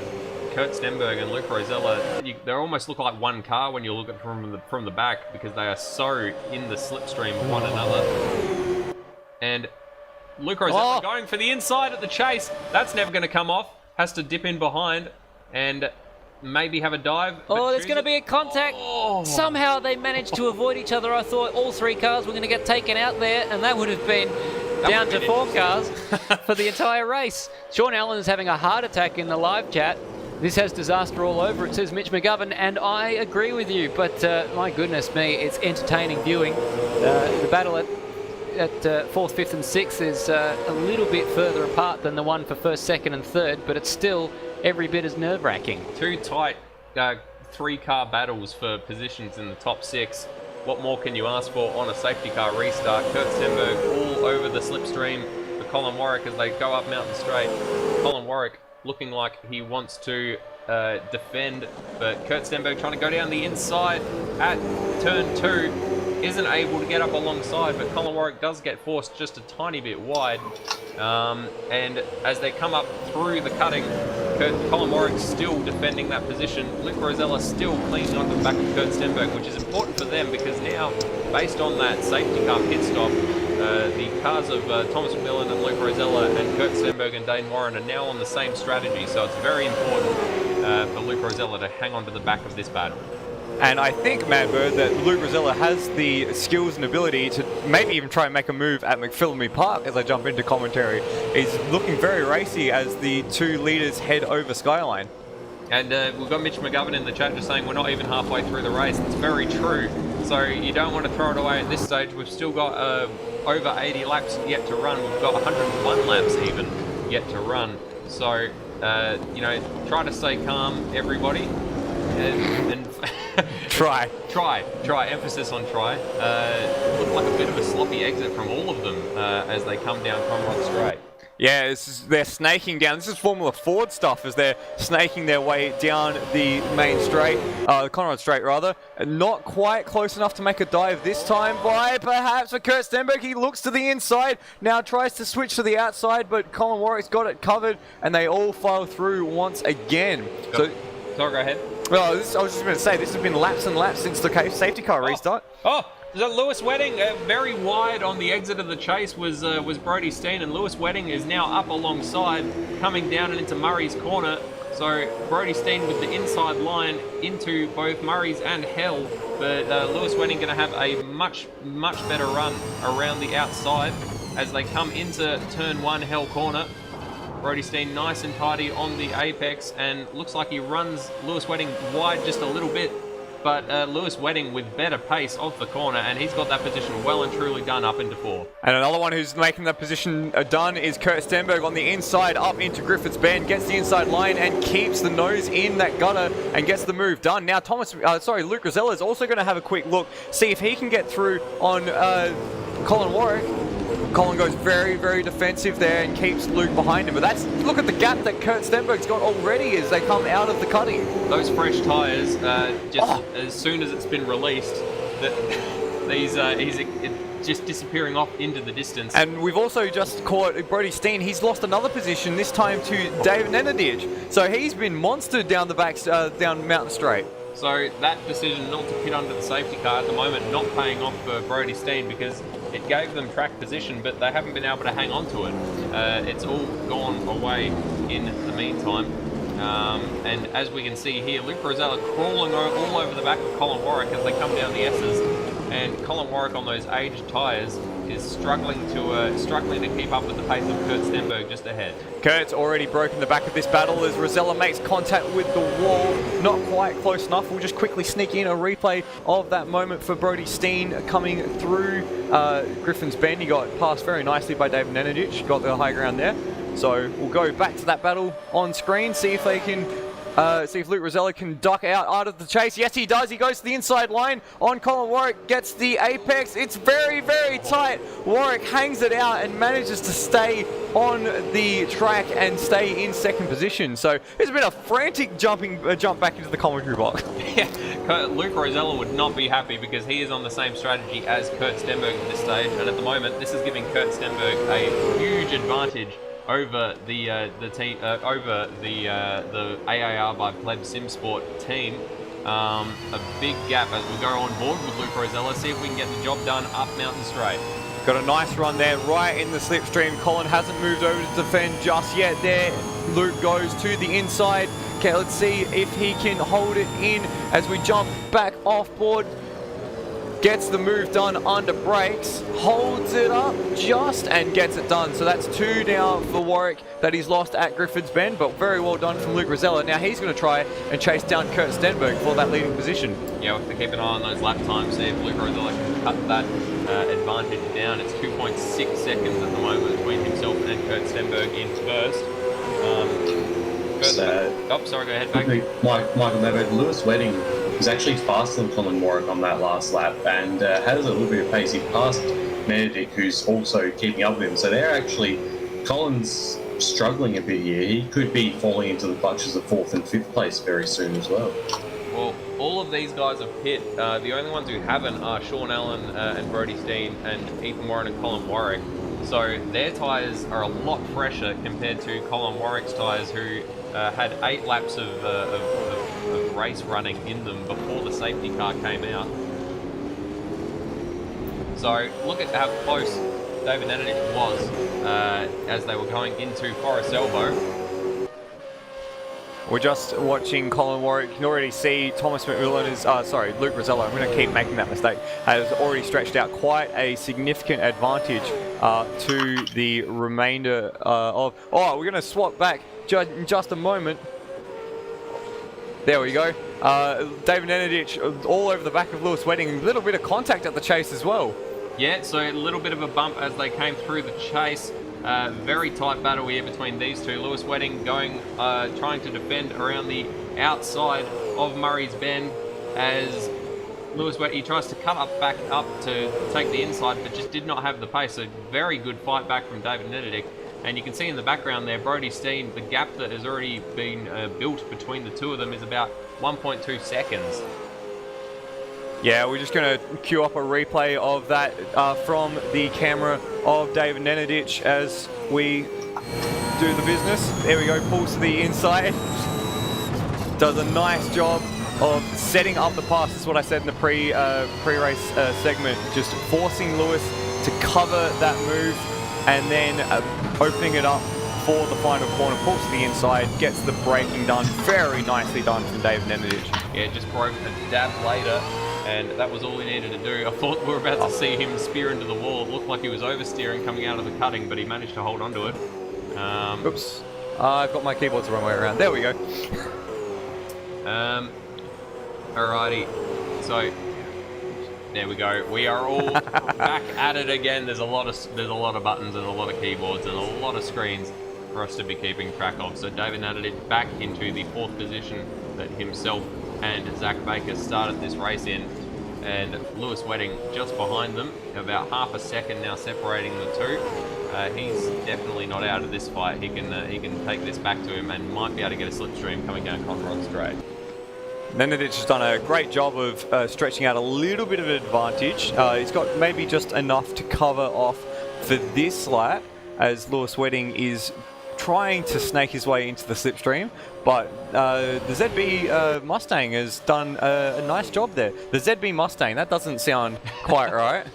No, yes, I think that's what Stairs said earlier, is that it's odd that they're called ZB Racing and they're not in a ZB Commodore. Yeah. The only car available outside of the Mustang.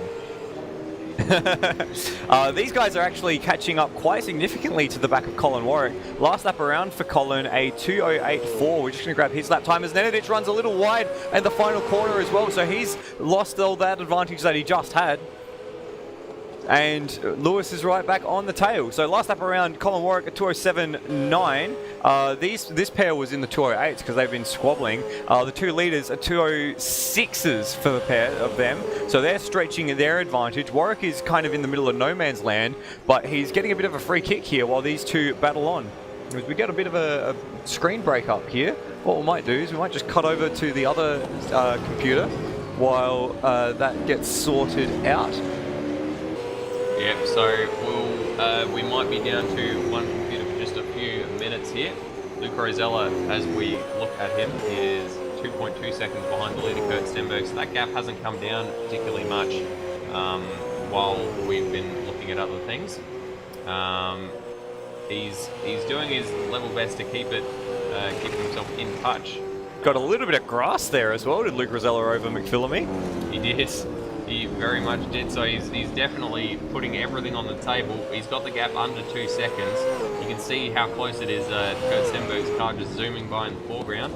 And there it is turning into Forest Elbow with a big lock-up actually for Kurt Stenberg coming through the corner. So might be taking out a little bit more life of his tyres compared to Luke Rosella, who's brought the gap down to 1.7 seconds over this course of this lap. And I'm going to see if I can... No, I can't do that. I'm not using my normal setup. I'm here in the bunker, so not quite got the right hotkeys, but Kurt Stenberg is doing a nice job keeping that lap time high. He's only lost 2/10 to Luke Rosella. Luke Rosella, he's been a bit of a revelation here for the Pleb Sim Sport team, jumping into this car. He's doing a fine job. He is. He absolutely. Not to say that Thomas McMillan wasn't doing a fine job, but Thomas McMillan was put up against the likes of Ethan and Dane Warren, who are aliens, I believe is the term that we use. So Luke Rosella against the weaker. I'm doing air quotes that you can't see. The weaker opposition of Kurt Stenberg and Colin Warwick is definitely putting in some good innings. Yeah, 7/10 last lap around. A 2:07 flat plays a 2:06.3 is the battle between the two. So Rosella's really taking some lap time back. A lot of it in the final sector as well. So that car seems to be hooked up out of the cutting, out of the elbow rather, and down Mountain Conrod Straight. I had two choices there and I got them wrong both times. I mean, in fairness, they are both mountain straights. It's just one of them is called Mountain Straight, the other one is called Conrod Straight. So I can understand. I always think that hell should be Murray's Corner because you descend into it, but instead it's you ascend out of hell, which constantly messes me up. We also had in the chat, we had It's Dano35, who I believe is Dane Liccardo, saying, I'm gutted for the team game. The game just packed up. So, very, very unfortunate there for you, Dano. Commiserations, and hopefully it doesn't happen in the future. I also had Daniel Cox say, I had that happen to me with 6 laps to go in the AMS Oz 500 too, Dane. Good effort today, though, dude. And I completely agree. And that was Daniel Cox doing the 500 by himself as well. 6 laps from the end, and it packed up. So unfortunate for Coxie last week, and unfortunate it looks like Dane's had the same problem, which is unfortunate for him and Lachlan Bork. We did see one of Lachlan Bork's fans in the chat earlier on, so unfortunately Bork hadn't been able to get back into that car. But Madbird, have a look at this gap at the front. It's come down quite significantly. Yeah, it's down to 1.4 seconds now, and you can see how much closer it is just looking at it. Look at it! Just look at it!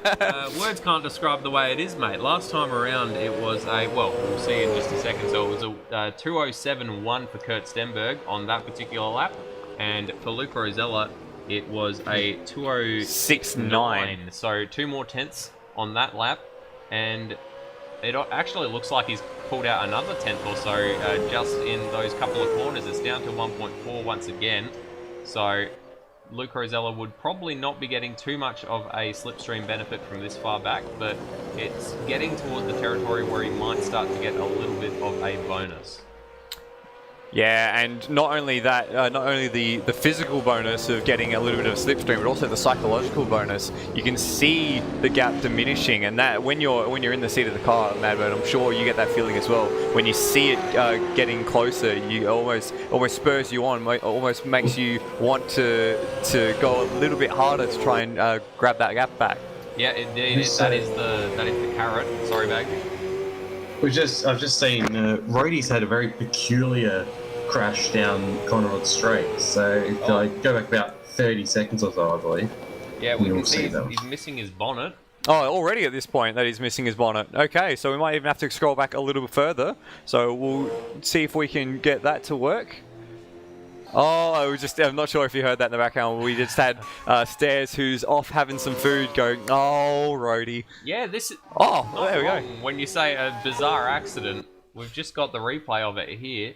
So...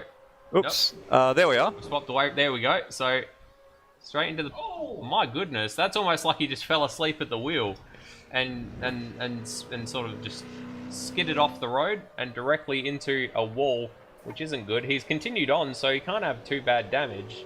Roadie's just showing us the dangers of driver fatigue and why he should rest every 2 hours because he hasn't had a driver swap. That's absolutely true. He is he's doing the entire thing by himself, so he's showing us the dangers.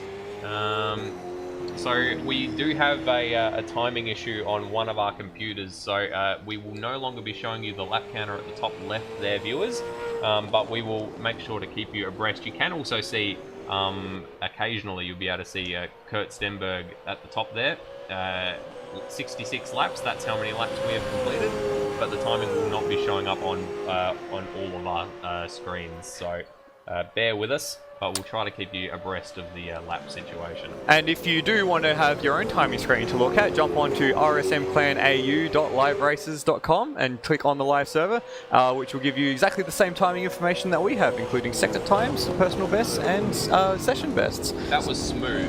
I've had a bit of practice. That's very good. This gap, 1 second now, between Kurt Stenberg and Luke Rosella. Previous time around, it was a 1:07.4 for Kurt Stenberg and a 1:07.1 for Luke Rosella. So I'm not sure if Kurt Stenberg's just being more unkind to his tyres, but Luke Rosella is reeling him in at a rate of knots. So a nice bit of onboard action here coming down the hill.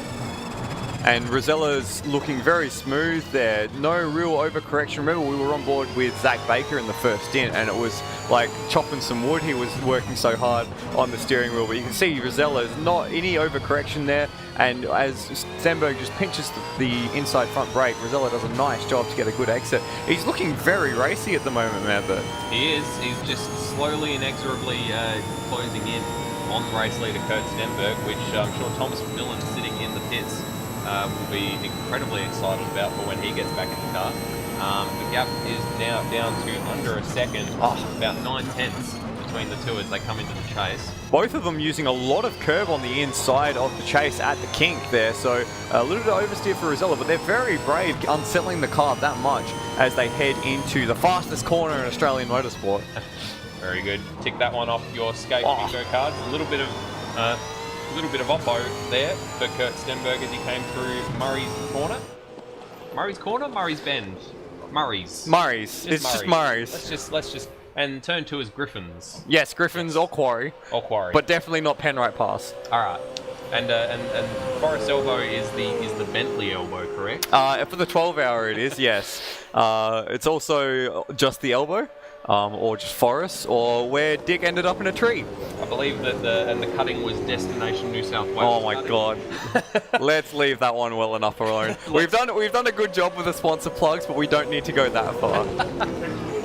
It was actually the Audi cutting, James is just saying in the background. I do apologise. Kurt! Oh, very, very Larry coming out of the cutting. Luke Rosella's going to be all over him. Unfortunately, they've just reached the point of the track where it's pretty much all single file. Otherwise, Luke Rosella would have had that position done, and just no opportunity to get past right there. But he's right on the back of him as they come through McPhillamy and shoot on down towards Skyline.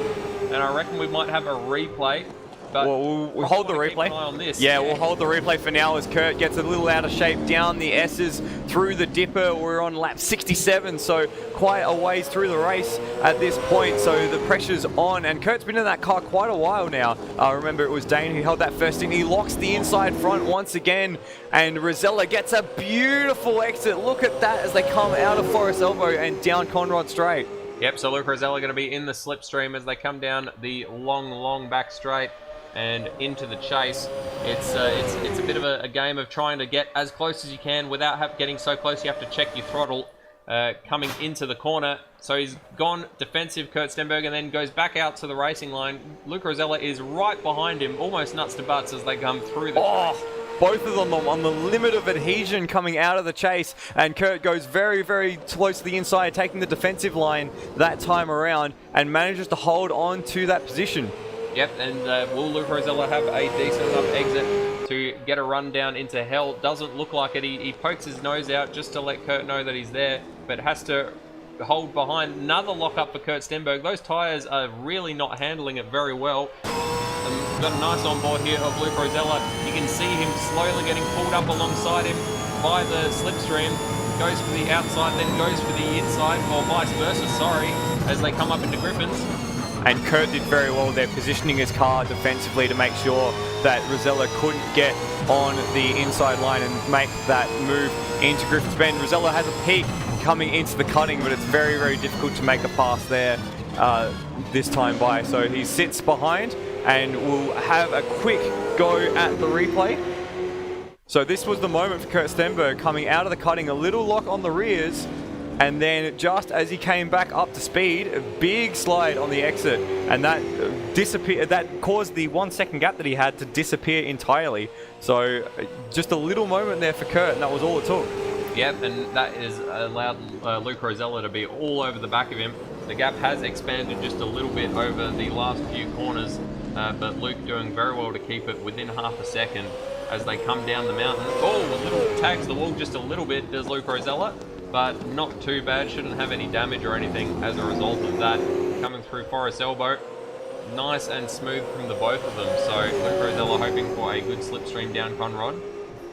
And I don't think he's going to get it. That gap is just a few car lengths now. So Stenberg's done a good job to stabilize here and to hold the charging AAR by Pleb Simsport machine behind him as they use, again, a lot of the apron and a lot of the curb through the chase. Very well done by Kurt Stenberg there. That was a frantic few moments for him. Yeah, and he's done well to put his head back down and bash out a nice fast lap to expand that advantage back out to half a second. So Luke Rosella just biding his time for a little bit longer and his tyres may be starting to get a little bit second-hand as well, as he has a bit of a wiggle coming out of Murray's. Remember, these two both pit under the safety car, if I'm not mistaken. Speaking Correct. of pitting, we have a pit stop for third place man Colin Warwick, and that could not have come any better timed for him because he was struggling on that set of tyres. A very, very slow middle sector for Colin, so he's going to drop a few positions down behind Dave Nenadich, Lewis Wedding, and Brody Steen at the bare minimum. So that's 24 laps or 25 laps on those tyres for Colin Warwick. So not pitting under the safety car has not worked out well for him at all.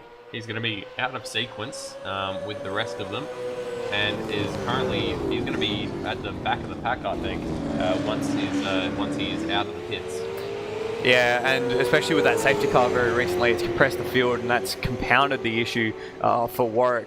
We'll just leave this battle at the front very, very briefly. We'll keep it on our second screen just in case something happens. We'll talk a little bit about Dave Nenadich and the battle that he was having with Lewis Wedding, because if you notice, there is no Lewis Wedding there behind. Oh, and Nenadich is gone? Oh, goodness. That might be a bit of a lag issue. We'll see if we can reacquire him. And no, cars have gone through. Lewis Wedding's gone through. Brody Steen's gone through. So I think we might have just caught Nenadich disconnecting from the race. Yeah, I'm looking at the timing screen. He's just going down 34 seconds behind 35 seconds. And he's gone. Oh, no. No. The ZB guys, unfortunately, technical issue by the looks of it, have brought them undone. So that is unfortunately our 6th DNF of the race. And we're just giving them a huge wrap as well. You were about to give them a wrap, and we caught it just in time. That was the preemptive commentator's curse. Luke Rosella, meanwhile, doesn't care about what's happening to ZB because he's on the back of Kurt Stenberg trying to fight it down into the chase and unable to do so on this occasion. We've got Rossi in the chat saying Luke Rosella coming to the pits this lap, and there he is. So this is a short stop, a short stint for Luke Rosella here, coming in lap 69. So about 16 laps. Yeah, so a very short stint. Maybe looking to do the undercut, get on some fresh tyres as soon as possible, refuel, and get Thomas McMillan in the car to try and get the undercut going. Or Baggsy? Yeah, was just something to say about this strategy. Maddie and I were looking at the spreadsheet we've got here, and the drivers need 54 laps minimum for the co-drivers. So where they last pit, Luke Rosella and Kurt Stenberg could both make it through to lap 79 or 78, which is, given that they got into their cars on lap 24, would have been enough for them to be considered done, and their main drivers could have taken it all the way through. Now that Rosella's done this, he's back on even terms with Colin Warwick, so he's going to have to do, and they've swapped drivers, so Thomas McMillan is now in that car, so there has to be at least one more stint for Luke Rosella and Colin Warwick. I'm not sure if Dane Warren's going to want to do the last 4 or 5 stints in a row, but if Kurt Stenberg can make it to lap 78, then he will have acquitted his time. We've just... Guys, we're having another lag spike just quickly. Lewis Wedding is having serious... Yeah, we just had that replay on screen as well. Thank you, Baggsy. Yeah, unfortunately, it looks like Lewis Wedding has DNF from the race as well. On our second screen, we might actually just cut to it. He hasn't actually DNF'd as yet, but I've seen him come through the chase about 3 or 4 times in various different laggy ways. So I think here is one of them. You can see all the different tyre tracks that he's left. Yeah, so we're struggling, unfortunately, it looks like, with Lewis. So he's coming up as DNFing on one of our screens, but not on the other one. So it looks like another little lag moment, and it looks a little stuffed, as you can just see Kurt Stenberg come through the chase with Lewis Wedding off as well. So they're dropping like flies, Madbird. They are. This is not what we wanted to see, and it's very disappointing. Luke, I'm waiting to see if he still hasn't actually DNF'd on one of our screens. He's just continuously. It's like some circle of hell where you just have to go through the chase. Purgatory. It's purgatory. You have to go through the chase every 5 seconds. You have to go through the chase. So he's just continuing to do that. However, ZB and Lewis. Sorry, Baggsy. Yeah, just Lewis Wedding's. I thought he'd retired back to the pits, but no, he is back at the chase again. So it is just Groundhog Day at the chase. Yeah, we've got Mitch McGovern in the chat that's saying that Lewis is having frame rate issues, so it's actually causing some sort of issue for him on that end as well. So that might spell why, as we just see Jack Handel running a little wide, letting is that Thomas McMillan back in that car? Yes, it is Thomas McMillan back on to his strategy. So there he is. So that's third place Thomas McMillan. Remember, just got in after that pit stop there. Yeah, so maybe going for an undercut, Luke Rosella and Thomas McMillan, see if they can. They were sort of stuck behind Kurt Stenberg. They didn't quite have the pace to make the pass, but they were also getting held up just a little bit. So if Thomas McMillan can bash out some very fast laps, then they might very well be coming out in front of Kurt Stenberg or Dane Warren, whoever jumps in at their next pit stop.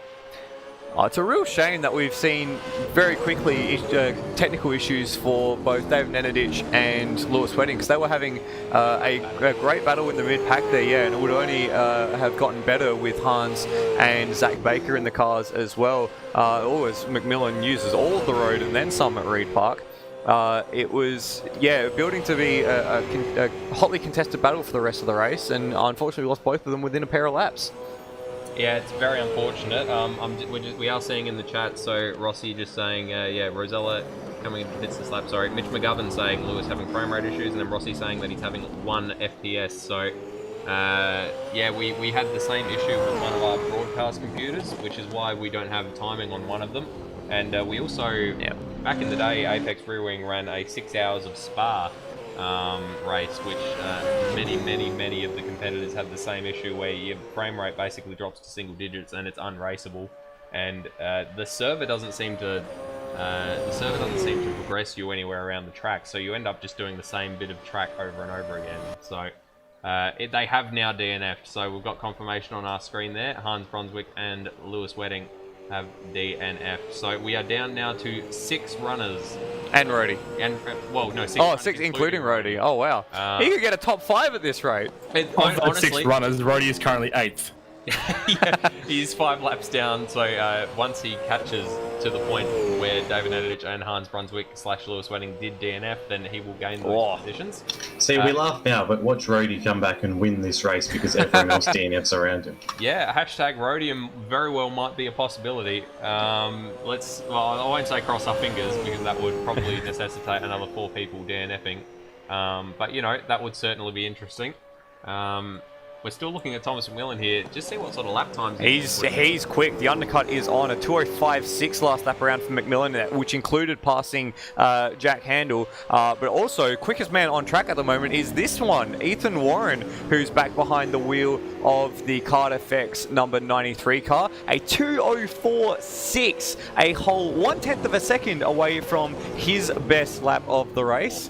He is absolutely motoring, and he has Jack Handel just ahead of him. So we could have a double undercut on here between Thomas McMillan, Ethan Warren, monstering Kurt Stenberg in a few laps.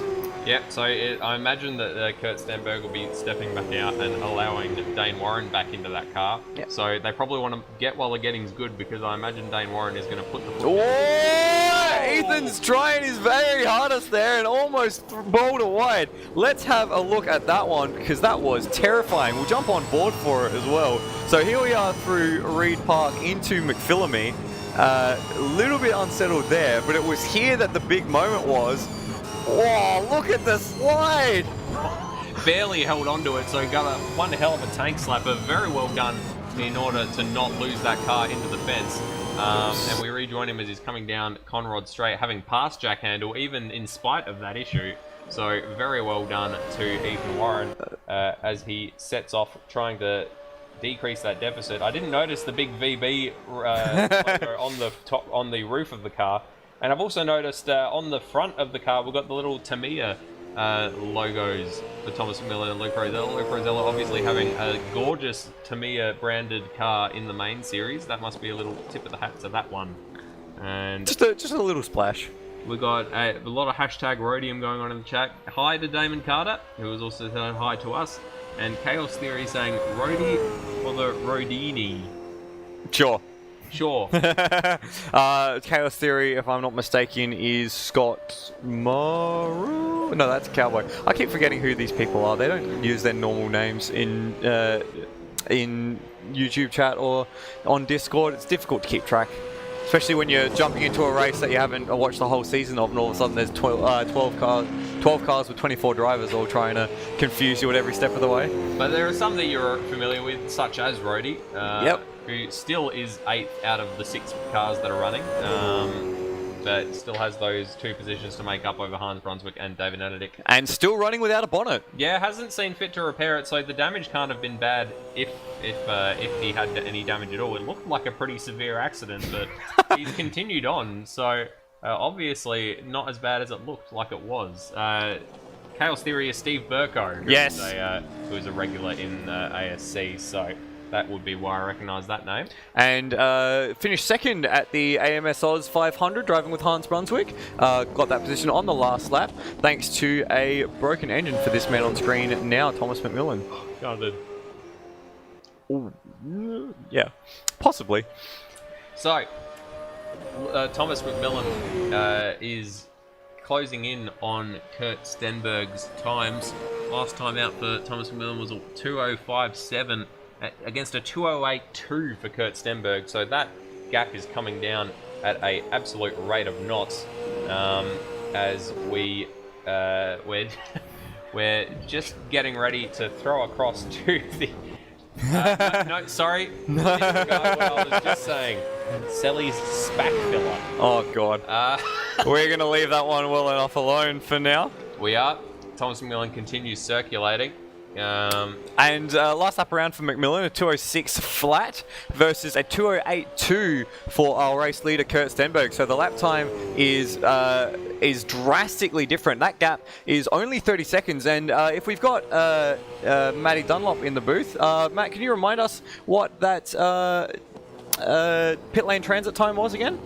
The pit lane transit time is 90 seconds from the end of the footbridge, the Almirola footbridge, all the way to the pit lane blend line. So compare that to 20 seconds if you're just racing around, and it's a 70-second difference as your pit delta. Now, while I've got you boys, we've got Hans Brunswick in the box with us now. Commiserations, mate. That is absolutely poor luck for you, mate. Yeah, thanks, Matty.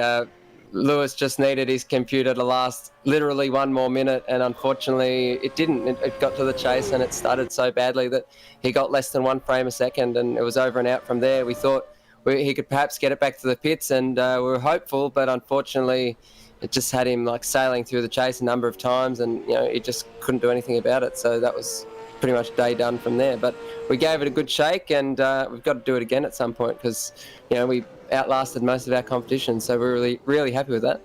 Yeah, you had fantastic pace for the whole race as well, so you must be pretty happy with your run up to that point. I mean, I only got to do one stint, and I was literally going to jump in that stint as well. So, like I said, it's like a classic Bathurst sob story, like a $2 part or something. Memory leakage happens with this game, quite often, and unfortunately, it struck us today. Commiserations to you again, once again, mate. Thanks, boys. Hopefully we can watch a good race to the end. We hope so. Thank you very much for that, Matty. And we've got a cross over to the Tech Talk bunker. Take it away, Stairs.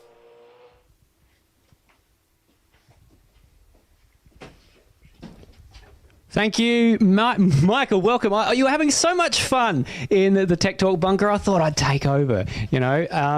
Not quite the same sort of level of analysis with Stairs here. Just thought I'd make mention of the guys we've lost. It's a huge shame.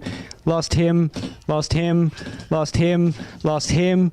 Lost him. Lost him. That's it. There's just a few more cars left. We do have Rhodey as well as the wild card in the race. But what a huge shame for all these guys sitting on the floor right now next to my fire extinguisher. What I will do, though, is see who can draw the best Bathurst. We've got a straw poll on our Facebook page, Apex Rear Wing. Look us up on Facebook, and we've got a bit of a straw poll. Who draws the best Bathurst? Is it Stairs? Is it Michael Floody Zalavari, or is it Madbird? I'm gonna sort of go first, and I think there's a little bit of a disadvantage, to be honest, in going first because it means that I give away my strategy. But this is how I would do Bathurst from memory. Now let me just move these guys out of the way in no particular order, of course. So I start with the straights, so we might as well start easy enough with the pit straight, and then we'll go for mountain straight and get it up to about where we want it. We'll put the chase in, and then we'll go up here to about the elbow. Now is the hard bit, the wiggly bits. So what we'll do is we'll put in Griffin's Bend here up to the cutting, and then we've got like a right-hander, and then sort of through Reed Park under the tree, sort of keeps going there. Run out of space already. Then the wiggly bits, here we go, down here towards the elbow, and there you go. Personally, I don't think it's too bad. It's not perfect. I could improve on it if I had another go, but I don't. That's the aim of the game. Back to you guys. Oh, thank you for that one, Stairs. That was well done. First one to attempt our Draw Bathurst challenge. And a lot of F's in the chat. I'm not sure if those were for the attempt to draw Bathurst or for Hans and Lewis. Probably both. Let's be honest. That was the longest. That was a very long Conrod straight in that particular rendition. I reckon I can do better than that, and I guess we'll see later on. So we are on lap 76 here. Kurt Stenberg, last lap around a 2:08.3. Brody Steen 2:09.9, and headlines ablaze at the moment for Thomas McMillan and Ethan Warren 2:06.2 and a 2:05.1. So the new tyres are working wonders. And in fact, we just cut to our other screen here. Thomas McMillan can almost see Brody Steen on the end of those shots. You can just peek as they go through Reed Park here. You might just be able to catch Brody Steen under the tree. Well, not under that tree. It's overhanging the circuit, but there he is, over the hump at McPhillamy, and it's only I think it's a 6-second gap, or it's less than that, it's a 2-second gap between this pair going down the mountain. Oh, and looked like a bit of a lock up there for Sean Allen up ahead as well. Sorry, Brody Steen up ahead as they're going down the mountain. Brody Steen barely keeping that thing to the apex as oh my goodness. And Brody did come on in last at lap 52, which was prior to the safety car. So we should be expecting him any tick of the clock. It's a 25-lap stint for him now. So provided that they reach that 27-lap marker that they've been so consistent in doing so far, we should be expecting him in the next 3 or 4 laps. But he's really struggling on tyres at the moment. Yeah, he is, and obviously did not come in under the safety car, which hadn't really worked out well for him, but it has now that the pit stops have gone through, because he is up into second place, but obviously is yet to pit, whereas this man behind has pit, and as has the driver behind him, Ethan Warren, who you can just see, yeah, very end of the straight. So Ethan Warren's doing a great job of closing that gap. Last lap around for him, the fastest man on track at 2:05.5, but we should be expecting Kurt Stenberg in, this lap, because that would be 24 laps since he last pit, which was under the safety car, unless he's been able to save a little bit more fuel and tyres, considering the safety car, as we just catch him drifting over McPhillamy Park on our other screen. So he's really hanging it out there. He is Kurt Stenberg trying to negate the undercut, but really with a 30-second gap, I don't think the transfer time is far enough as Brody Steen runs wide at the cutting and allows Thomas McMillan to swoop past like a magpie defending his nest from a cyclist. McMillan swooped into the second place. That was beautifully called. I am just seeing, I did see a couple of comments in the chat saying Commodore Cup. That is correct. Both of our Mustangs have DNF. So Lewis Wedding, the All Australian Races number 111 and the 512 ZB Racing cars have DNF. So we've got nothing but Commodores out there at the moment for the remaining 6 cars that are out on track. 5 of them on the lead lap, and then Rody 5 laps behind the pace. So wouldn't it be gutting if hashtag Rhodium would happen, except that the last DNF happens within 5 laps of the end of the race. So technically he still is counted as 4th place. That'd be I don't like causing people pain, but I think that'd be funny. How's it going, Baggsy? I was just saying that if there's someone DNF'd in that scenario, the race would keep going until we're already caught up to them, past them, and then finish the race. Is that how it works? I think you have to actually be running across the finish line in order to be classified. Very well. That makes sense. To me, at least. Thomas McMillan now up into second, and he's about 33 seconds adrift of Kurt Stenberg, but remember, he has pit. So his last time out was a 2:06.6. Kurt Stenberg's a 2:07.6. So Kurt is pulling those lap times back down just a little bit, but it's still about a second and a half slower than second place man Thomas McMillan. And then we've got another gap of about, I want to say, 7 seconds between Thomas McMillan and Ethan Warren, who is closing down on both of these men with a absolute rate of knots.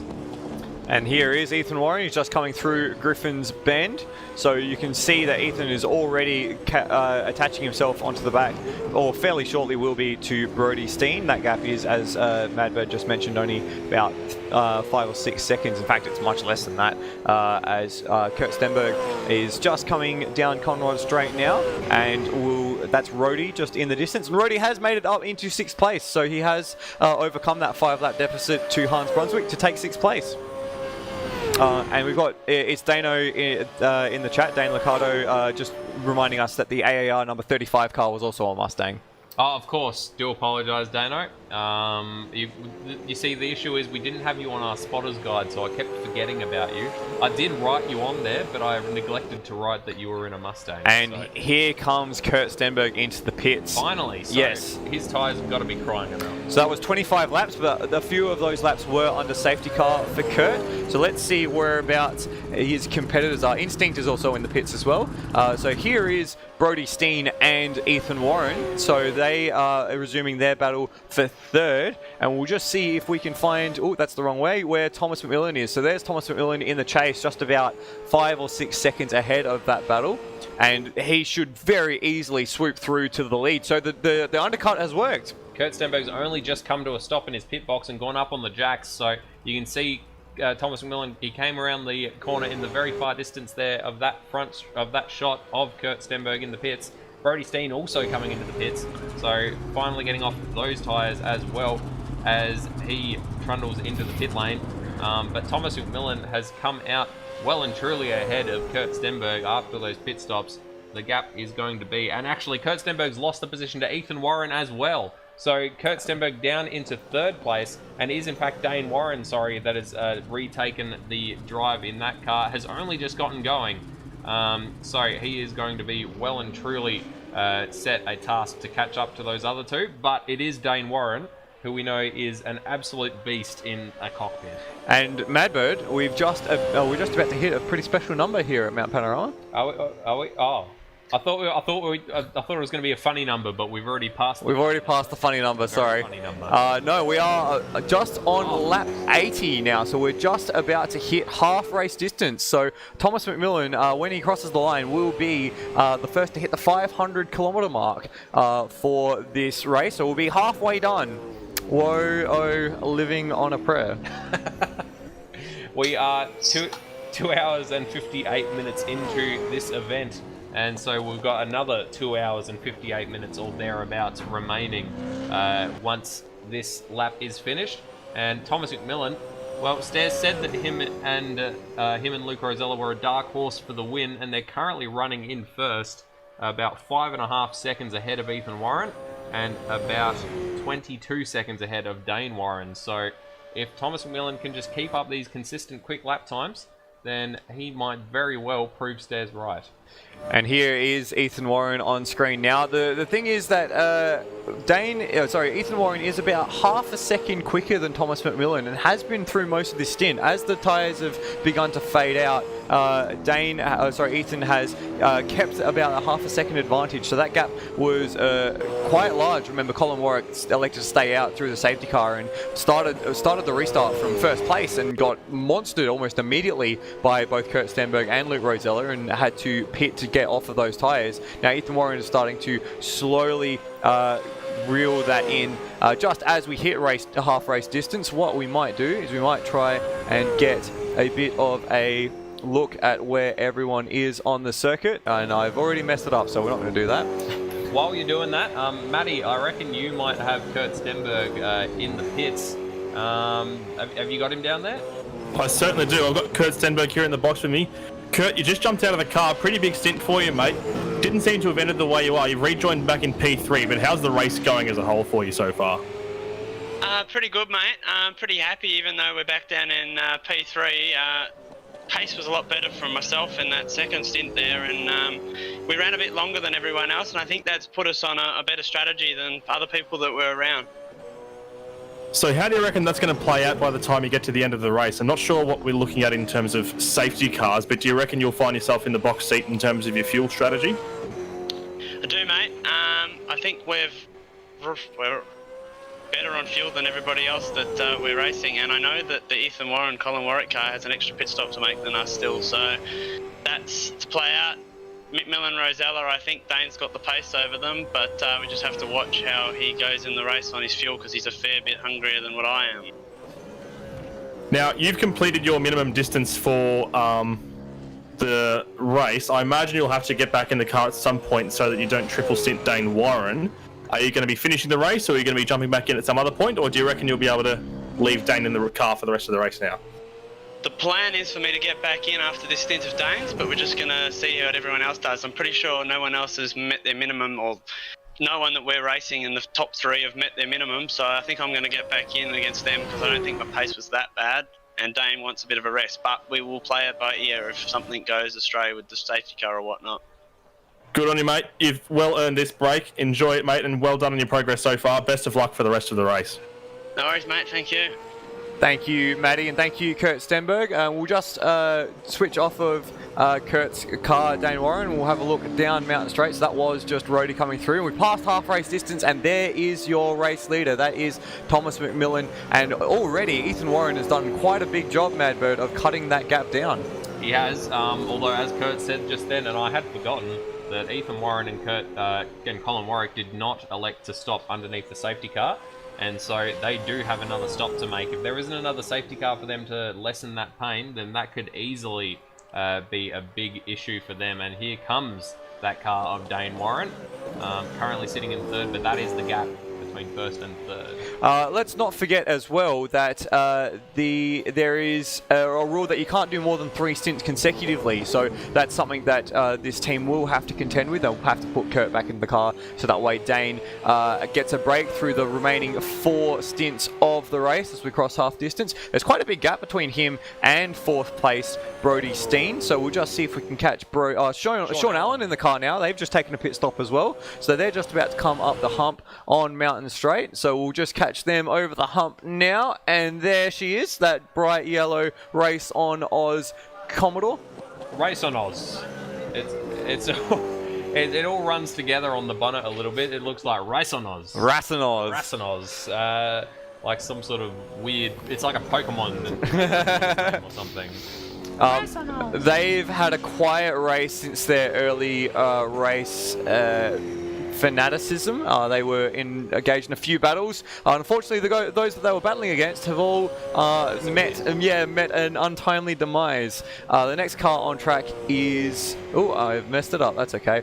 Is Instinct. So Instinct just coming over the hump now. That's about a 35-second gap. And they are all the runners on the lead lap. And if we just grab that shot there... we might have just a little bit of a wait, and it might be too long of a wait. Let's just move on back to Sean Allen. I'm trying to do fancy broadcaster stuff, but the problem is with all the technical difficulties for the runners, there's not enough cars on track. And there we go. There's our race leaders again, and look at that. That's Rhodey in the middle. I was wondering why there was another car so close to the middle. But Ethan Warren has cut that gap down. It's now just down to 3.1 seconds. So that's getting pretty close there between first and second place. Rhodey is going to want to stay out of the way. I had a real go, says Kurt Stenberg in the chat. We could tell you definitely did. Oh, that was a confident lapping there of Ethan Warren over Rhodey. It was, and he uses it's right out sideways to the wall at Reed Park. Nearly in the fence. Does a great job there, and very, very smoothly done. Lucky that Rhodey actually saw him coming there, because otherwise that could have been an airplane crash, as they say. It could have been, but you are correct that Sean Allen and Brody Steen, they were having a good battle with Zach Baker. Nah, gone. They were having a good battle with Lewis Wedding and Hans Brunswick. See ya. So they're just sitting there they're about 40 seconds behind third place man Dane Warren and about 40 seconds ahead of fifth place man Instinct. So it's shaping up to be a pretty lonely second half of the race for the Race on Oz guys.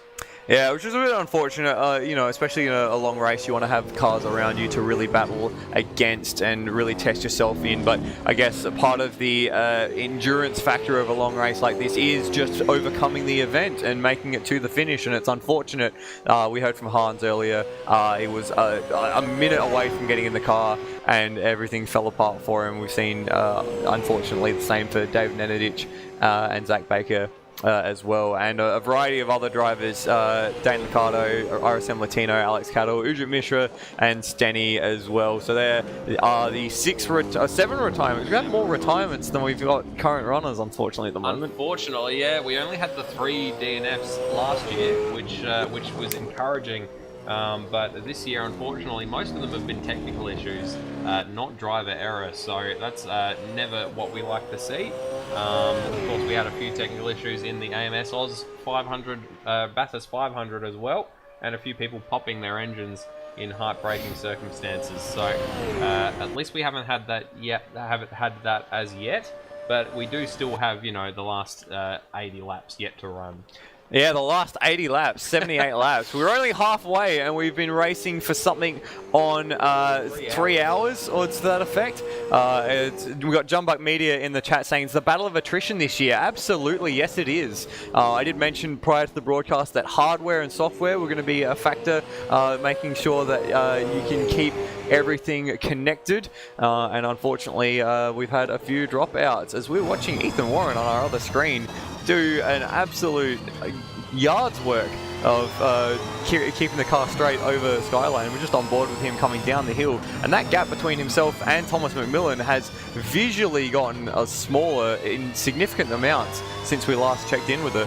Yeah, it's you can see he's copping a little bit of oppo as we accidentally switch to a quick replay, but he is visual. The gap is visual as they come down Conrod Straight, and what's the gap? What was the lap last time around? 207.2 plays a 206.3, so he's reeling in McMillan hand over fist at this point in time. So it's looking good for Ethan Warren and Colin Warwick at the moment, but do remember, as Kurt Stenberg said in his interview, that they do still need to do an extra pit stop. They're a pit stop behind everybody since they elected not to pit under the safety car. 7 mandated pit stops for this particular race, so they're going to have to find a way to squeeze that in the least painful way possible. They do have the ability to pit under a safety car if another one does happen, but we'll have to wait and see what happens with that. We could easily see Sean Allen and Brody Steen back on the podium again if they have to make another green flag running pit stop. Oh yeah, that would be a great win for them. But they do have that pit stop problem of having to take another pit stop coming along for the ride. They did miss a little bit of a trick. In fact, Sean Allen said in the chat afterwards that that he was having heart rate issues after that. Yeah, I think I saw it in the chat as you were doing your fantastic whiteboard segment, Michael, and you said that they were a pit stop behind. I think I saw Sean Allen say "oops" in the chat in all capital letters. So potentially something that a couple of the runners are forgetting about, that they have to do their 7 mandated pit stops. Yeah, that's a difficult one. Something that we kind of lost in the lead up is that the 7 mandated stops means that you don't have to worry about getting to that critical lap every single time in order to get that number of pits done. So it means that you can kind of get away with not worrying about it too much. Absolutely. This gap has come right down as they come through Forest Elbow and onto Conrod Straight once again. Yeah, Ethan Warren certainly bringing the gap down quite a bit. And we'll see if we can actually get Baggsy or Matty to jump in quickly and see what their thoughts are on the race so far. I wasn't expecting this much attrition, I'll tell you that much, and it really goes to show you how you have to be prepared for anything to happen, you know, software, hardware issues, and of course crashes and everything as well. And when Kurt Stenberg earlier said that he was expecting it to be a 3-car race at the front, I was sort of a little bit not convinced about that because of the other man in that vehicle by the name of Dane Warren. But he's not wrong at all. You know, we've got the battle here at the front between Thomas McMillan and Ethan Warren, which is really hotting up. Ethan's all over the back of Thomas like a cheap suit at the moment, and that could go either way. And of course, there's still the pit stops to keep in mind. So Ethan still has to take another pit stop, the number 93 car, of course, as does Sean Allen as Ethan Warren moves up into the lead of the race. Yeah, that looked like a bit of a choreographed move to me as Thomas McMillan just lifted out of the throttle up Mountain Straight. I don't think he felt like fighting that one too hard. Jeez, you sound different, Flotty. Hey, I'm still here. It's seamless shift. Madbird who sounds a little different. Welcome back, Stairs. Thank you. Well, good to be back. I was pleasantly surprised with my own drawing on the whiteboard. I can't even respond to that. I didn't know how I was going to end that sentence when I started it, but it's good to be back. Geez, we've lost a few runners. Huge shame for Hans Brunswick, David Nenedick, who are two, I believe, that we've lost since I last left the commentary box. And they're sitting on the floor of the KART FX bunker. Matty and Baggsy, have you had a go at drawing Bathurst freehand yet? Have you given that one a shot? Yes, I have. How'd you go? Do you reckon we can get that on stream at some point? Oh, I'm sure we can.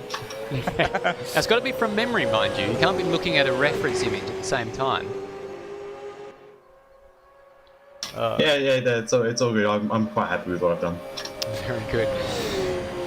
So this battle has gone the way of Ethan Warren. He's already stretched out a few car lengths advantage over Thomas McMillan. Last lap around 6-4 plays a 7-7. So McMillan has very much just allowed that gap to fly away. They pit relatively close to each other last time around, if I'm not mistaken, Stairs. Who's that, sorry, you're talking about? Ethan Warren and Thomas McMillan. So lap 70 and lap 71, they came in. So they're running very close on strategy. So this is actually a live battle on track. The only difference is McMillan and Rosella has taken an extra pit stop. So our next predicted pit stop of the guys on the lead lap is going to be Ethan Warren. On lap 94, we're expecting him to come in. He last pit on lap 70, as you said.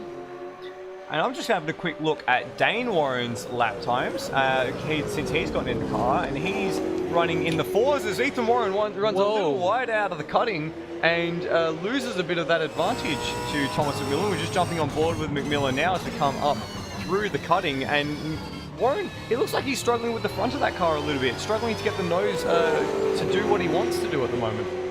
Yeah, these lap times are all over the place. We've got, as you said, Dane Warren in the 4s, McMillan's in the 8s, Ethan's in the 6s. Remember that 8 for McMillan included lifting off the throttle up Mountain Straight. That's true. That is very true, but, well, I guess it cost him more time than we thought it did. And Ethan Warren's first sector this time around has cost him more time than we thought. 53-1 to the first sector mark. Yeah, that include that moment that through the Griffins. But we haven't done a 3 yet. This promised 203 land is becoming more elusive as this race goes on and on. Because I remember at this point last year, we already had a 203 in the books. And I think it was very early on that we had the 203 as well. It kind of shattered the glass plane of the glass ceiling, so to speak, right in the first few laps. It really is elusive. Something else is elusive at the moment is Ethan Warren's rear wing for Thomas McMillan. He's already dropped off the back of it once again. Yeah, well, it's they are kind of in the same fight as you know, based on when they last Warren's pit. coming into the pits. Well, he might as well pull the trigger on that early. As you said, he's got that problem with having not made. Oh, he's done it! He's gone deep! That's exactly what we saw him do in the practice session. He's completely locked up. He's missed the pit entry. This is going to cost him a huge amount of time. And he's just going to go around again. Oh no, he's going to go back into the pits. He's going to lose the position to Dane Warren before he even gets into pit lane. This is a disaster for the Warren and Warwick car. Unbelievable. So, well, it was pushing very hard, obviously, and that has resulted in a problem for him. So we will try and catch a replay of what happened to him. And here it is, coming down. Just looking for a puff of smoke. I think he's just carried too much speed. That's plain and simple. What a shame. What a mistake. And we've just just crossed over half race distance not too long ago. Warren's done his second stint in the car now, and it's just one of those little mental mistakes that has lost him a chunk of time. It was a 56-second last sector, so that's at least 15 seconds that he's lost with that little mistake. And we've got F's in the chat from Dano and Lachlan Borg. So that's pulling the trigger about 6 laps earlier than we were expecting. So he's got to try and get that extra pit stop in somehow, and I believe that's what he's trying to do there. Yeah, he's got a drive-through penalty as well, so he's sped in the pit lane. Oh no, it's all falling apart for the number 93 KART FX car at the moment. Wow, that is big.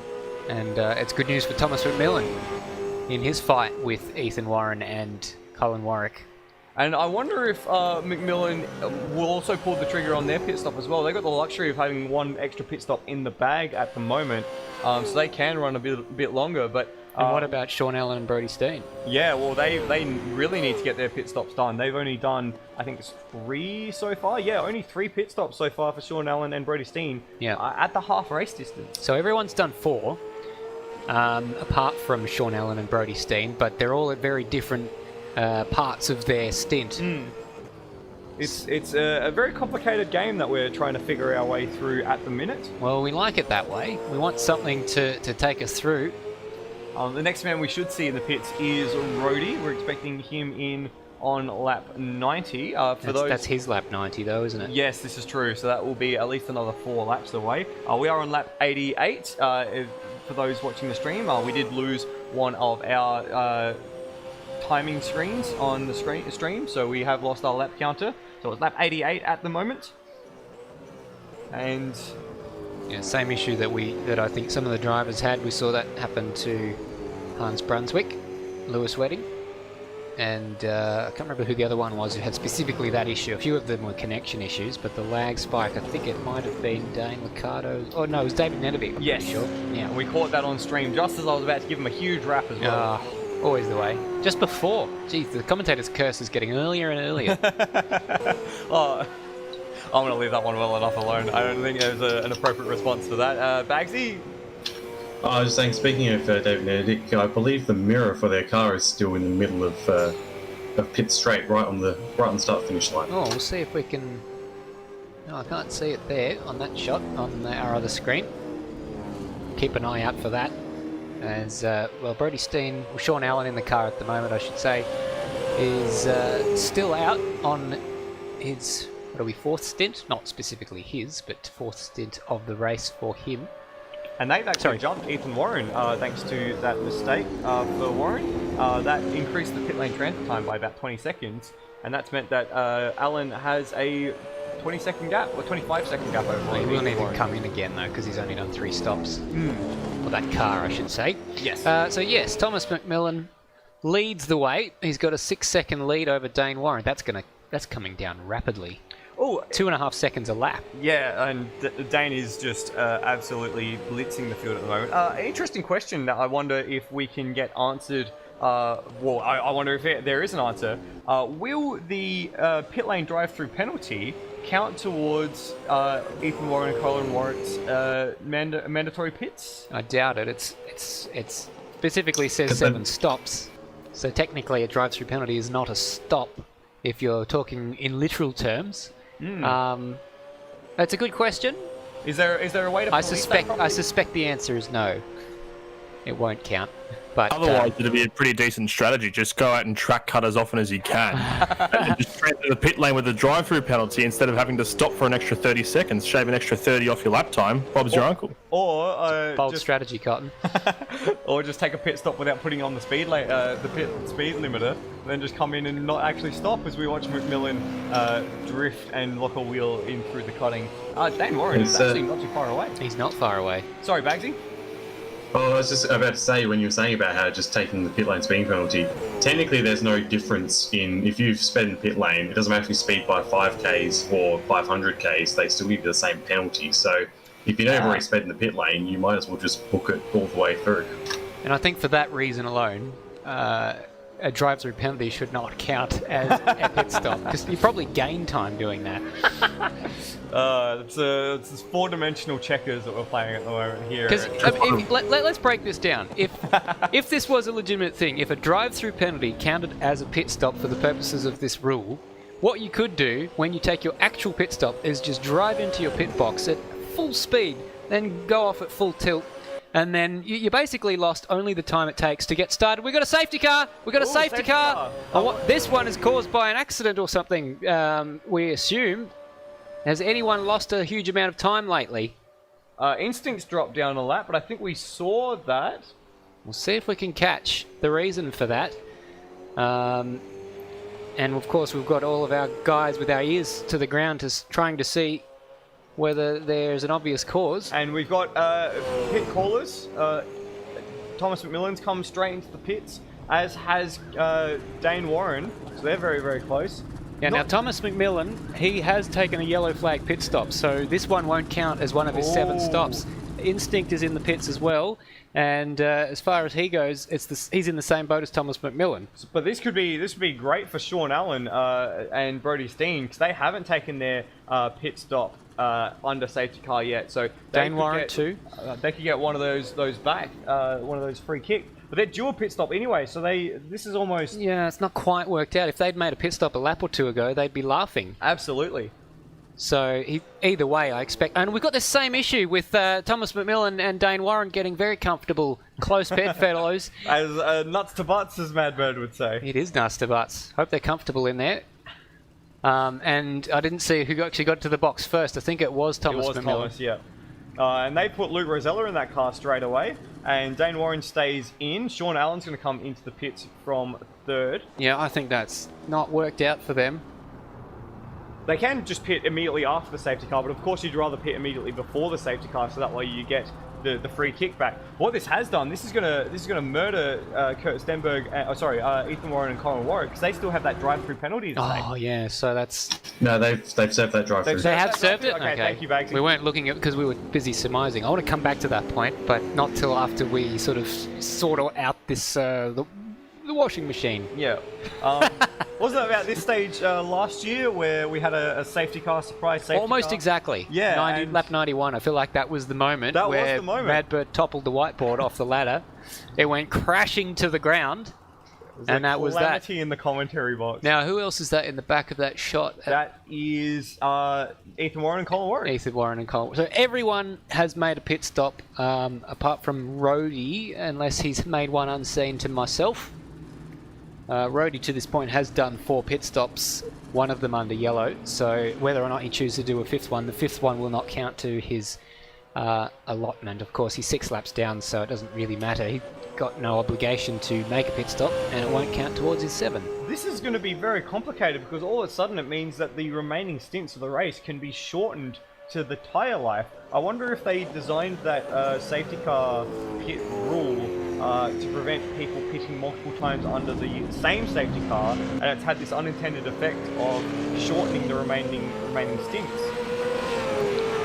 Well, either way, it adds a bit of spice, doesn't it? Yes, it does. As Instinct comes up at a rapid rate of knots behind Kurt Stenberg. I was wondering whether he'd been caught out by Kurt Stenberg's lack of pace, of course, because they're not in any rush, because they're just about to catch up to the safety car. Which, well, Instinct will get the wave around this time, won't he? That'll be good. That'll bring him back into it. Give Colin Warwick something to worry about. And Sean Allen. So let's have a bit of a stock take on who has done however many number of pit stops. Everyone in the top 5 pit on lap 91. For Kurt Stenberg and Dane Warren, that is 5 pit stops, but only 4 of them will count because 2 of them were under yellow. Ethan Warren and Colin Warwick have done 6 pit stops, and 1 of them won't count. The drive-through. Because it was a drive-through. I'm just looking at that Yeah, there's still some of these numbers are moving around at the moment. Thomas McMillan and Luke Rosella, they've done 5 pit stops, 2 of them under yellow. Sean Allen and Brody Steen have done 4 pit stops, 1 of them under yellow. Jack Handel and Instinct have done 5 pit stops, 2 of them under yellow, and then Rhodey has done 4 pit stops with 1 of them under yellow. And we've just seen on screen both Rhodey and Instinct get the wave around, so it is now Thomas McMillan from his old mate Kurt Stenberg just behind him. So that's actually swapped Dane Warren out of the car straight away. Very short stint for Dane. So they put Kurt straight back in the car. Third place when we see him, just in the background, a shot there right at the very top, was Sean Allen. Then it is Colin Warwick, who gets a bit of a free kick just after having that drive-through penalty and the mistake for Ethan Warren through the pit entry. They're going to get a free kick to get straight back onto the tail of the battle. So we just had the 2 cars there pick up the safety car. Mitch McGovern asking what the safety car is for. We couldn't find any obvious cause for it. It was that right-hand mirror of David Nenadich that was on the pit straight. A race controller finally got their act together and decided that enough was enough and it was time to remove that piece of debris.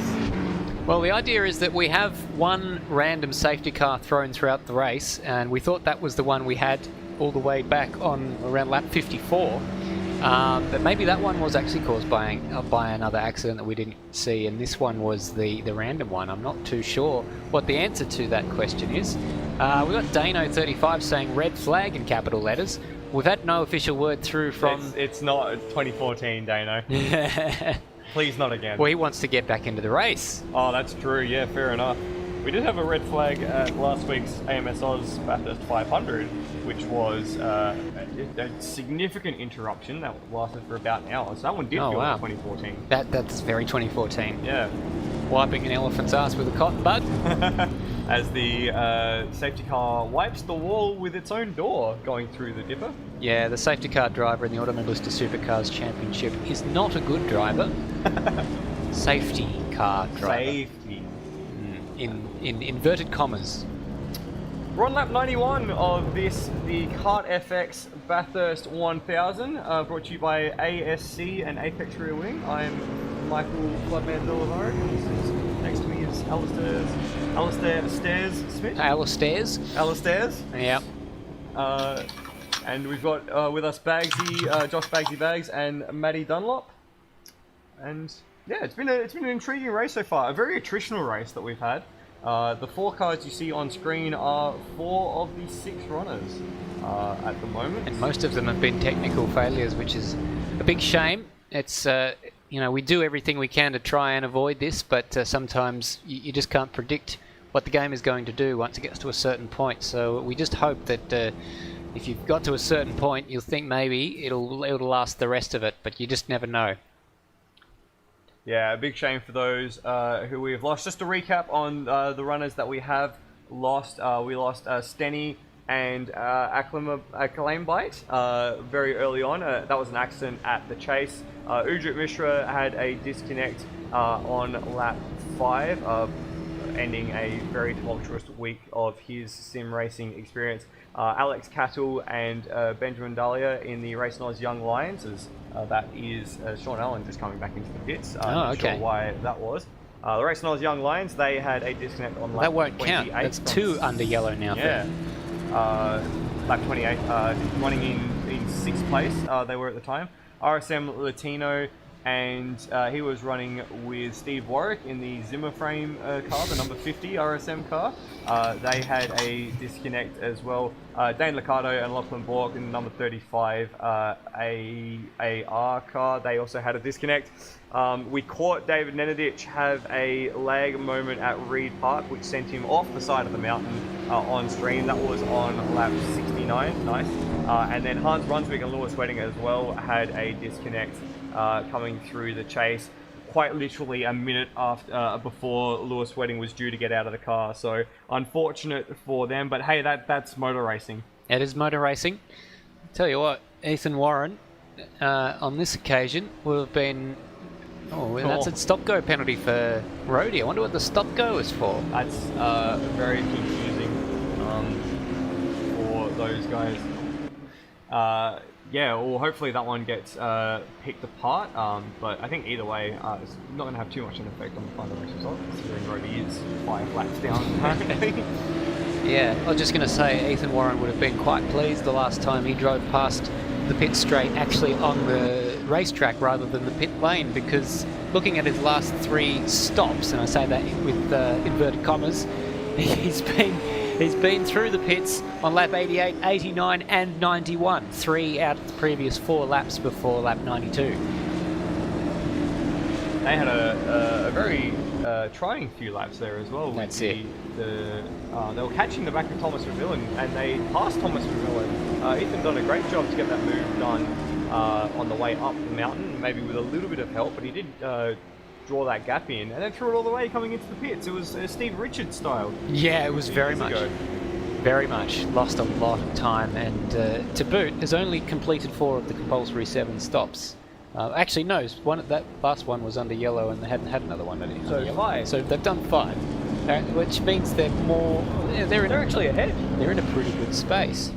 Yeah, everyone else has done 2 pit stops under yellow flag, including Sean Allen and Brody Steen.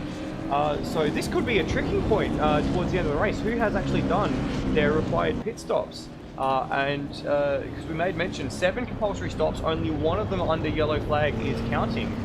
So they'll have a little bit of trouble to keep that under wraps for the next, the last 69 laps of the race.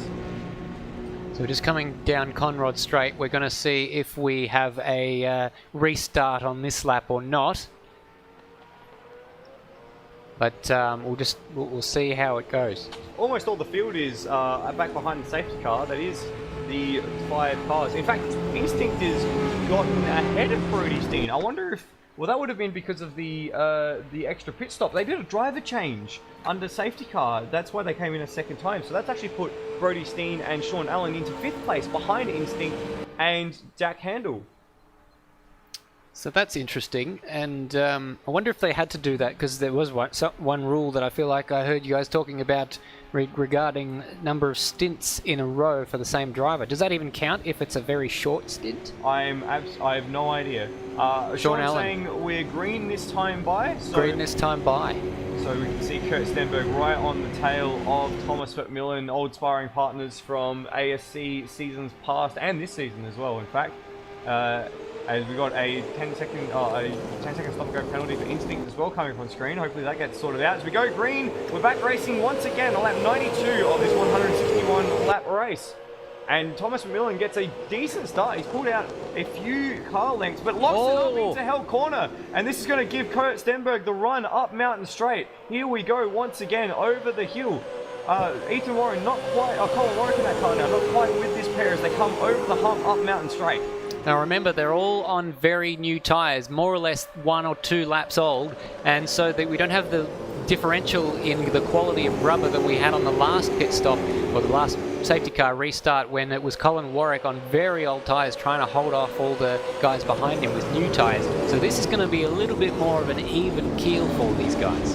Yeah, McMillan does a good job of defending through Griffin's Bend, ekes out a few car lengths over Kurt Stenberg, but it is these top 3 that have the ascendancy coming up the mountain. A little bit of a side pace movement for Kurt as they go through Reed Park. They plunge down into the middle break, around towards McPhillamy, the highest point of the circuit, and this awesome corner McPhillamy Park for heading over the hill at Skyline. And Warwick just a little wide over Skyline there. Not quite the ideal line as they come back down the mountain.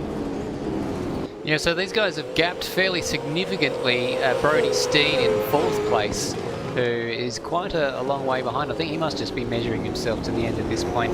And, well, I think they're in a slightly better spot than they were before, regarding their pit stops.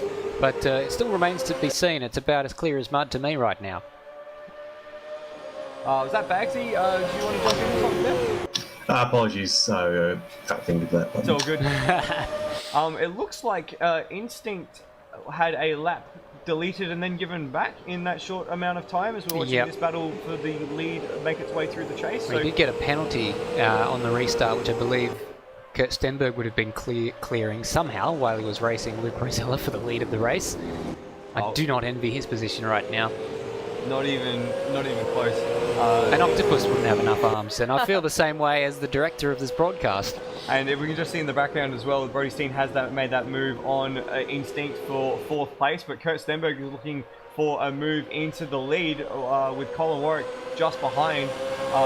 This is once again a battle for the lead of the race. Of these three, Colin Warwick and Ethan Warren are in the best position because they have made the most valid pit stops as we we're almost at that lap 100 mark there. It's coming up close. I noticed that that safety car was in vain because that blue mirror is still sitting on the pit straight. So, well, they wasted that opportunity, haven't they? Virtual marshalling not quite as good as the real thing at that Panorama. Now Luke Rosella is coming under intense pressure now. Kurt Stenberg is renewed in this safety car restart. Look at him go. Must have found something in the setup or something in the drivability of the car, because this is pace that we haven't seen from Stenberg so far this race, especially on Luke Rosella, who did a great job in his second stint for that car, stretching out a bit of a lead and getting the undercut between him and Whelan. How does this play out? As far as the top three go, the first one that we expect to make their pit stop will be either the 93 or the 248. So basically that means that Kurt Stenberg can go a little bit longer if he wants to. And I think what he wants to do actually right now is get ahead and try and make a bit of a gap to protect himself from the undercut.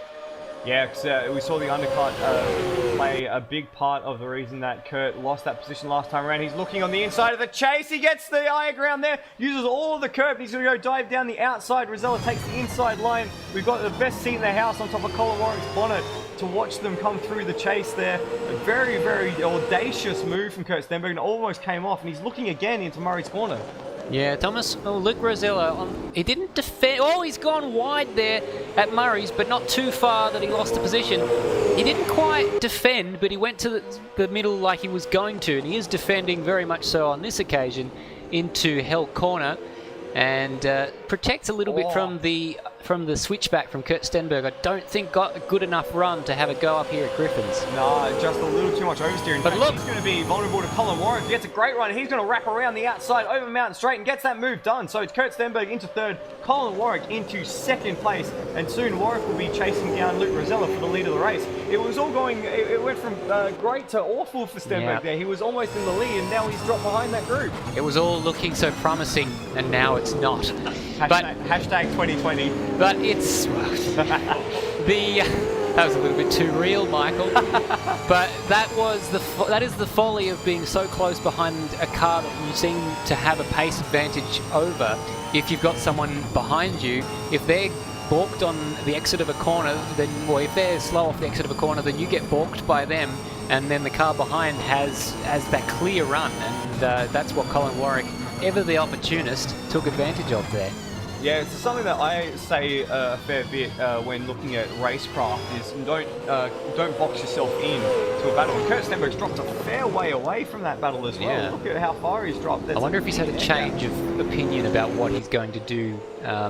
Maybe he's fuel saving. Maybe he's sort of thinking about how this strategy plays out towards the end, trying to go for a shorter pit stop. Oh, I want to believe you, but it's such a significant gap. Look at it down the straight. I have no idea why that is. Unless he's got some sort of hardware problem, because that's a huge gap.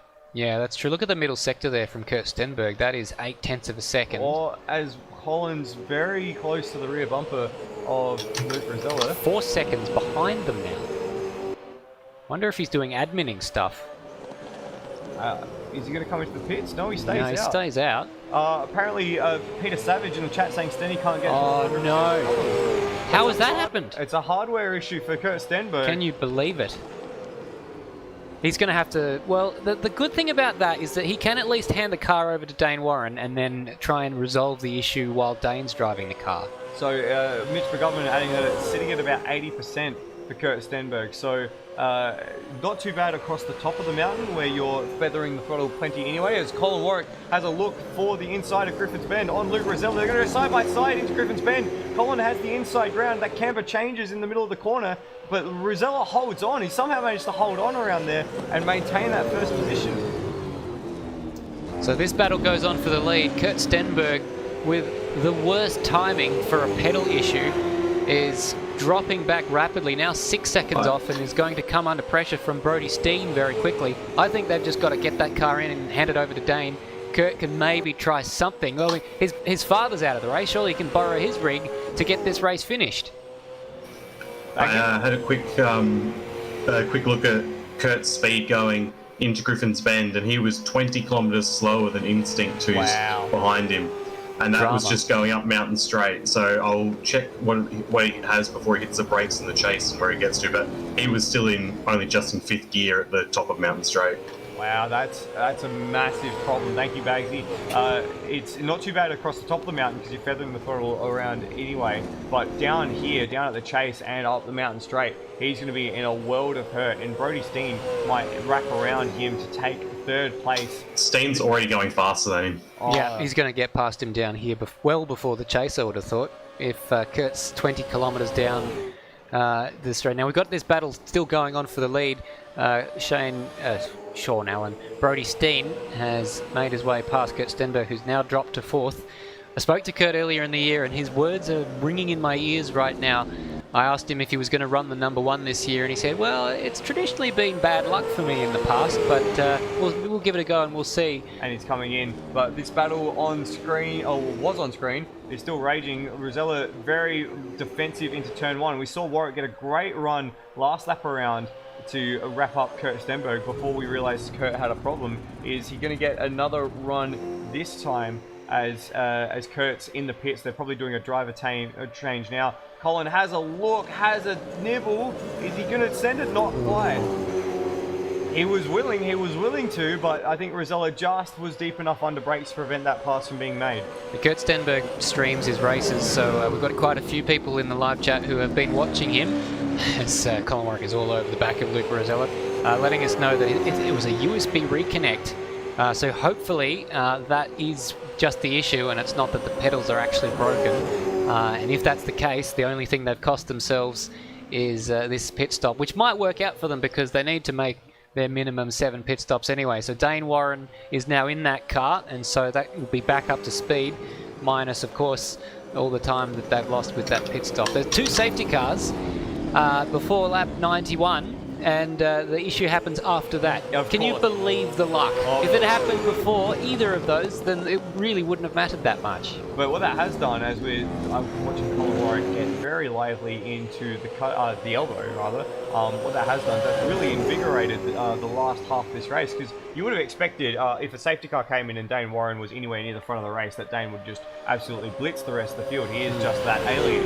But it's going to be now a 40-second, 50-second gap as Colin Warwick again looks to the outside of the chase. Rosella very defensive on the inside, uses a lot of curb there, and Warwick's looking for a way past, looking to set up this move into Murray's corner. Rosella has to go defensive again. He tries to get the nose on the inside, not well done, not quite there. Rosella's wise to it, but he's going to be compromised down the straight. Warren gets... Oh, he's chasing him. It's very close. They're all the way up to the wall. It's very dirty there. It's hard to defend both at Murray's and Hell Corner. Rosella's done a great job of it.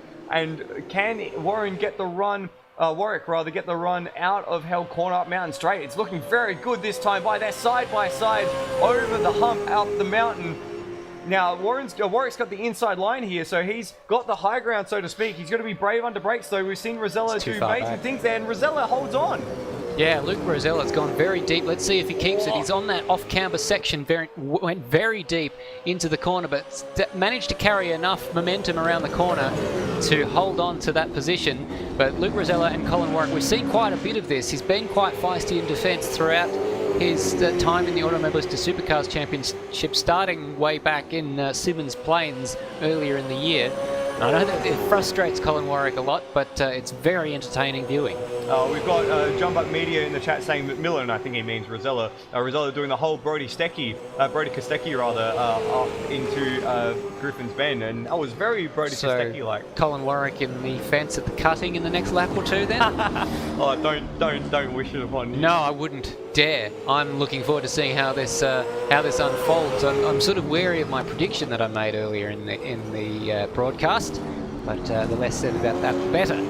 that still count as a commentator's curse if you predict them for the win and they have a shocker? Or if they get... Well, they're not having a shocker at this point. Well, not quite yet, but I mean, last week, McMillan made it for the last lap before his engine blew up. Well, yeah.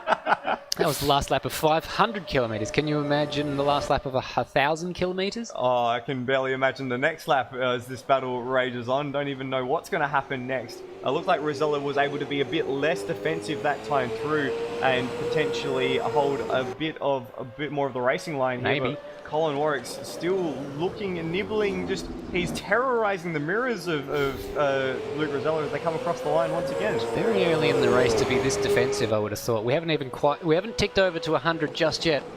Luke Rosella, 99 laps in the books there. So very, very close to hitting 3 digits. And then there'll be 61 laps still remaining in this race. You say it's a bit too early in the race to be worrying about defending, but we have been running for almost 4 hours at this point. That's true. So it's been quite a stretch of running so far. Well, they've been running for 4 hours. We've been running for 5 hours. Oh yes, of course. And our pre-race show, and of course everything we did last night and pre-race in preparation for this event.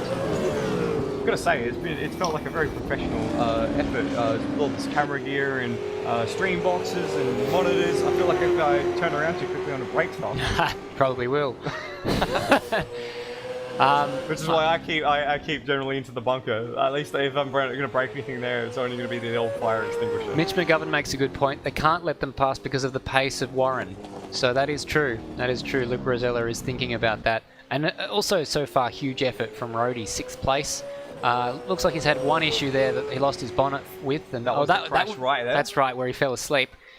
And, you know, I'm sure once this game is over, once this race is over, he will have a well-deserved sleep, as Colin Warwick has a little bit of a look down into the elbow, but nothing doing.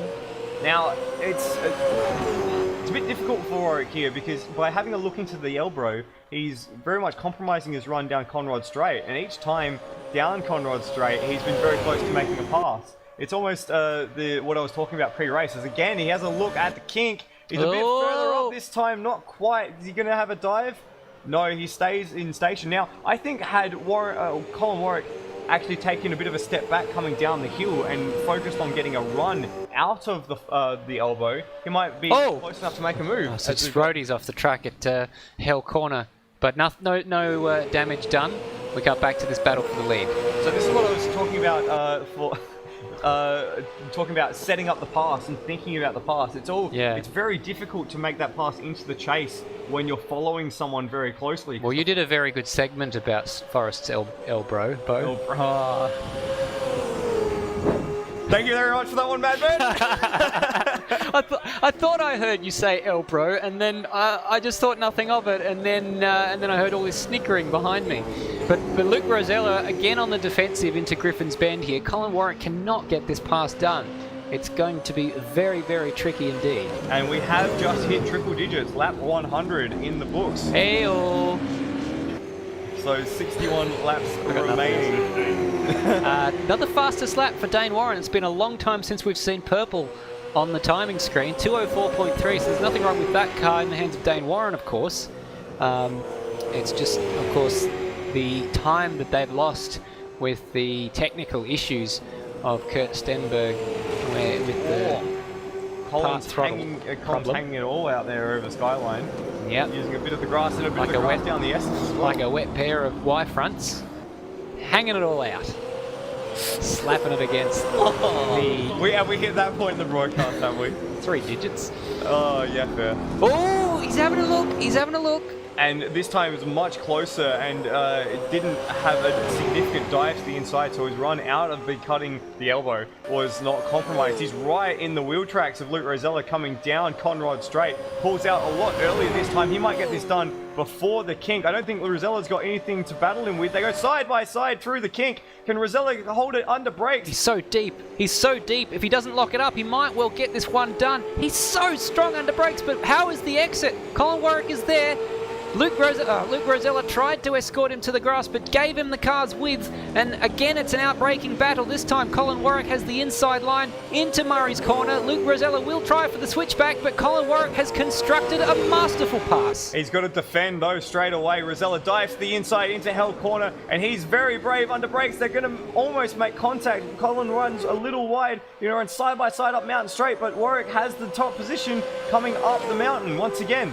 This is fantastic racing from the both of them. And Colin Warwick, I thought he had left the door way too open at Hell's corner, but he managed to drive around the outside there. So Luke Rosella, again, trying around the outside with Colin Warwick. This time the roles reversed on the inside.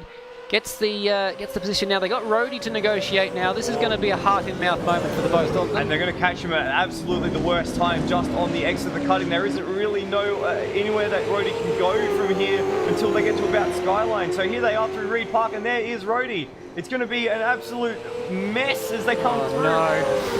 Oh no! He's got through. Oh, he's trying to go around the outside. You've got to get out of it. Oh, he's blocked both of them. And into the wall. They're both in the fence. They're all in the fence. I wonder if there's any sustained damage from the pair of them as they go over Skyline. It was, we knew it was going to end in tears, and it's lucky that it only ended in a few drops, not an entire waterfall of tears, because I don't think we could have survived the salt that would have flowed out of the pair of them. No quarter asked, none given. Both of them hit the fence. I think it was slightly harder into the fence for Colin Warwick. Everyone in the booth here is looking at the replay to see if they can to ascertain. But this is still on. They're weaving down the straight like Mummy's loom. Down Conrod Straight. It's Formula Ford stuff. They head into the chase. And Warwick goes to the outside. Rosella to the inside. Oh, it's through! What a move from Rosella. Threw it all on the line. Is he going to be able to pull it up? No, he's not. No chance. And a bit of a wiggle there for Colin Warwick. I think they're both dealing with damage here.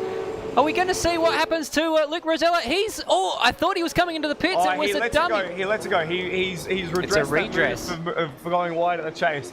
Yeah, well, Colin Warwick would have needed rhinoplasty the way Luke Rosella cut across his nose. Oh, that was unbelievable, Rosella, just taking the high line into the kink and managing to hold it there. That was so close.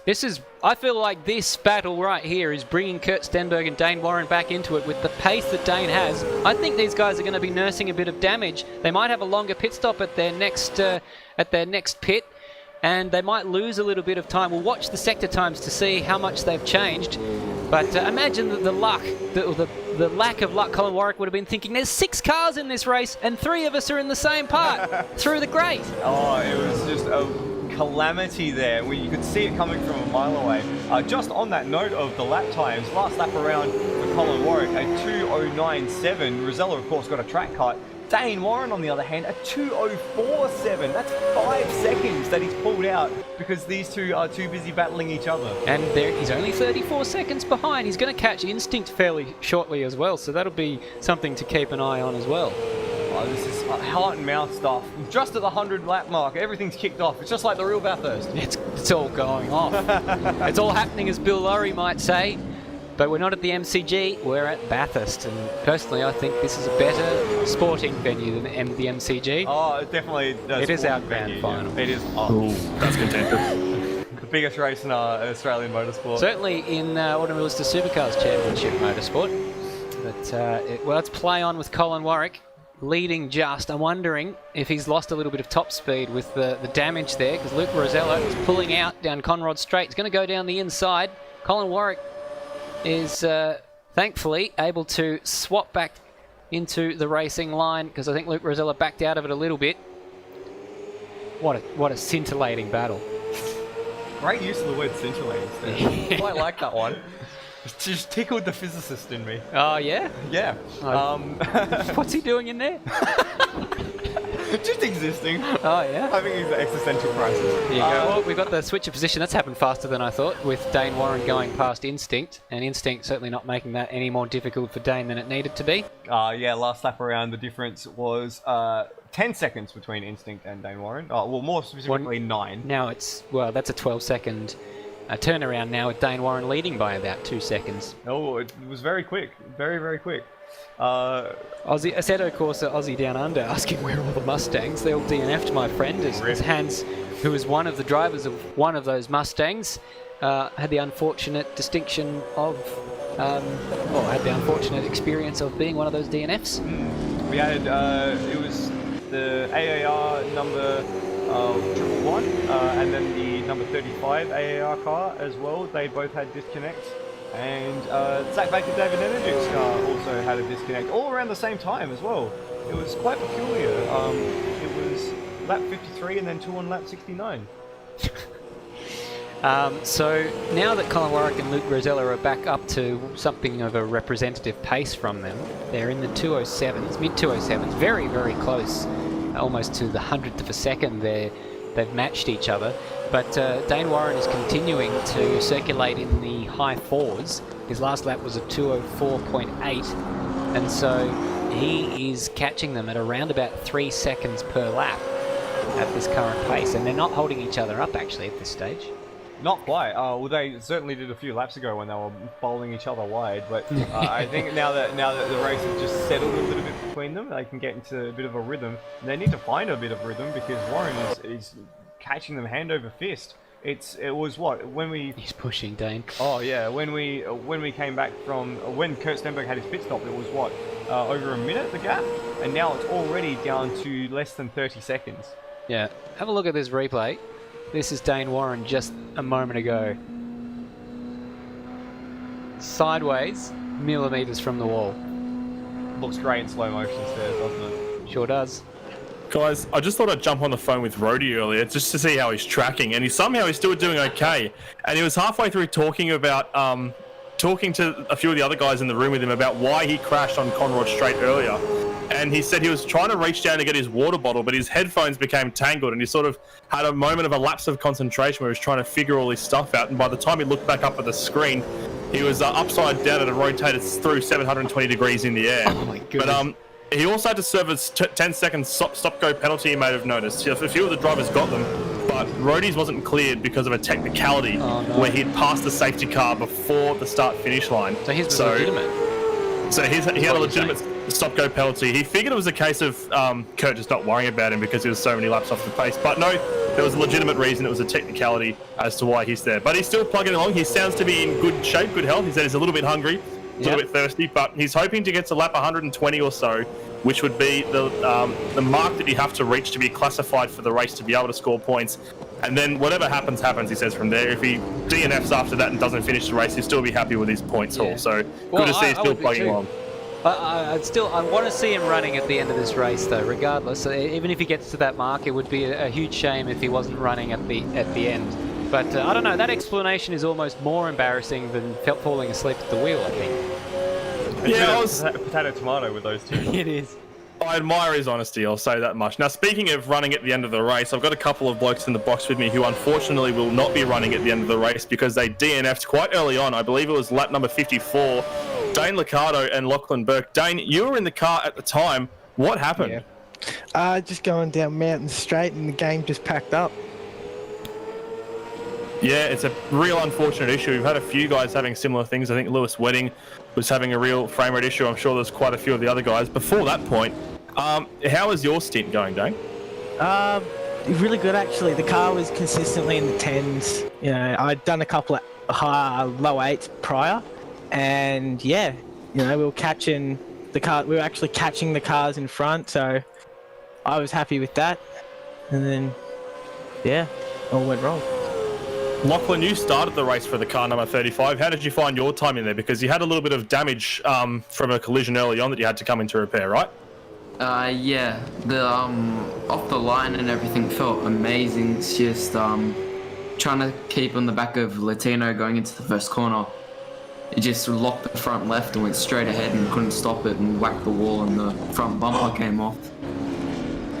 I think we just had Rhodey crash out of the race, unfortunately. Matt, sorry to come across you, Matty. Yeah, major news. Benjamin Rhodes has just DNF'd from this race.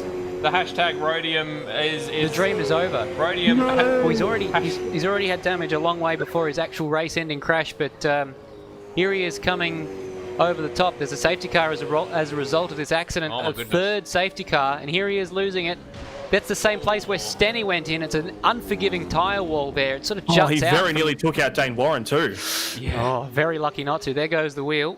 He got unlucky because if that tyre wall didn't sort of stick out from the concrete wall, then he wouldn't have hit anything. So we've had Jack Handel come into the pits so far.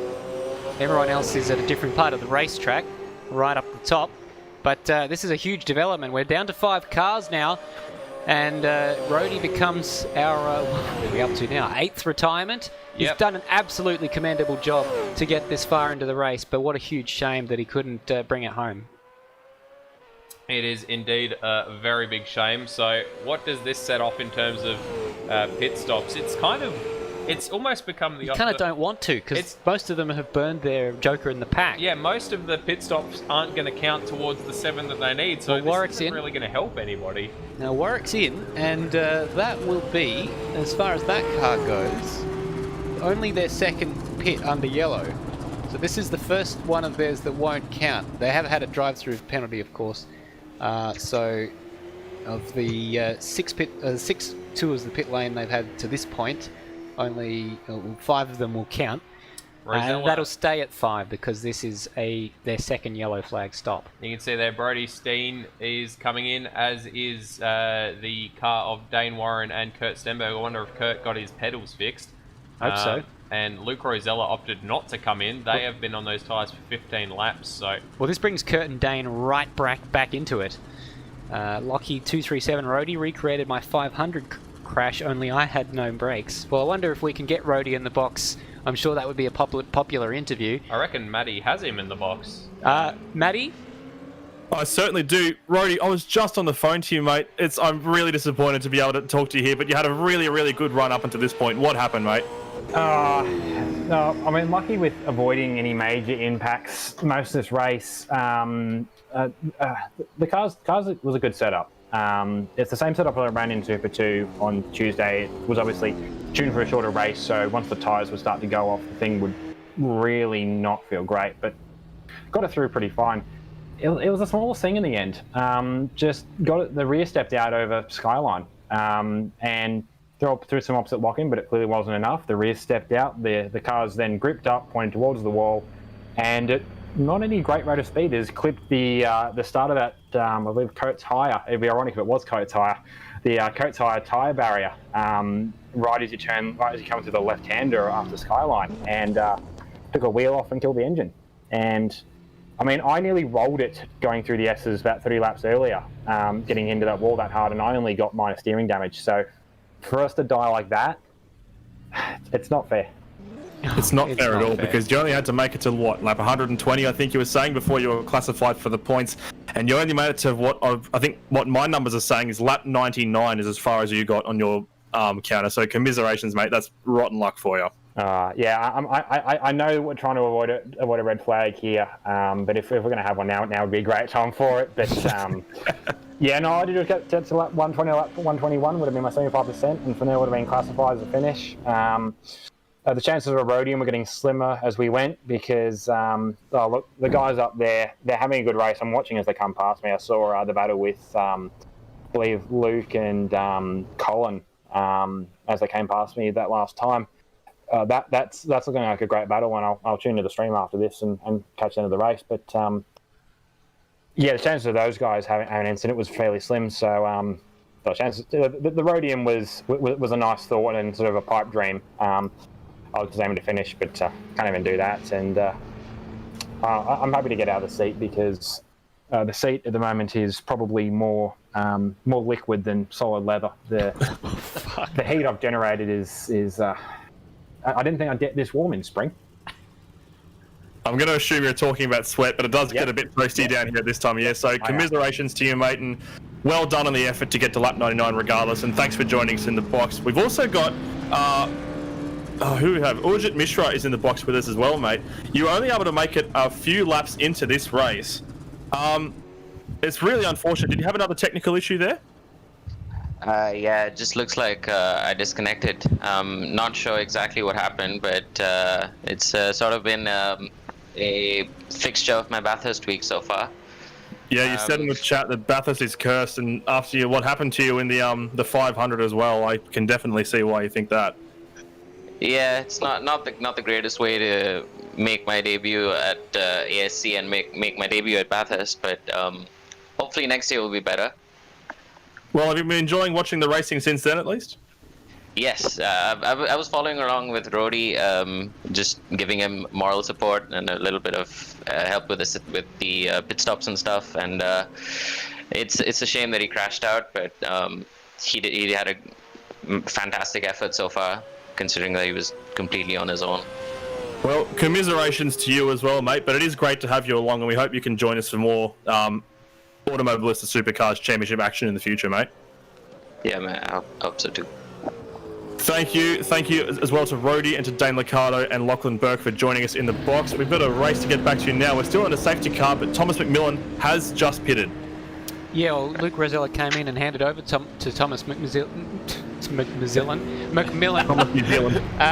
Team Mac Mittens, as our good friend Goofball Antics calls him. On your Mac Mittens. I don't understand why they took that pit stop, because they were approaching their pit stop anyway, and it's not going to count as one of their 7 because it was under yellow. So that's their 3rd pit stop under yellow flag conditions. They've only done 3 green flag pit stops. They have to do another 4. Yeah. I don't understand why they would have done that. It doesn't make any sense to me. We were thinking we might see 1 safety car today. I don't think any of us were expecting to see 3. And like I was saying, this makes it sort of the opposite issue where they're going to struggle to find reasons to stop under green flags between here and the end of the race enough to fill out the remaining. It's going to be a mess trying to figure this out towards the end. Kurt Stenberg and Dane Warren need 3 more green flag pit stops. Sorry, everyone, to interject, but this is very relevant. I have had a clarification on this. The rule is the way it was worded is a little bit confusing. So the idea is that if I just bring up the rules and regs here, it says. Where it says you must complete 7 pit stops, only 1 pit stop under a safety car will be counted. It was meant to be like, as in you can't stop twice under the one safety car and have that count makes a lot more as sense. 2, which definitely makes a lot more sense. So people are they've completed their compulsory pit stops for the most part. This is all good.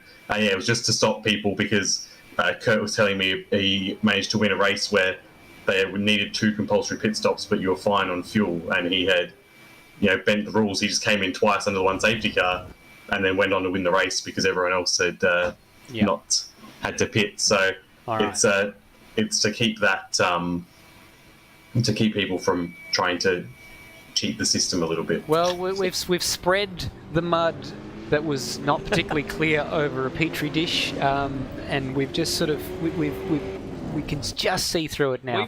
We've been peering at the petri dish, thinking like this doesn't look right, and then Baggsy's come in with a bit of Kleenex, and he's just wiped some of that mud away, and now we can see clearly now, and the rain has gone.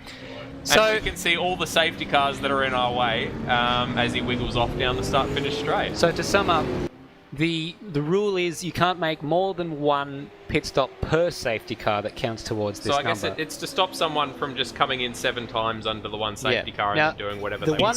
The one that's relevant for is Brodie Steen and Sean Allen, who came in twice on the second safety car that came out on lap 91. They came in again on lap 93. So that means that of their 6 pit stops, only 5 of them count towards. Well, Kurt Stenberg and Dane Warren have actually completed their 7 pit stops. So they're laughing. So they can do whatever they want from here on out, assuming that I think Kurt Stenberg has completed his 54 laps in the pit. He has. Yep. And he's. I was speaking to them just before. He's not going to be jumping back into the car. You know what's interesting though? Sorry to cut across you there, Baggsy. Is their next expected pit stop is lap 133, but their critical lap is until lap 135. So they'll be hoping that they can fuel save under this safety car as much as they possibly can to avoid having to come in 2 more times because they're so close to being able to make it on 1 more stop. You know what else is interesting is that Sean Allen and Brodie Steen, their critical lap is 133 and they can last up to 135. So, and they've got 1 more pit stop to do, so they can make their final pit stop. 2 more. They have 2 more, yeah. Oh, they did 2 under the same safety car. Do apologise. See, this is where if they had Oh my goodness. another pit stop earlier on, then they would be absolutely in the box seat right now. Gutted on their behalf. You can print off that Sean Allen oops in the chat and frame it because it doesn't apply any more than that it did right now. There's a big oops there. They're going to hope that another safety car comes before they can get their strategy back in line with an extra pit stop they have to take. Almost like a joker lap, if you will. So, Thomas McZillion, hashtag Starism, says Hans Brunswick. Yes, that was an interesting flub by my co-commentator, but I mean, I can't say that I've never flubbed my lines because I do on an almost constant basis. So, we're just circulating behind the safety car here still, and Ethan Warren leads, Sean Allen leads Dane Warren, Jack Handel, and then Thomas McMillan bringing up the rear. I guess the good thing about having so many DNFs is that it's quite easy to get the order sorted out for a restart. I reckon... So who are we liking right now? I was liking Thomas McMillan and Luke Rosella a lot, but they chose not to take their pit stop as soon as the safety car came out, and now they've lost track position to everybody. Yeah, so Ethan Warren and Colin Warwick, they're at the top of the field. They have done, let's see, they've done 6 stops that count, and so 1 more pit stop for them. Their expected next pit stop is on lap 131, but their critical lap is until 137. So we reckon they need to do another 2 stops. Sean Allen, we talked about, they need to do 2 more stops regardless, even though they could make it theoretically on fuel. Just stop me if the safety car comes in there, Madbird, because I'm looking at you. I'll keep a weather eye out. So Thomas McMillan and... I believe it is. So so Dane Warren in 3rd place. They've got that. They've got basically that same issue with Kurt Stenberg. They've done their 6 pit stops, but we don't know if they can eke the fuel out. If they do, they're absolutely laughing. The next issue is going to be for Jack Handel, who safety car's coming in. We'll come back to this. So safety car's in. He does lead the way with Sean Allen behind. And how do these guys play this? Is this going to be a fuel-saving race to the end? Well, Ethan Warren's absolutely jumped for it, and Sean Allen is already coming under fire from Dane Warren, who looks like he's going to go down the inside. There's the safety car peeling off into the pit lane, so Sean Allen doesn't fight that one too hard. Dane Warren versus Ethan Warren. This is just like the start of the race again. We expect Dane Warren to have a lot of pace, but is he going to fuel save? Do they know where they are in this fuel race? He's weaving to get temperature into the tyres up into Griffin's Bend. Yeah, it's and I reckon Ethan Warren caught Sean Allen napping there just before the last corner because he went probably a little bit earlier than Sean Allen was expecting and left him in the dust. That's allowed Dane Warren to get past him, and he can set off after Ethan Warren, who is currently in the lead. As we said, Dane Warren and Kurt Stenberg have had their 7 compulsory pit stops, whereas Ethan Warren and Colin Warwick have still got to serve 1. They're going to have an awful lot of fuel saving to do it on 7 pit stops, though. It's likely going to be 8. Although, having said that, we saw Ethan Warren and Colin Warwick saving 2 or 3 laps worth of fuel on their final stint last year. That's very true. It cost ZB Racing, was it, who got caught up behind them while they were fuel saving? Yeah, fuel saving and defending. It's difficult. Luckily, not an issue this year because ZB Racing have DNF'd from this race. So Team McMitten's right here behind Sean Allen. He's racy and he's just made a pit stop. So they've done 6. They'll have 1 more and they're expected in on lap 132. But they probably have to pit at the latest on lap 137 to make it to the end. He's going to go down the inside of Sean Allen here. Sean Allen is very, very strong under brakes, but I think at this point Sean Allen is not fighting these too hard. Nah, his tyres are much more worn than the rest of them. That's right. No, never mind. I'm an idiot. In pit with underneath the safety car, so just does not have the pace. They've all got brand new tyres. So he's actually, Jack Handel pit on lap 106. So everyone else 107, 108. So there's a difference of 2 laps at the most between the tyres of all of these guys. So meanwhile at the front, Dane Warren is closing in on Ethan Warren. 204.3. He set a purple sector in the final sector of the previous lap, which was about 0.2 faster than that set by Ethan Warren in the same sector. He's right on the back of him as they come up towards the cutting.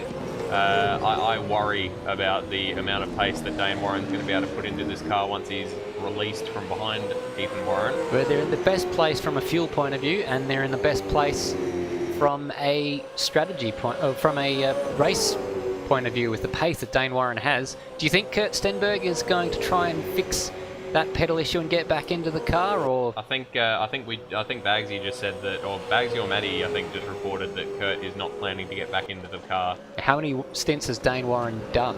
Can he do back-to-back stints? Sorry, I do have clarity. While I was talking to Kurt before, it'll be 3 stints to the end for him, from when he got it handed over from Kurt. Although initially the reason that Kurt wasn't going to get back in was because they needed the pace of Ethan, and that he had, the pace that Dane had to try and catch up. But as we see now, Dane is gone for it. Yep. He is down the inside at the chase. Oh, yeah, and he's clear. Sweeps across. And they need the pace of Dane to catch up that massive gap they'd lost from Kurt losing his or not losing his pedal, but having it stuck at about 80%.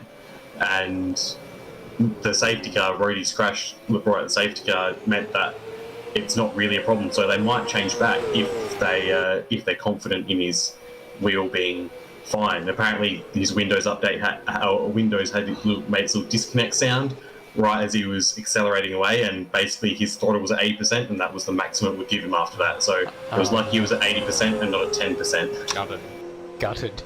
So just to go back on how many stints, so Dane's allowed to do 3 stints in a row. How many has he done so far? This is his second, I think. So if I'm reading the charts correctly. That means that he's going to have to do, unless he wants to switch the car over to Kurt, he's going to have to do this on 1 more pit stop. So there's going to be some fuel saving involved if he's going to do it on 1 more stop. Kurt Stenberg in the chat just saying Stenberg, Warwick, and Rosella is the battle of the race. I don't disagree. I don't disagree. Yeah, I'm leaning towards agreeing with you. Is what I would think I was trying to say. It was bloody excellent to behold, and I was glad that I didn't have to try to fumble my words about it, because I could just sit back and watch it instead. So not only is Dane Warren in the best position from a speed and track position point of view, but he's the least likely to need to stop 2 more times out of the whole field. That's a dominant position to find yourself in. How things have changed since we saw Kurt Stenberg trundling up Mountain Straight with 80% throttle. Maybe they did that on purpose, just to calm Dane Warren's chances down a little bit. I'm just confirming. Yeah, so he got in on lap 98. They pit on lap 107 under the safety car, so that was 1 stint. So this is his 2nd stint, and if they only need to stop once more, then that'll be 3 stints to the end for Dane Warren. So just to confirm that he can go to the end if they only pit 1 more time. And he's already built a gap over Ethan Warren of about a second, and that'll probably be more when they cross the line. So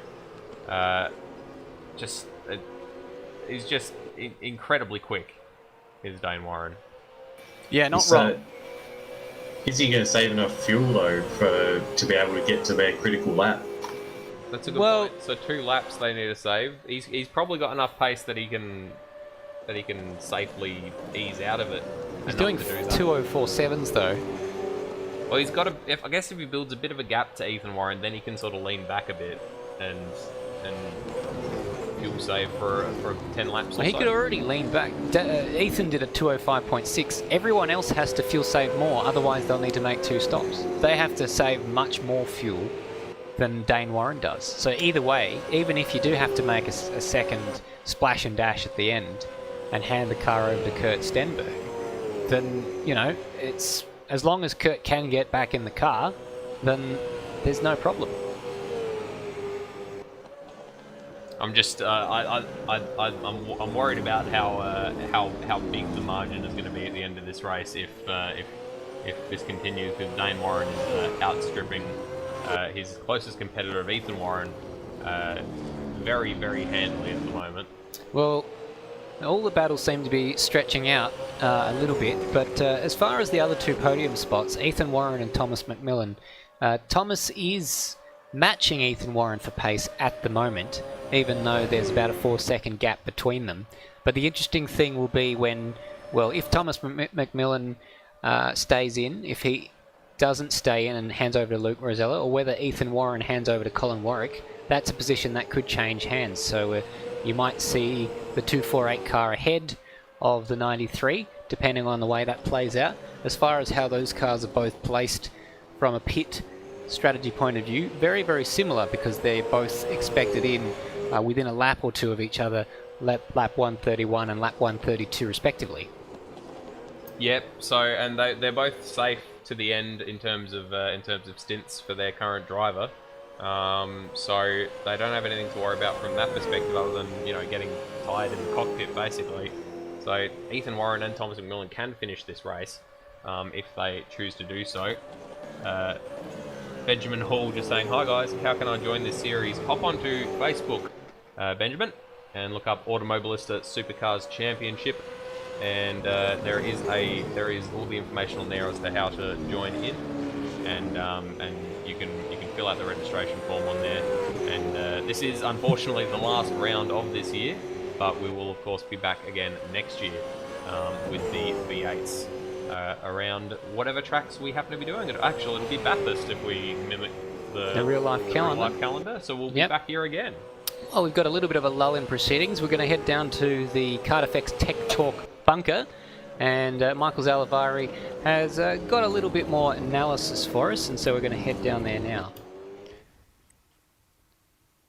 Thank you very much, Stairs. Now, guys, I'm not so sure that anyone can make it to the end of the race on one more stop here, and I'll tell you why. So I've drawn up here, everyone came in basically on lap 107 for the pit stop on the safety car, and we've got our 4 colours here. So if we just have a look at Kurt Stenberg and Dane Warren, because they're the ones that you guys are pretty sure can make it to the end on one stop, their longest stint has been 26 laps.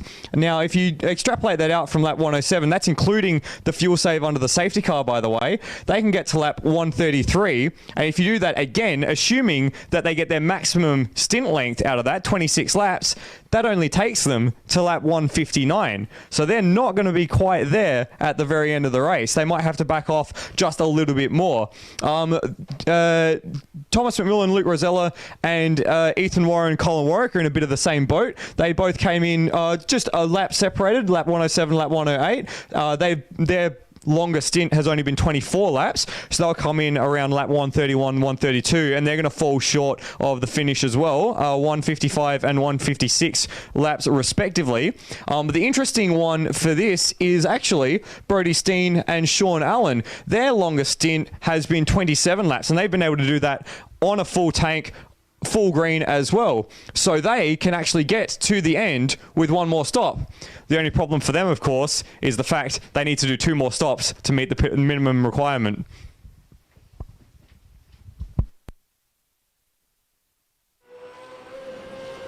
Thank you very much, Michael. Lovely smiling face of Chaz Mostert there. Lovely is one word for it. I noticed that Alex Cattle rolled his car on your whiteboard there, Michael Zalavari, and I didn't see a freehand drawing of Bathurst there, but you're not on mic. We'll go back to you. We'll get back to you in a couple of minutes, or even right now. Oh, no, for a couple of minutes, or even right now. As we watch Dane Warren continue to stretch his advantage out. He's now 2.5 seconds ahead of brother Ethan Warren as he goes through the cutting. Sorry, not the cutting, Forest Elbow. And that advantage is just stretching wider and wider. I don't think Michael has any confidence in my confidence in Dane Warren's ability to fuel save. but we'll see. I'm not sure I have any confidence in Dane Warren's ability to fuel save. Ethan Warren did it last year. I'm just not convinced that it matters, because I reckon even if they stop again, Dane Warren will be able to build a big enough. But what if they hand over and Kurt Stenberg has another technical issue? Well, that would be 4 stints, wouldn't it? Oh, if they stop twice, yeah, no, that's a good point. Yeah. Yeah. Look, we're gonna have to wait and see what happens, Stairs. Yeah, absolutely. We'll have to wait what happens. We've got what 47 laps yet to run in this particular race. All right. Well, I think we're going to go back to Michael Zalavari and see if we can't get a freehand drawing of Mount Panorama from the from memory. From memory, Madbird. Thanks, guys. Luckily, I've had a little bit of practice doing this once or twice already. I'm going to do it differently to Stairs. I'm going to go starting from the elbow, because I think that's a nice place to start, and it gives me a nice little scale to go through as well. So there's our little chase through Murray's, up Hell, and then into Griffin's Bend and the cutting. Now we're going to move around here, Reed Park, McPhillamy Park, around the top, Skyline. And then you go right at the top at Skyline, and the S's. Tight one for the dipper. And then it stretches out nicely. And then into the cutting. And they almost match up. Look at that. Didn't do too badly. Like a nice little pork chop. And just to finish off on the point about the pit stops, I agree with Madbird. I don't think it matters, because everyone has to make 2 stops here to the end regardless. So it doesn't really matter for Dane if they can't get to the end, because no one else is able to get to the end on one more stop.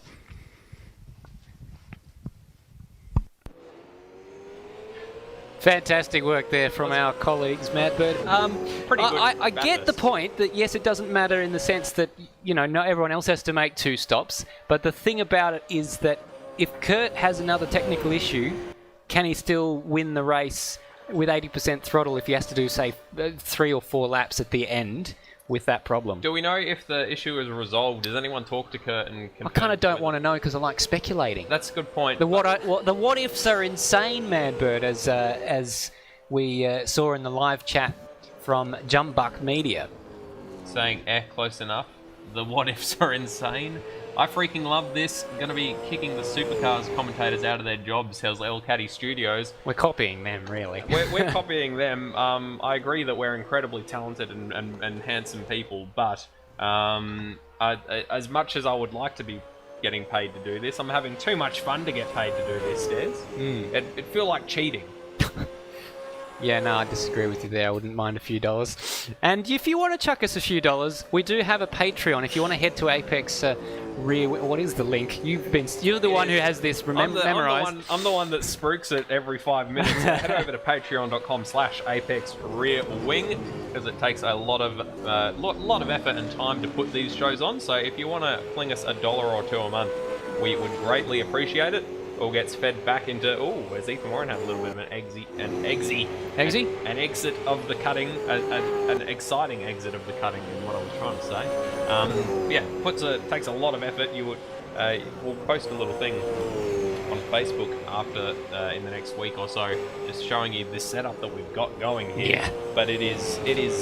Trust me when I say it is almost absurdly overcomplicated in how it all works, but it's delivering the show that you're all enjoying right now. So if you want to give us $1 or $2 a month, we greatly appreciate it. It all gets fed back into the project. So, and if you don't want to give us $1, if you would prefer to have something for free, why not just give our stream a share? You can find it on Apex Rear Wing's Facebook page. Share the stream with your friends, and we are giving away some free bumper stickers courtesy of our friends at KART FX, who have provided us with all of our apparel and stickers for the studio for this broadcast, Madbird. Absolutely, very comfortable shirts. So if you're ever after a motorsport shirt, or I guess any variety of logo type shirt, check out KART FX. Also, just our co-commentator Michael just pointed out that Dane did cut the S's on the previous lap, so maybe he's starting to push a little bit too hard, and the tyres can't keep up with him. The gap's now at 3.6. His lap times have dropped into the 5s. He was in the high 4s before, so I don't know. I reckon he can do this on one more stop. and that would give him a huge margin. We've got a promise from Rody in the chat just saying if the 2021 regs allow it, expect another swing at the solo #Rhodium next year. I'm kind of a mind to have a commentary car in there, just when we're on our off stints in the commentary box, we hop in and do some laps. You've added another complication to this, Madbird. Yeah, I have indeed. We'll discuss that. Ooh, Dane Warren! Dane Warren has just tagged the wall. We didn't quite catch that on the broadcast because it was on the other screen, but we will get a replay of that to see exactly how hard that hit with the wall was. It wasn't too bad. Now, as he turns out of read, I think. Coming up towards the tree. Oh, not quite. Actually, not there quite. It is. Ooh. Before that, yeah. Just at the junction of the sign event and whatever those other hoardings are. That would only be a talking point if it happened to Dane Warren. If anyone else did it, you'd be play on. But yeah, but he's just so smooth and unflappable. Millimetrically perfect. Yes. Any small error that he makes is worth discussing. Well, you've got to think about this sort of risk versus reward balance as you get towards the end of the race. The pace versus the fuel saving. Both of Ethan Warren and Dane Warren got a track cut on the previous occasion, I think. Looking at the live timing.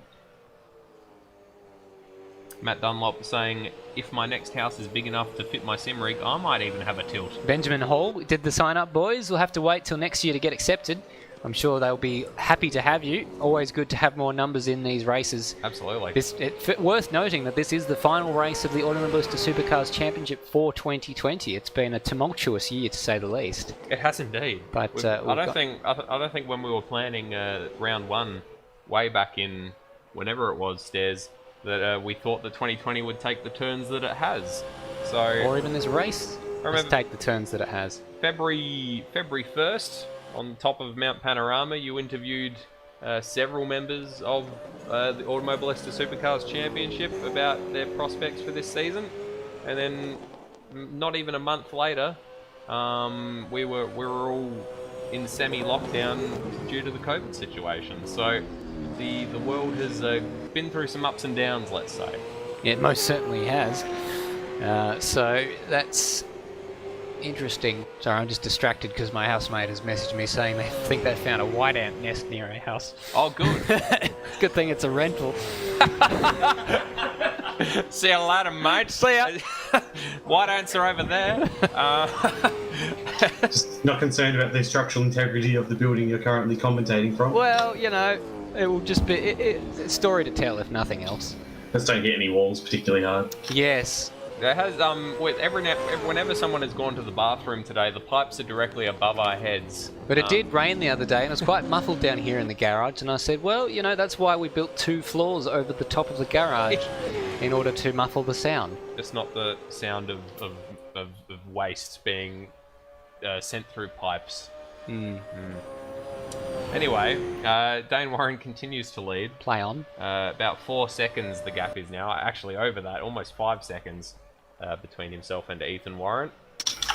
And the other thing, Madbird, is that because when you had your little break, so much was going on, we didn't get to see your freehand drawing of Bathurst. So we're about to go live with my freehand drawing, and then the safety car happened, and then there was too much to talk about. So I'll have to do that in my next break. You will later on in the race. We do have the straw poll up on Facebook. I haven't seen what the results are so far. Wait, last time I looked at it, I put one up. The last time I looked at it, it had 1 vote, which was from me. You put one up for me. You put one up before myself and Michael had even had a tilt of it. Yeah, I need the advantage. I think I'm going to need it because Michael's drawing was pretty good.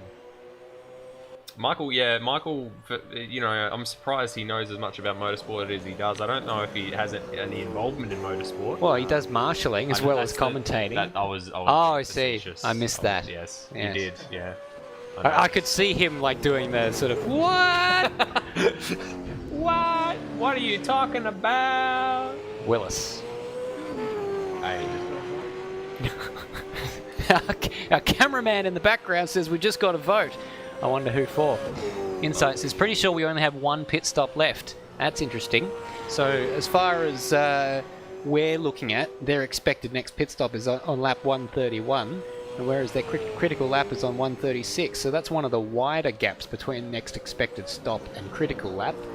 The next widest being Ethan Warren and Colin Warwick, with the gap being 6 laps between what they need to make it to and what we think they can make it to. So if Jack Handel and Instinct think they can make it that far, then surely the others can. So Kurt Stenberg just saying he'll have to get one in relation to the shirt. Pretty sure he said that last night. And also saying that Instinct and Jack Handel are going all right. That's in reference to Blair Warren saying the shirts are available through us. So you contact us on our Facebook page and throw your support behind the broadcast. Guys, just quickly, Jack Handel is currently floating around about 50 seconds behind Dane Warren. I don't have an exact number in front of me because my timing on my game screen has died as well. But if he is able to pull it out and do a one stopper to the end of the race, he'll be in the same box seat as the rest of the field if they have to take 2 stops, factoring that pit delta I talked about earlier. That's very true. So the next car up the road for Sean Allen, for Jack Handel is Sean Allen. So the gap between them is 30 seconds. So if Sean, we know they have to take 2 stops. It's mandated by the rules. The others, it's more a question of fuel saving. So that could be a big problem there. We've just seen a change of position actually between Thomas McMillan and Sean Allen. So I'm wondering if Thomas McMillan is in the pit lane. And indeed he is. So we've got Thomas McMillan just coming into the stop. Yep, so Thomas McMillan's taking a pit stop. That's actually a very good point, because how long is the, what's the difference between a pit stop and a non-pit stop lap again, Matty? 70 seconds? That's right. Yep, so that is, so currently about 50.5 seconds behind the lead is Jack Handel. If they only need to stop one more time, then that comes out to a deficit of negative 20 seconds, as in 20 seconds to the positive rather than a negative. Which would put them right up there amongst the Sean Allens and the Thomas McMillans of this world. So, or not the Thomas McMillans, who I can see just in the background of that shot of Jack Handel, and on our screens right now. So he's taken yet another pit stop. He only took 16 seconds to fuel that stop. So yeah, so must just be trying to make up the numbers on their stops, or try to synchronise their pit stop with the critical lap. Perhaps? Perhaps, yeah. They may be banking on another safety car at this point, but that'd be pretty unlikely, I would think. So that is their 7th stop. So technically they could go to the end from here, but they presumably won't make it on fuel.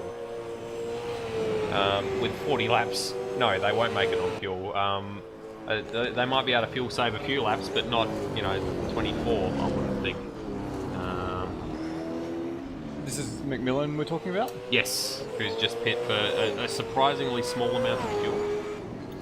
They might be trying to just even it out to the finish, try and make sure that they've got the minimum fuel time they can take in both stints. Yeah. By the way, good to see you again, Madbird. Yeah, hi Michael, how's it going, mate? It's been going very, very well. You drew a very good Bathurst. Thank you. That's all right. Thank you. Mine's going to blow it out of the fucking water. It took us 5 hours, but there we go. Well done. So we got on screen the battle between McMillan and Jack Handel, which is for 4th on the road. We have Minardi fan in 95 in the chat, which I'm pretty sure is Brody Steen, saying that they regret not coming in under the first safety car, which I recall saying at the time that they missed a trick by not coming under the first safety car. And that was before we completely understood the requirement in terms of only one safety car pit stop being per counted. safety car, yeah. Yep. So yeah, they've only done the 5 pit stops at the moment, so they do have to do 2 more. Think almost like Formula 1, where it doesn't matter, if you can make it to the end. If you haven't run both sets of tyres, you need to pit for the other set of tyres. So it's not something where they can just, if they can get there, they can get there. It's a requirement in the regulations. They have to do it. So, well, how do you feel about that requirement in these regulations here for today? Do you think it's appropriate to have a minimum pit stop number, which does mean that you don't have to worry about your maximum stint length? I'm not 100% sure, to be honest, because it is it is causing it is causing some interesting. If we didn't have 3 safety cars, I think it would have been more interesting. Because the safety cars have kind of negated it a little bit, other than for Sean Allen and Brody Steen, who, as you said, unfortunately didn't pit under that first safety car. The rest of them have all just sort of pit whenever a safety car's come out, and they've gotten 3 free pit stops, basically. And then they've only had to take 4 under green flag running. So I reckon it would have worked out much better if we hadn't had the 3 safety cars. It would have been more pure. It would have been more pure. I'm not a huge fan of pit requirements in general, other than having a compulsory pit stop, full stop, which obviously you would need to do around Bathurst anyway. You're not going to do 161 laps on 1 tank of fuel. Although, what sort of car has a 1,000 kilometer range? A Yaris driven at like 40%. Yeah, so it wouldn't be particularly exciting viewing. A field of Yaris's driven at 40%. And Brody Steen saying in the chat, the first safety car came out the lap after we pitted. Yeah, that was the case, and I remember talking through that on the KART FX board, the tech bunker. Which has gotten a nice amount of use. I'm very happy with jumping into the KART FX bunker. It's been good fun. Yeah, it's been. I'm here watching it happen, and I'm amazed by the fact that we can have live video piping in to the stream. I reckon it lifts it to a whole new level. So very well done to James and Stairs for getting all this stuff sorted out. For James being indomitable cameraman. And of course to yourself and Stairs for hopping in the tech bunker. Oh, thank you. We're gonna get you in the tech bunker for the final step. We're gonna get your drawing of Bathurst. I'm gonna get my drawing of Bathurst and see if I can figure out something else to talk about. See if there's anything exciting happening that I can waffle on about. But what do you think, Michael, about the pit requirement? I as a rule, I quite dislike it because. I think anything that reduces the flexibility and the variability of the variables for an endurance race such as this, I don't like. For a sim race, there's certain exceptions, and I'm sure Colin and Kurt have their reasons behind requiring it. Probably something to do with the hardware and software requirements of Automobilista, making sure that you can actually get through something like that without everything crashing to bits, which unfortunately we've seen a few today.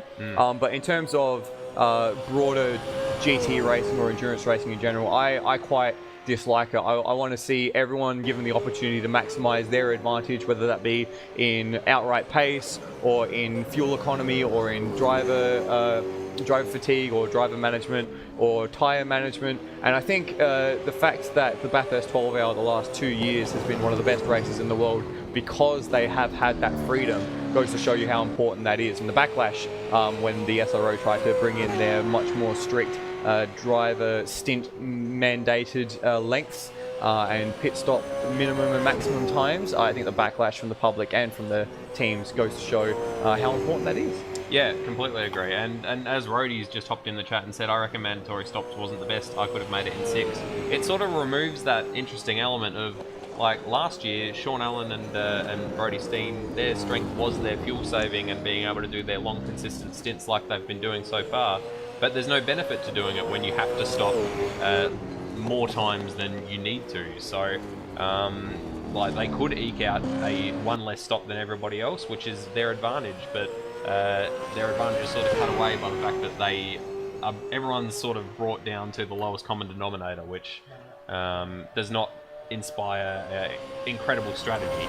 But what it does inspire, and this is something I think... Sorry, Matty, you go ahead. Sorry, I kind of just wanted to add on to that because Brody Steen, under the username MinardiFan95, put in the chat earlier, you alluded to it, he said the first safety car came out the lap after we pitted.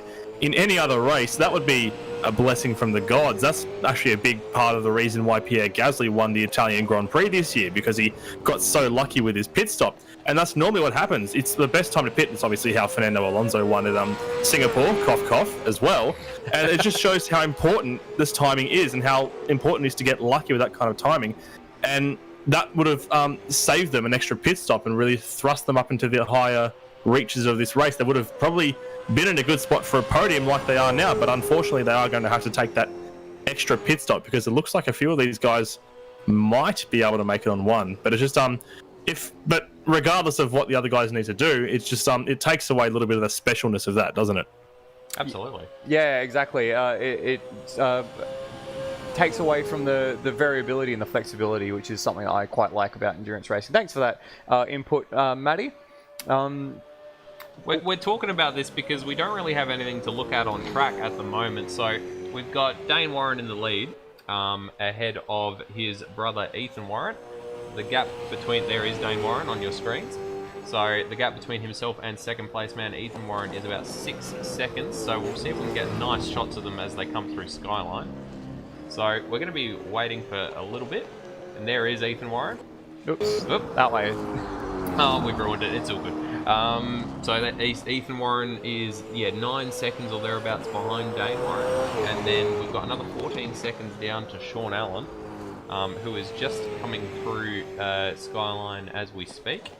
Then we've got another 20 seconds back to Thomas McMillan, which would place him.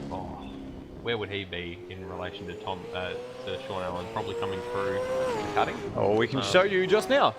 And nowhere near it. So he's going through McPhillamy, through the Great and then through McPhillamy Park. The little tag on the wall on his way through, but he gets out the other side. We're on lap 124 for Dane Warren. So that's, 800 kilometres down? 840 kilometres down? That sounds about right. It's 6.1. I think it's 100 Ks every 20 laps. Okay. So, definitely past 75% race distance. 75, there we go. That means that if you DNF at this point, you still score points towards the championship. And it also means if there's a red flag, the race will get called. That's very interesting, because that means that for Dane and Ethan Warren, should something, heaven forbid, go absolutely awry, they will take out the ASC Bathurst 1000. And for Thomas McMillan and Luke Rosella, who were a bit early on their pit stop, looks like we might have somebody in the pits. Sorry to cut across. Ethan Warren is in the pits, yes. Yep, so a sneaky pit stop for Ethan Warren. That looked like it was a very short one.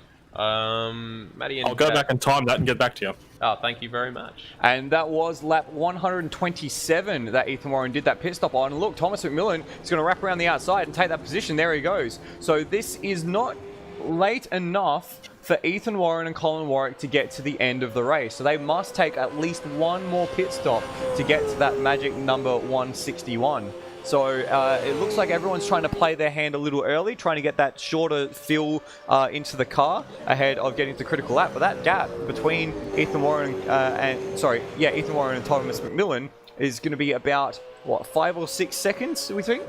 Yeah, probably right about that. So where are we? So Thomas McMillan is about 4 seconds ahead of Ethan Warren as they go through the cutting there. So that is Ethan Warren and Colin Warwick's pit stops requirement filled, but obviously they aren't going to make it to the end from here. Their critical lap is about lap 137, so they've got to make still about another 10 laps if they're going to do the minimum amount. If they want to try to sort of split it in half, do 2 shorter stops, then they would be looking at what's halfway between here and the end. Yes, Matty? Ethan only took about 20 seconds of fuel, 19 to 20 seconds, so 2/3 of a tank in total. So it looks like he's going to be doing the same sort of thing, which I imagine a lot of the guys are now, because they'll have to be running short stints, is just taking less fuel so that 1, your car's lighter, and 2, you save time in the stop. So probably doing about 17 lap stints, 2 17-lap stints or thereabouts to the end. Yep. Thank you for that one, Matty. And we've got Stairs in the tech bunker ready for a little segment. Stairs, what have you got for us? Oh, well, it's been an absolute tale of woe for a lot of drivers, Michael, and, well, that basically tells the story, doesn't it? Here we are. We're going to go through the story of attrition for this race. 8 DNFs so far out of 13 starters, so just the 5 cars remaining. It all started back on lap 3.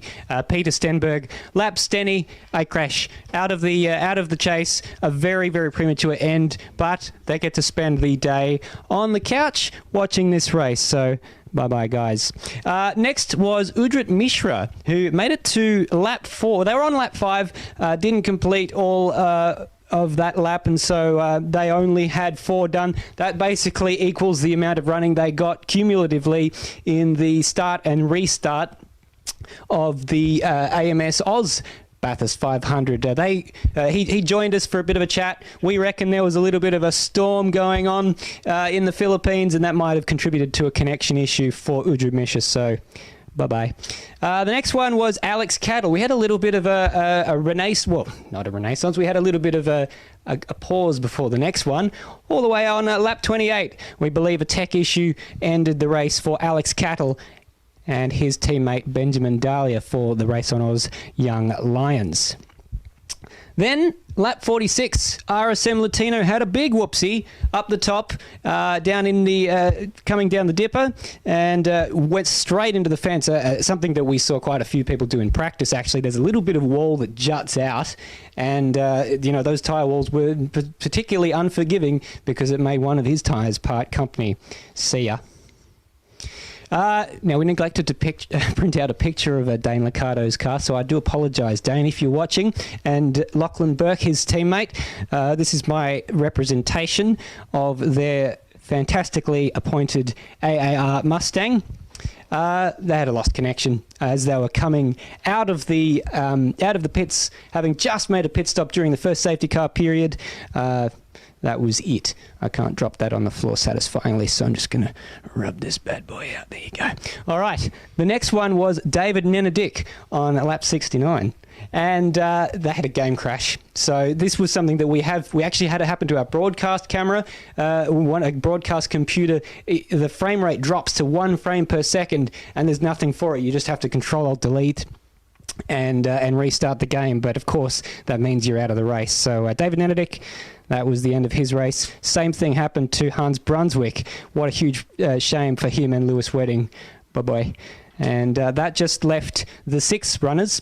And everything was looking so good for Rhodey. He had a problem with the down Conrod Straight. He got his headphones all mixed up. He was trying to reach for his bottle of water. It all got a little bit messy, and he hit the wall on Conrod Straight. But he was all right. He got that fixed. I think he was left hand down or something, but he kept going, and he had a chat to Matt Dunlop, and he said, if I can just get to that lap 130 or so, 75% distance, and be classified, I'll be happy with that. Not a lap later, the Rhodium dream died. The Rhodium dream died. I'm getting a bit emotional, actually, just thinking about it, but it all came apart. At the same corner that RSM Latino had, almost, 50 laps earlier. More than 50 laps earlier, the wheel parted company coming over the just lost the car over the crest, and that was it for Ben Rhodes. Unfortunately, we didn't have the side-on view, so here's the top view of his Coates Hire car, and he's not going to be getting his deposit back. All right, back to you guys in the studio. An absolute tale of woe for 8 of our 13 runners, so very well run through there, Stairs. Thank you very much. While we've been gone, we've had a couple of pit callers. So we've had Sean Allen and Brody Steen come in. Sean Allen has remained in the car. I think that's the only pit stop that we missed. That was the only one, yes. And they popped out, as you can see on screen, just ahead of Jack Handel and Instinct. In 5th place, but this battle on screen just now between Thomas McMillan and Ethan Warren has closed up quite significantly. Last lap around, Ethan Warren was a full 1.5 seconds quicker than Thomas McMillan. So a 2:06.5 plays a 2:04.89. So Ethan Warren really turning the screws here on McMillan, and I wouldn't be surprised as look at that gap now. It's basically nothing between the pair of them. Ethan is going to be all over, well, he's already all over the back. I wouldn't be surprised to see a move made fairly shortly. He had to put on the brakes as they came through the right hander there with the Amarok V-Power. Say yeah to V-Power boarding. And look, he's all over the back of him. He almost had to go into McPhillamy Park, which is always going to end in horrible, horrible tears. And instead, he's had to wait out, and he's still tucked in behind him as they go down through Skyline and the S's. Oh, catches right up to him under braking, so just a lot more confidence for Ethan Warren through the top of the mountain. And Thomas McMillan's actually got quite fresh tyres. Oh, there's a touch between Warren and McMillan, right at the apex of the cutting there, or the elbow. I got there the third time, and that's dropped Ethan away from the back of McMillan. We were on board there and you could see it coming. McMillan checked up pretty significantly into the elbow, and Warren just had nowhere to go and made contact with the rear and had to get all the way out of it. Very lucky not to cause a bigger accident there between the pair of them. But Warren's looking very racy as he tries to chase down his brother, who I think just set... Is that a purple sector time? No, it's not. My mind's playing tricks on me. It's been a long day. It has been a very long day. So Ethan Warren's tyres about 5 laps younger than Thomas McMillan's tyres. So pit on lap 126 did Ethan Warren, 121 with Thomas McMillan. And we're going to jump on board the bumper cam here as he pulls out to the inside, has a bit of a look, not too close that time. Get a nice view of the All-Australian races. I think that's what that one is. Michael, have you ever seen footage of an endoscopy? Because I felt but I feel like we're seeing one now. I feel like we're about to see one as we're watching as he's getting closer to the rear end of Thomas McMillan and sweeps out to try to go around the outside at turn 2. And he's got little touch on the nose of the car next to him, and he forces him wide, does Thomas McMillan. They're side by side as they come up towards the cutting. It's very, very close here. Ethan Warren has the high ground. McMillan dives to the inside. It's not quite over him. There's more contact between the pair of them as they get out, but this time Ethan Warren prevails. Yeah, that was very nearly very, very messy, but Thomas McMillan in the end has to settle for second best in this particular battle. And he has to settle for chasing after Ethan Warren as Ethan Warren continues in his quest to catch up to his brother, who's now 52 seconds ahead, although there has been a pit stop in that time. We're just going to jump into a replay from the view of Thomas McMillan's bonnet as Ethan Warren came through at the cutting, and look at the dive from McMillan. He got very, very close. There was a touch, another touch, and then Warren managed to prevail. So very close between the pair of them, but Ethan Warren is on the way to catch his brother down at the moment and see if he can make a challenge for the lead of the race. Matt Dunlop saying you can't pass there. Ask Jamie Whincup. Thanks, Holden fans. Thomas McMillan. Thanks, Holden fans. We've got nothing but Holdens in this race because that's definitely what these cars are. Just holding on. Holding on. Yeah. Well, that was a spark of excitement, wasn't it? It certainly kept things lively as we get to the latter stage of the race. But for this man, it's been all nice and easy. I think I just pressed the wrong button there, but it all worked out very nicely. It worked out very nicely in the end. So pit on lap 107 did Dane Warren. So coming up towards, they're on about, they're 24 of this stint. So they're sort of reaching the point where they're going to have to think about pitting. Yeah, and so they're lap 131 now. We're expecting them in, if they emulate their longest stint of the race, which includes the time spent under safety car, we're expecting a 26-lap stint, which would be lap 133, which would not be enough for them to get to the finish line. But at this stage, I think it might just be academic because they are that far ahead. They've got enough time to do a pit stop, it looks like, and then potentially another one and pop out the lead. Yeah, so they're 51 seconds ahead of Ethan Warren at the moment, but both Ethan Warren and Dane Warren do have to stop once again. So Ethan Warren has so they do have to stop before the end of the race. So as you said, academic. Unless there is a safety car or something between here and the end of the race, Dane Warren is going to be well and truly in the advantage. Unless, as Stairs said, if Kurt Stenberg has to jump back in, which if they need to do 2 more stops, he will need to hop back in. What if he has a technical issue that is worse than 80% throttle? Yeah. You can get much worse than 80% Absolutely. throttle in AMS. We'll jump on board with Dane Warren, see the master at work as he commences lap 131. of this race. Only 30 laps left at the end of this, coming up Mountain Straight right now. You hear the revs rising and the speed increasing as they come over the hump up Mountain Straight, and braking just on the 100 board for Griffin's Bend. Very deep under brakes there from Dane. Gets the front of the car pointed nicely towards the apex, uses all the curb on the exit, very smoothly done. And then here in the cutting, using the wall as your marker on the inside, and then driving up the hill. A little bit of power on oversteer on the exit as he approaches the Frog Hollow and Reed Park, coming under the tree. Breathes the throttle over the rise, and now this is the cool part of the track, my favourite part of the track. Down into the first grate, around the corner, sliding the car over the second metal grate, using all the curb very nicely there, and then McPhillamy Park using again all the road and the curb, and then plunging off the top of the hill at Skyline. A little bit of wheel work there. He got very close to the wall at Skyline as he plummets down the hill into the dipper. Very nicely done. Gets the car settled. Uses the curb again. He's using all the curb everywhere, it seems, for Dane Warren. And then into the elbow. Narrow entry there for Dane, fighting a little bit of understeer, but gets the car pointed nicely on exit. Now there's this long run down Conrod Straight. Lap time so far this lap of 52.3 to the first sector. Second sector time, we are just waiting on to pop up on our timing screens. It seems to have frozen just a little bit for us, but not quite as quick as his brother the first sector as he brakes for the chase. Little understeery there, just managed to get the front turned in. A bit of the limit of adhesion as he came out of the chase. He's coming in this lap, so here we go. Lap 131 will be the lap that he pits on, and he jumps the curb there and just manages to get it arrested. And that was a lap from the seat of Dane Warren. So 131, is he going to be able to get to the end from here? No, good. You can't.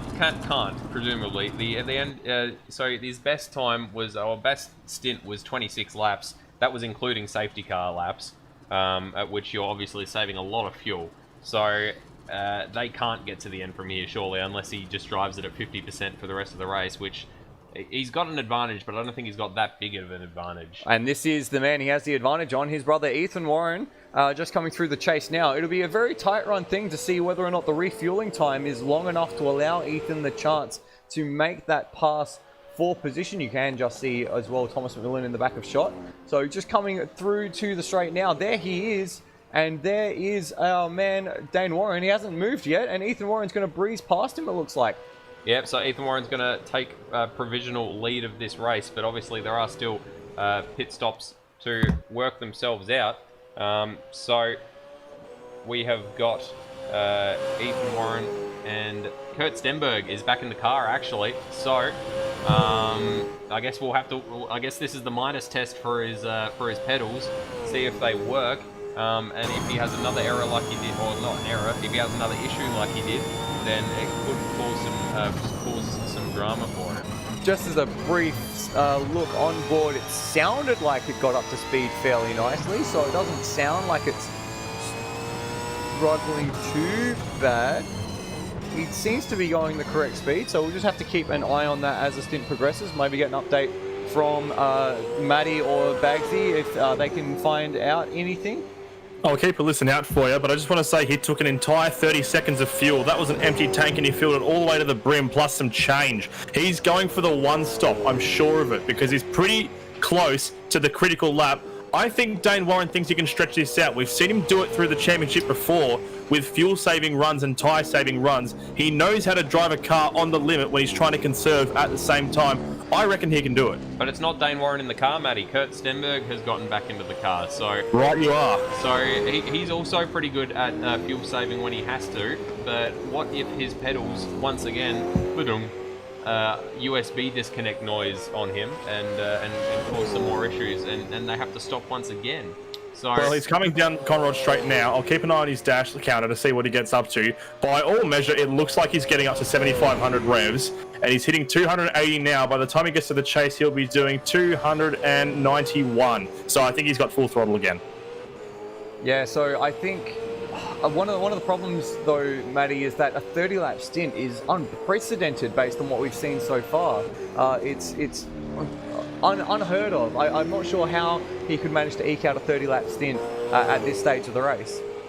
Well, I think they know that the options are either to try a 1 or just get a 2 regardless. It's going to be a fallback either way. You still have the option of taking the second stop, because if they need to, they can come in for a splash and dash with a couple of laps to go, and they'll still be in a pretty good position knowing the pace that those guys have, because I do believe that Thomas McMillan will have to take another stop as well, because they've already committed to the 2-stopper. So everyone seems to be on the pretty much a similar plane. So Ethan Warren, Thomas McMillan, Kurt Stenberg, Sean Allen have all taken their stops, and I've just noticed that Instinct is retired to the garage, so we've only got 4 cars left in this race. Not sure what happened there. We'll see if we can get a Jack Handle or Instinct to let us know what happened while we scrub back through the footage, see if we can figure out what happened. I was just following your going through the runners, Matty, and I noticed at the exact same moment that you did. So we are down to 4 runners in this race now. We have got just under 30 laps left to run, so that's very, very upsetting. So and it's the 4 heavy hitters as well. So it looks like he came in for a pit stop. See if we can get this on the monitor. So Instinct came in for a pit stop, goes up on the jacks, and then I can hear our friend Stairs just behind me saying maybe the driver's swap didn't work. Could be the issue. I know and then go straight into the garage. So I know that Goofball Antics and our friend Monoman had a similar issue at an Enduro once, where they tried to do a driver swap and it just kicked them both out of the server. And something similar happened last week to Brendan Foley and Brendan Ross in the AMS Oz 500 as well. And Insight says in the chat, well, Rip Game just froze as I got in the car, so gutted. Yeah, gutted. Only 30 laps from the end for them, and it's all fallen apart. Loose 89, which is Lewis Wedding, obviously in the chat, just saying we'll need to lift and coast massive. I still don't think they'd make it. No, it's going to be tight. To Kurt Stenberg and Dane Warren. We'll jump on board. We've got a request to jump on board for a lap and just have a listen to how this car is performing. Just another update that we've got through the live chat. RSM Latino jumping on and saying when they swapped drivers, the setup returned to default with the wrong gear set, which is something I made mention of that happened to a few drivers last week at the AMS Oz 500 as well. So that's a real big shame for them, and it never happened in practice, but it happened in the race. And Automobilista has a reputation for doing weird stuff like this on occasion, doesn't it? Doesn't it just? We've got Mark Clarkson saying, good morning from a cold and dark England. Oh, hello, Mark. Good morning, Mark. And saying, do these races include brake changes? No, they don't really. Brake fade isn't really simulated in Automobilista as far as I'm aware. Mark Clarkson, a member of the r/WEC Reddit community. Pleasure to have you on board, Mark. As we're still watching Stenberg, he's doing a fairly good job around this lap. As we're working out a driver change in the commentary box as well.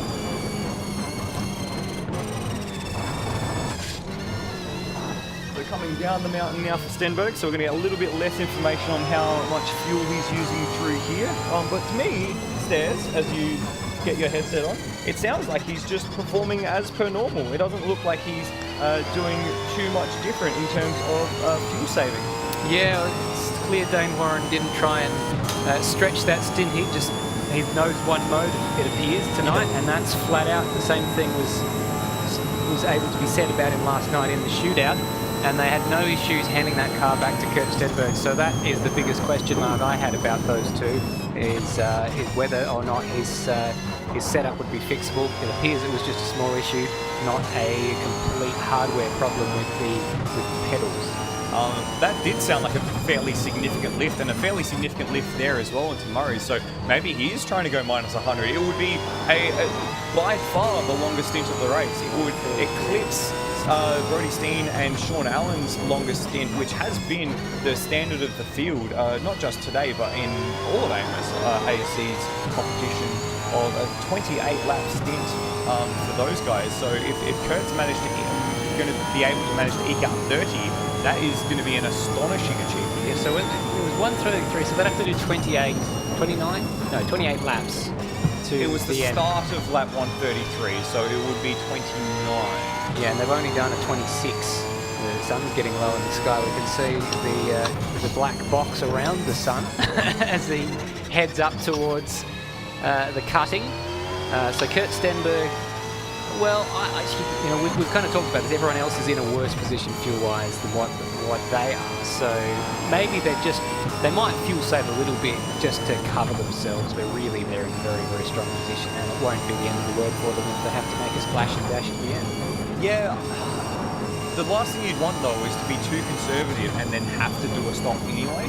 I think I recall a stand-down 500 going back years and years ago where Mark Scaife tried to do exactly that. He tried to fuel save to the very end of the race, ended up having to pit on lap 159 and threw away what could have been a podium finish or a potential win, and ended up finishing outside the top 5. So he's not going to finish outside the top 5 here, but in saying that, not outside the top 4, I would have thought. Yeah. We've also got insight in the chat saying at least we're classified after their unfortunate DNF. So that is true. They did complete the 75% minimum requirement, so they'll get a few points for their trouble.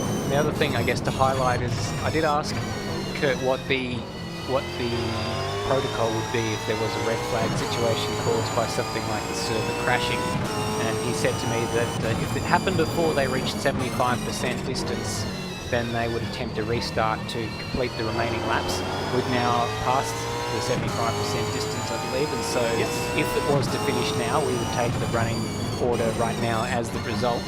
Of course, we certainly hope that doesn't happen because it would rob us of 25 laps of racing, and we want to see what happens from now until the end. It seems like the result is set in stone, but anything can happen. This is true. This is Bathurst, and this is the 1000. We have some theory going on in the chat. First, Chaos Theory, which is Steve Burko, saying that he thinks there's going to be a splash and dash at the end of the race. Minardi Fan 95, which is Brody Steen, if I'm not mistaken, saying that they might throw Dane Warren back in at the critical lap, but Loose Wedding suggesting that they wouldn't fuel save as aggressively if that was what they were trying to attempt. So there's a few different arguments going on in the live chat to try and work out how this race plays out. But Stairs, you and I are in the enviable position of being able to watch it unfold live in front of us. Absolutely, we've got the best seat in the house, and so do you, our viewers. Sorry, Baggsy? Just to quickly hop in, I have some other commitments, so I'm leaving a bit early, but it's been a pleasure commentating for all the people out here who have been watching us today. So from me, thank you for coming, and enjoy commentating the rest of the race, fellas, and I think Stenberg's going to pull out this win. Absolutely, and that would be back-to-back wins for Kurt Stenberg. Thank you very much indeed, Baggsy, for your invaluable contributions to this broadcast. It's been an absolute pleasure having you on the team. Thank you very much, and I will see you guys all in next season, for next year's Bathurst. Absolutely. Hopefully we see you before then. And just like the race itself, the commentary team was down to 4. So we're sort of sitting in this holding pattern there, and just sort of waiting to see what happens next. Ethan Warren is just eking that gap out, with Thomas McMillan falling back by around about 1 second per lap, and that gap out to 10 seconds.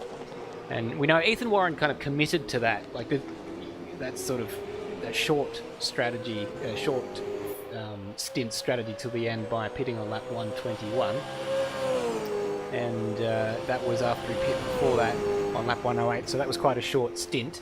It means that he'll have pretty good rubber till the end of the race. And I think that's going to be the deciding factor. Fueler's consideration has kind of gone out the window with the short filling that we've seen, and everyone can fight to the best and make the most out of their rubber situation. 100%. So we're just still watching Kurt Stenberg and Thomas McMillan on screen. Stenberg does seem to be making inroads into that gap on the new tyres as they're coming through Reed Park now. And Stairs, I believe soon we've got another journey into the KART FX Tech Talk bunker. Yeah, I think Madbird felt a little bit left out. He's down there, and he's got a very, very important message for us.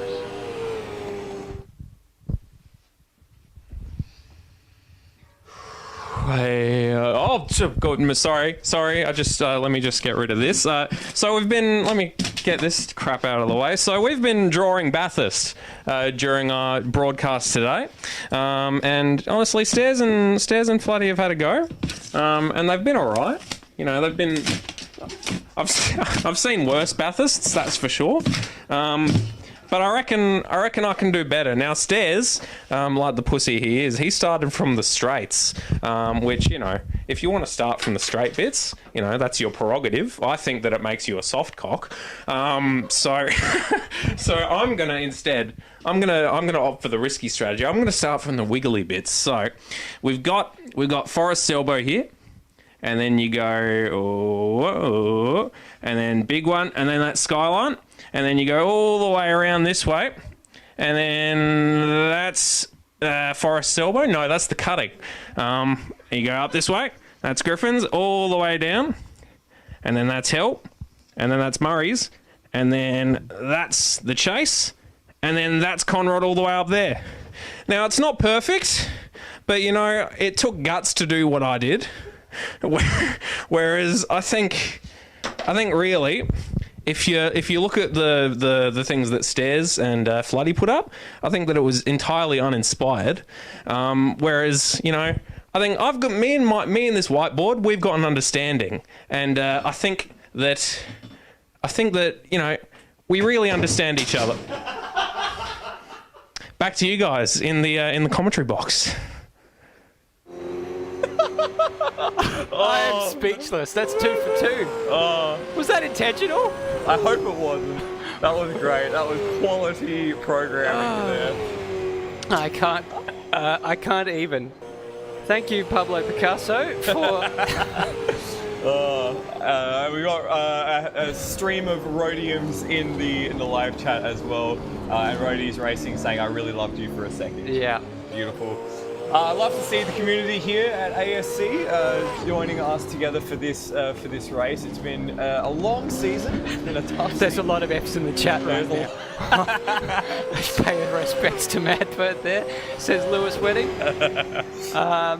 Yeah. Where do we even go from Hans here? Brunswick just opens the stream to see the whiteboard fall down off the... we sat there and I think we looked at each other because, you know, we both made a fair old fist of it. I didn't know that this this competition was about having balls. I thought it was just about drawing a track well.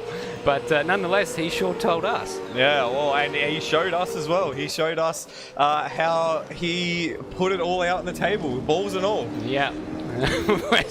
I do like the different approaches everyone takes to this. It's quite remarkable. And I do... That segment had everything. Had everything. Really. Absolutely everything. And I do want to just quickly say, while we've got a little bit of a holding pattern before the end of the race, a big thank you to our cameraman, James Donovan, who's joined us and has been an integral part of making today's show go well and you made it all happen, especially for the Tech Talk segment. So thank you very much, James. Your work is thoroughly appreciated. He's given us the thumbs up. And well, still plenty of running left to go in this race. Depending on what happens, we'll no doubt go back to the tech bunker for some more stuff. But what Madbird lacked in screen time in his tech bunker segments, he certainly made up for with the impact of that segment alone. Impact is one way of putting it. I think the whiteboard has felt the impact of Madbird's segment. Yeah, well, for those of you worried about the whiteboard, it has been replaced. We've managed to get it back up, so we'll be up and running for any other segments that we do between now and the end of the race. Big lockup that we just caught for McMillan coming into the Dipper, just to bring us back on topic. Well, this is looking like a possible change for position coming up, as Kurt Stenberg he's chipping away at Thomas McMillan, tenths or so per lap. What's the tyre life difference between these two? 133 was the lap that Kurt Stenberg last changed his tyres, whereas Thomas McMillan came in on lap 121. So his are much older. I'm just going to I've got a bit of a connection issue there with our spreadsheet, so I just want to update that to make sure that I'm not missing any new information, Bloody. While you're doing that, I'll make the point that this is also happening while Kurt Stenberg is aggressively fuel saving. We rode on board for him for a little while and heard him lift and coast into a few of the heavier braking zones. So the fact that he's been able to reel in McMillan while saving fuel quite aggressively is impressive in itself. What is happening though is both of these guys are losing mountains of time to Ethan Warren to the tune of about a second a lap. Last lap around a 2:07 flat for Warren. We'll just get the timing to update itself fairly shortly. But the lap times recently for Warren and Stenberg have been out in the high 207s. So 207.9 the previous lap, 208.2 this time for McMillan, and a 207.6 for Stenberg. So then losing quite a fair amount of time to Ethan Warren. So this is playing the number 93 car into the mix here. They could they're opening up quite a gap. It's 14 seconds now between Warren and McMillan, which could result in them getting some track position for the last stop. That is interesting because they only need to make one more pit stop. Kurt Stenberg is desperately trying not to make one more pit stop. And somehow managing to not lose time while also desperately trying to not make one more pit stop. I don't think this is over. No, certainly not. I very much signed, sealed and delivered that result, but I don't know. There's question marks appearing over my head. Oh, and that was a big moment for McMillan that we just caught on our second screen. Just going to see if we can catch a replay of it. Coming down over Skyline and just a bit of a jump. We're going to switch to that now. Caught a little too much curve and a big tank slapper. Almost like a certain Aston Martin there at the Bathurst 12 hour. He saved it though. He did. Which the racing savant? Which the Aston Martin, I think Combe Ledigar in the time, was unable to save that poor Garage 59. Yeah, more like Combe in the guard. Oh, that's... I like Combe as a driver. He won he won the Blank Pan Endurance Championship with Rob Bell and a certain Shane Van Gisbergen back in 2016. The seat of a McLaren 650S. Never heard of Shane Van Gisbergen, man. Yeah. It says. Only the Bathurst winner. We've got Thomas McMillan coming into the pits now. So what's that? Lap 141. So he's going to do an even 20 laps for his last stint. And we've got Mitch McGovern in the chat postulating that Kurt Stenberg can now make it to the end on fuel. Well, I imagine that comes from watching Stenberg's stream, and that goes to show why he was trying to extend that stint out. Because, I still don't believe it. Well, you know, I don't know. Do you remember Ethan Warren last year? He made it last from about lap 133 to the end, and that's pretty similar to what Kurt Stenberg is trying to do now, actually. Fair. Just quickly, guys, I want to add on to this. We have to keep in mind the last two pit stops. I'm not sure if I elaborate on the time, but Ethan Warren only took about 20 seconds of fuel when he came in for his stop or the 93 car only took about 20 seconds of fuel or so when it came in on lap 126. Now, when the one car of Dane Warren came in to swap to Kurt Stenberg on lap 133, it took an entire tank of fuel. It's got so much more in the bag, even though the gap between these two is expanding a lot because Kurt Stenberg at the moment seems to be saving fuel.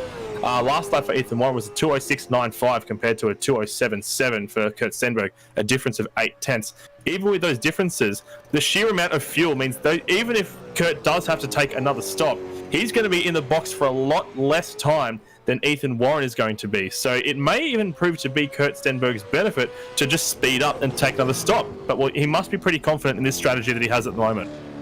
It's going to be very, very close, Matt. Thank you very much. I do remember you mentioning that Stenberg took a full tank when they changed drivers last time out. So hopefully, for his sake, he is able to feather that throttle to the end of the race. But it's going to be a very, very tight. We might even have to start looking at the gap between Ethan and Kurt, assuming that Kurt makes it to the end. And, where does Ethan pop out in that? And how much time does he have to make up? And does Sean Allen play into this as well? He's got another pit stop to take. We know that. Does Thomas McMillan factor into this as well? It's all very exciting. A lot of questions. With just 4 drivers on track, who knew that we'd have so many questions about the race and the podium in this latter stage? Yeah, we thought Thomas McMillan. Sorry, go on through, Matty.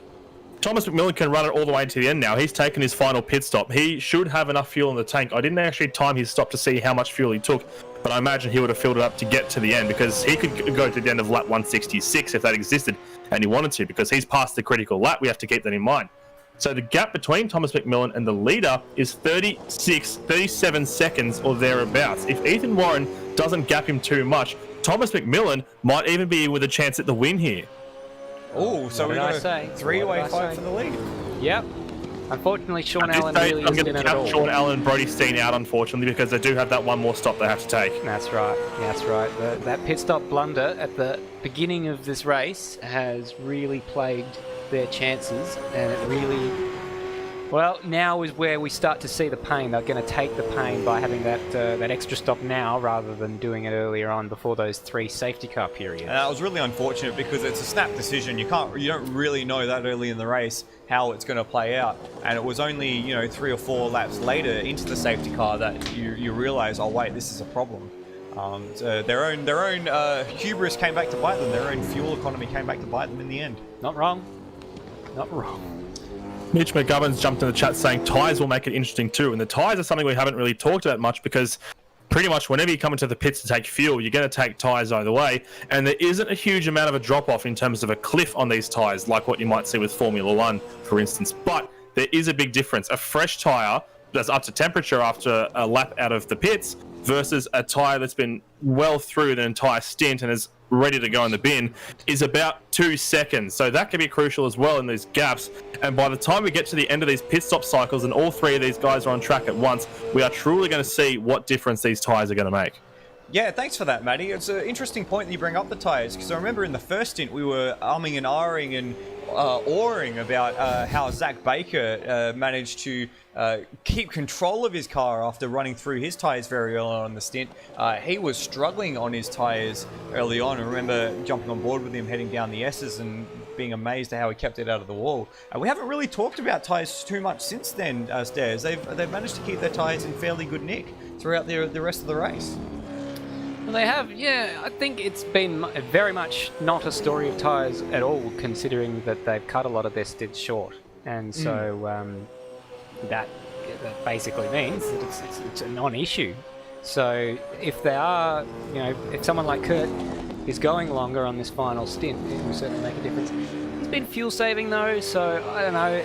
Yes, he's going a few laps longer, but he's not been pushing those tyres the same way he would on a flat out first stint type thing. And it's not like this is particularly a car that relies much on downforce. You can kind of fall into a trap sometimes when in Formula cars of not pushing hard enough if you're trying to save fuel to get the downforce on enough to keep the tyres in an operating window that they're happy with when you end up sliding some of the tyres. I remember Jensen Button talking about that. This is going back years and years ago. One of the small tidbits of information in my vague memory that I've held on to. Whereas in these cars, you can roll out of the throttle and not worry about the tyres getting hurt because you're creating so little downforce anyway, in relative terms, that you're not really going to hurt the tyres too much extra.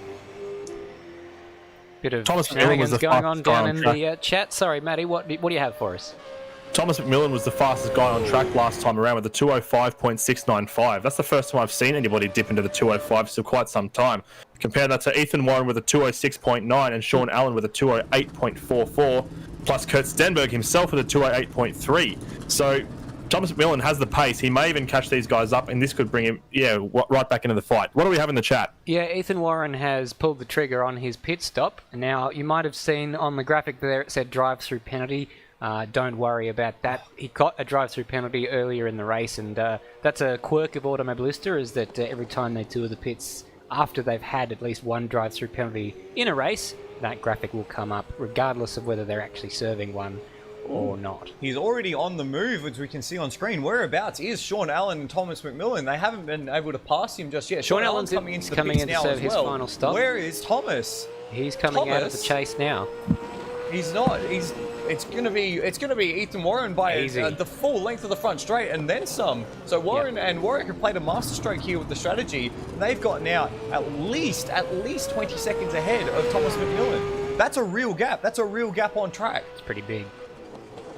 It's pretty big, and my pick is looking less and less likely now with Ethan Warren at the wheel with 16 laps to go. He's just going to blast out some absolute perler laps from now until the end. 23 seconds the gap between himself and Kurt Stenberg. So if Kurt Stenberg's fuel saving, Ethan Warren has got an absolute fresh run at it. Let's watch that pace. Let's watch that gap with interest here. Absolutely right, Stairs. It's going to be, what, we've got 13 seconds in the mix at the moment, or 24 seconds it looks more like, and we'll get a read on lap time. But for reference, Stenberg's been setting laps pretty consistently in the 2:08s since his pit stop. And we'll get a read on where Ethan Warren's pace is at, but it's going to be a matter of not only does he have the pace, but can he maintain it for the remaining 20 laps? And if he can maintain it, can he make the pass? I think if anyone could, it would be Dane Warren, but if anyone else could, it would be his brother Ethan Warren. It's funny, that's something that runs in the family. Yes, so Thomas McMillan only took about 17 seconds of fuel there, so that would be all he requires left to get to the end. Oh, sorry, did I say Thomas McMillan? Ethan Warren only took about 17 seconds of fuel, and I talked about the difference in the fuel capacity left between Ethan Warren and Kurt Stenberg. 17 seconds is what Ethan had. Kurt would only probably need to take around 7 or 8 seconds of fuel as an estimate. So to subtract that would be, I've got to try and do the maths. I'll get back to you in a minute. But if he needs to tour the pit lane, that's game, set, and match Ethan Warren. He has to make it on fuel at this point, so he's committed to this fuel-saving strategy. Whether or not it's costing him or not, we've had word from the live chat that I think there are people watching his stream that say he has saved enough fuel. But you know, is he going to be struggling on old tyres? 20 seconds is a big gap, but how compromised will he be by the difference in tyre rubber, the amount of fuel saving? And the stakes have gone up even higher because Roadies Racing has offered the bonnet of the number 13 Coates Hire ZB Commodore for the winner of this race. Well, he definitely won't be getting the deposit back after that. No. And just for a bit of reference as well, we haven't got a representative lap time from Ethan Warren yet, but we do have some sectors. Middle sector, 34.5 for Kurt Stenberg. Ethan Warren, a 33.7. So that's a good 7/10 of a second there. And then you add to that the difference in the final sector, 6/10 of a second separating a 40.7 and a 40.1. So that's another, that's a second and a half in 2 sectors. So if you do the maths here, we've got, 20 laps left, or less than that, 15-ish laps left now. And the gap is 18 seconds that we're seeing on our timing screens, about 20 seconds according to the game. That's going to be mighty close at 2 minutes a lap. Are you allergic to bee stings? Because I reckon there might be a sting in the tail. Oh, this is getting exciting. Rossi96 says there's a mirror on the track down the straight still. Possible entertainment safety car.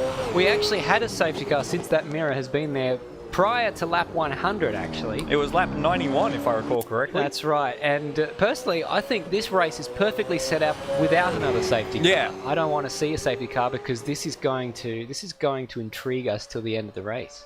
Absolutely right. It's going to be a pure, flat-out endurance special. A fuel run versus a tyre run versus a pace run. It's going to be great. Look at the first sectors on the lap they're on currently. Wow. Kurt Stenberg did a 52.5. Ethan Warren did a 51.4. And second sector, a 34.7 plays a 33.3. This is hero laps from Ethan Warren. 3 seconds a lap at that rate. He'll have him in 3 laps. Sorry, 6 laps. 5 or 6 laps. Yeah. And it's a 2:04.7 this time by for Ethan Warren. Did anyone see what Kurt Stenberg managed to put in? It was a 2:07.9, so a little bit of a response, but that's not going to be enough. That is 3 seconds a lap. If Ethan can hold this pace, it's going to be, lap 151, and they're going to be on top of each other. Going on board with Ethan Warren, let's see him hustle this ZB Commodore around Bathurst. This is going to be an entertaining watch. Picks up the throttle nice and early through Griffiths Bend, uses all of the road on exit there, and up to the cutting now. Using all the rev range in braking as well. Very nicely tucked the front in. Though I worry though how much of this tyre that he's using now is going to come back to hurt him later when he actually gets on the rear of Kurt Stenberg. Nicely done through Reed, just has to feather the throttle there very nicely. Uses the curb on the exit of McPhillamy, gets right up close to the wall. Oh, a little bit of grass and skyline away. Oh. Words can't describe how it is, mate. It's just picture perfect from Ethan Warren coming down the mountain. Into the elbow here. And he takes that sort of narrow line and quite a tidy exit. Greg just lets it sort of drift out to the wall. 1.3 seconds in the first sector he gained back. We're waiting on the second sector times as Ethan's just come through. I just want to quickly expand on that point. It's all well and good using the tyre to gain that lap back, or gain that pace back, but the problem is once you get onto the tail of Kurt, how much tyre do you have left to fight? You know, Kurt's going to be defending for his life. Defending for the Bathurst 1000 is more important than his life. But if you use up all the tyre to get to that point, how much of it will you still have in order to make that pass? That was another second in the middle sector he gained, and a 1.5 second gain through the first sector of that lap. We'll wait to see what the splits are through the final sector.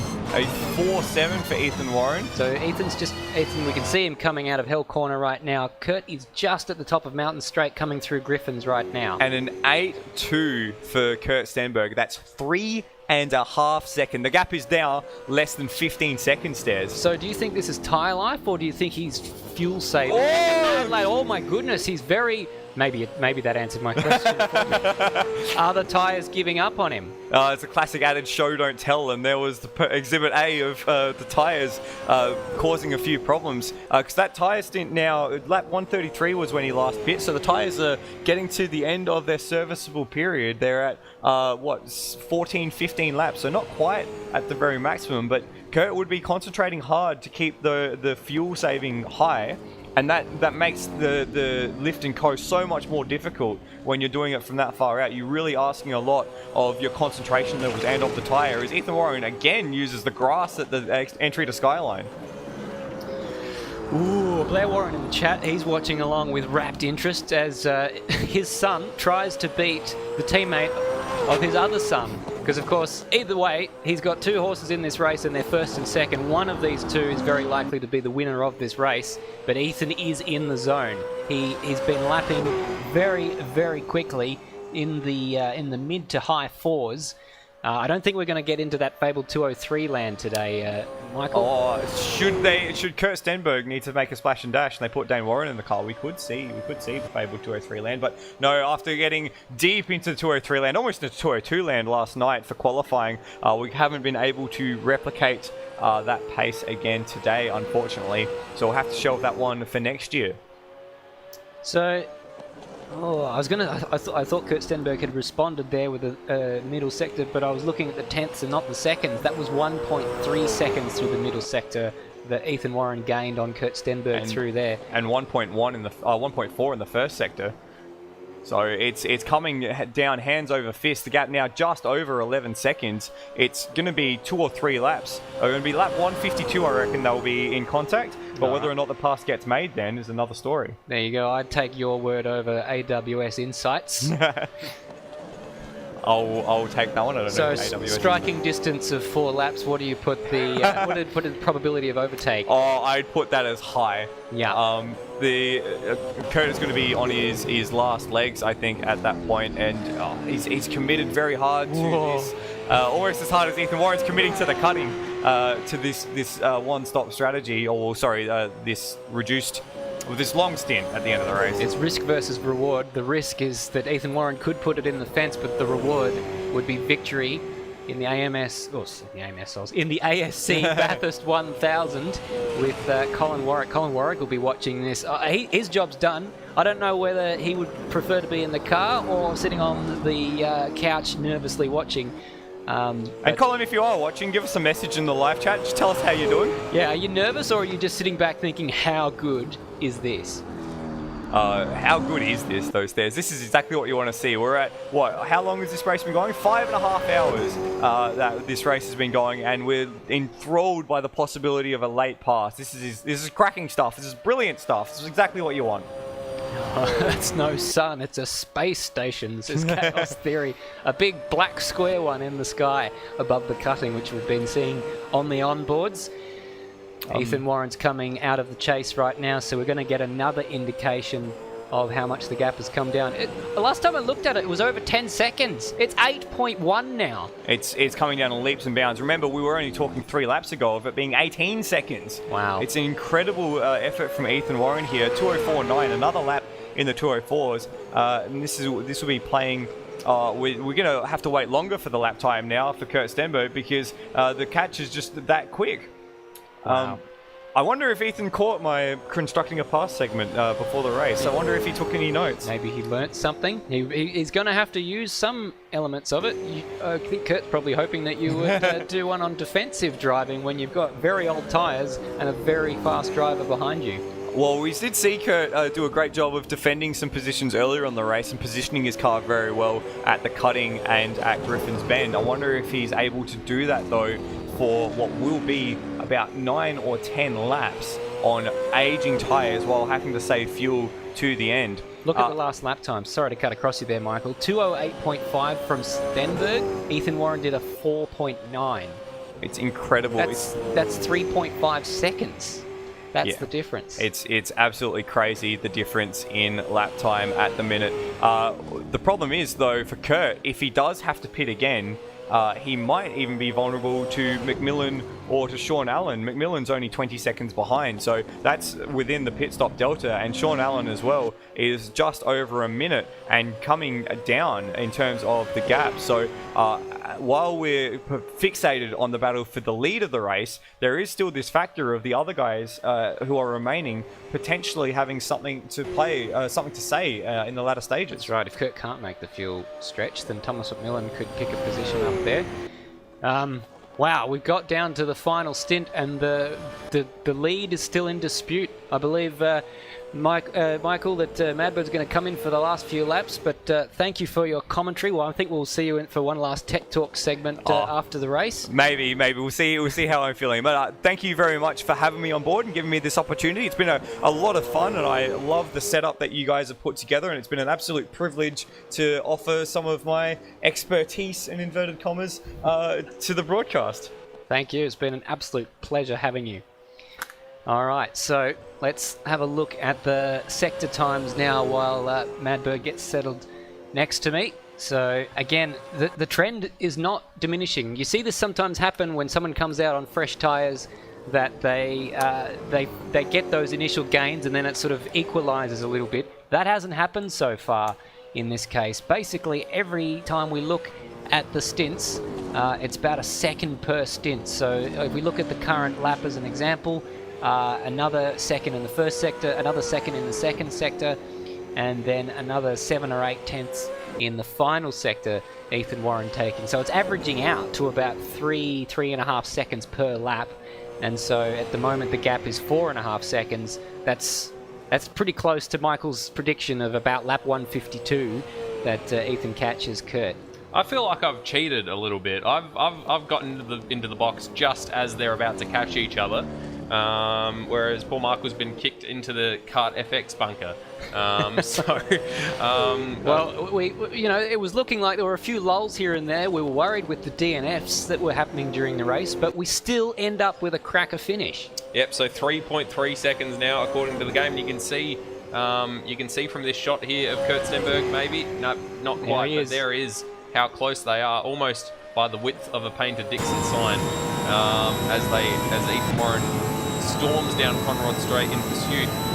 There is Kurt Stenberg in the distance. You can just see that dot veering off to the right, going through the chase, and there he is in the background of Kurt Stenberg's shot. So that gap now down to just over 3 seconds. Very much a carrot now. That'll only incentivise Ethan more. I'm sure that Colin Warwick is probably in the same Discord channel urging him on. His fellow admin has a win. He has the bragging rights of having won the first Automobilista Supercars Bathurst 1000 1 year ago, and Colin wants another. He wants one for himself. He hasn't got a win in the Automobilista Supercars Championship. What a way to break that duck. Absolutely, what a place to do it at Bathurst. I will just throw you a quick, someone in the chat did throw you a bone, Stairs, said, I love a good B joke. Nice one, Stairs. Just a little while ago. Forgetting what even that joke was. There's a sting in the tail. Very good. Well, make no mistake, the quality of this production, it is not a movie. Yeah, that sun is... It's not a moon. It's no moon, I should say. That's no moon. Oh, sorry, let me hook these up. And you can see just how close they are as they go through the cutting. Well, it's less than the gap that he's been pulling back on Kurt Stenberg per lap. So this time next lap, they'll either be in a different position or Ethan will be right on Kurt's tail. But as Michael said, has Ethan shot his wad, so to speak? Has he used all of the grip in those tyres, just putting out qualifying laps, lap after lap, to catch up to Kurt Stenberg, and he's not going to have any grip to fight him with. Well, I don't know. It doesn't seem to be, the advantage doesn't seem to be coming down that slowly. No, and he's right there, isn't he? Yeah, he's very much in shot. They're both in the same shot now. You can see them. That is Kurt Stenberg, and right behind him, Ethan Warren. Kurt Stenberg, I imagine he'll be he'll either be very, very quiet or he'll be very, very loud in his live stream. I'm sure those of you who are watching his live stream concurrently with this one could tell us, but boy, oh boy, what a finish. We're under 10 laps to go now. Yep, we're on lap 152. Oh, sorry, 151. I can't even tell the difference between numbers as Kurt Stenberg goes a little bit deep on the exit of the chase, and the gap is now well and truly academic. It is right there to be taken under a second between Ethan Warren and Kurt Stenberg. You'd see how later Ethan Warren can brake coming into Murray's, and then on the way down to Hell, probably be able to brake quite a lot later as well. These hard braking zones. Here we go. So well, another lockup. Yeah, another lockup there for Kurt Stenberg, and he couldn't quite get the apex. He can't carry the speed through the corners. And Ethan Warren is right underneath him. He's in the slipstream now. The amount of time he's taking out of him is academic because he's in the slipstream. Kurt Stenberg is going to head him off at the pass. There was absolutely no way through there. He's going to try and drive around the outside. They go side by side.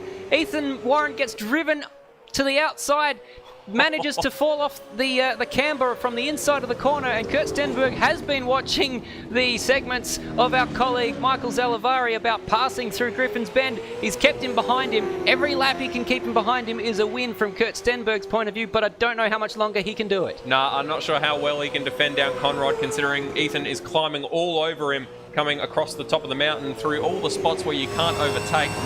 Mitchell McGovern in the chat just saying he's a little bit disappointed. I wonder if that's a little bit of understatement on his behalf. As they come into Skyline, they're basically bump drafting, which is not a thing you want to be doing through Skyline, but Ethan Warren is going to have so much pace coming down Conrod, I just can't see how Kurt can defend it.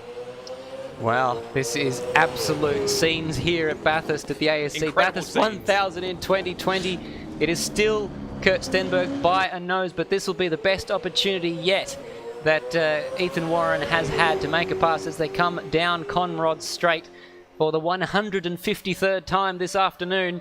And what move does Kurt Stenberg do? Look at the onboard here. It's going to be the outside line that Kurt Stenberg forces Ethan Warren to go through side by side into the chase. Kurt Stenberg, can he get it pulled up? He's broken very, very late, and he somehow manages to hold on to the position one more time. But here we go. They're bumping and bumping on the way down to Murray's. Again, Kurt Stenberg on the defensive, forcing Ethan Warren to try and go around the outside. This is going to open the door down the pit straight, but he couldn't quite get the nose in, Ethan Warren. He's ever so closely alongside. They run over the mirror. Thank goodness it's not actually modelled for a tyre.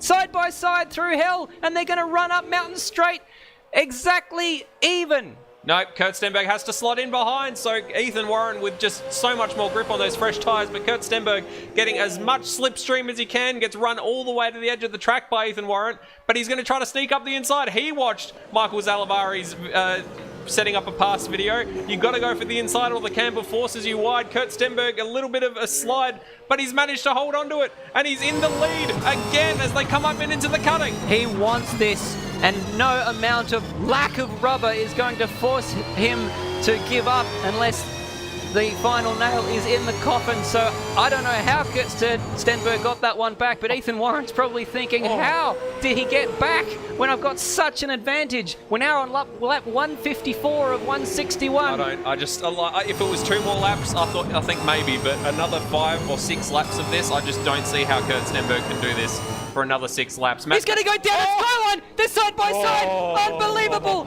Wow, that was a look and a half from Ethan Warren. See if we can get a replay from the onboard of Ethan I Warren. don't want to have a replay right now because we're going to miss something. We'll have to come back to that. Matt Dunlop says bloody hell in the chat. That basically sums it up, I reckon.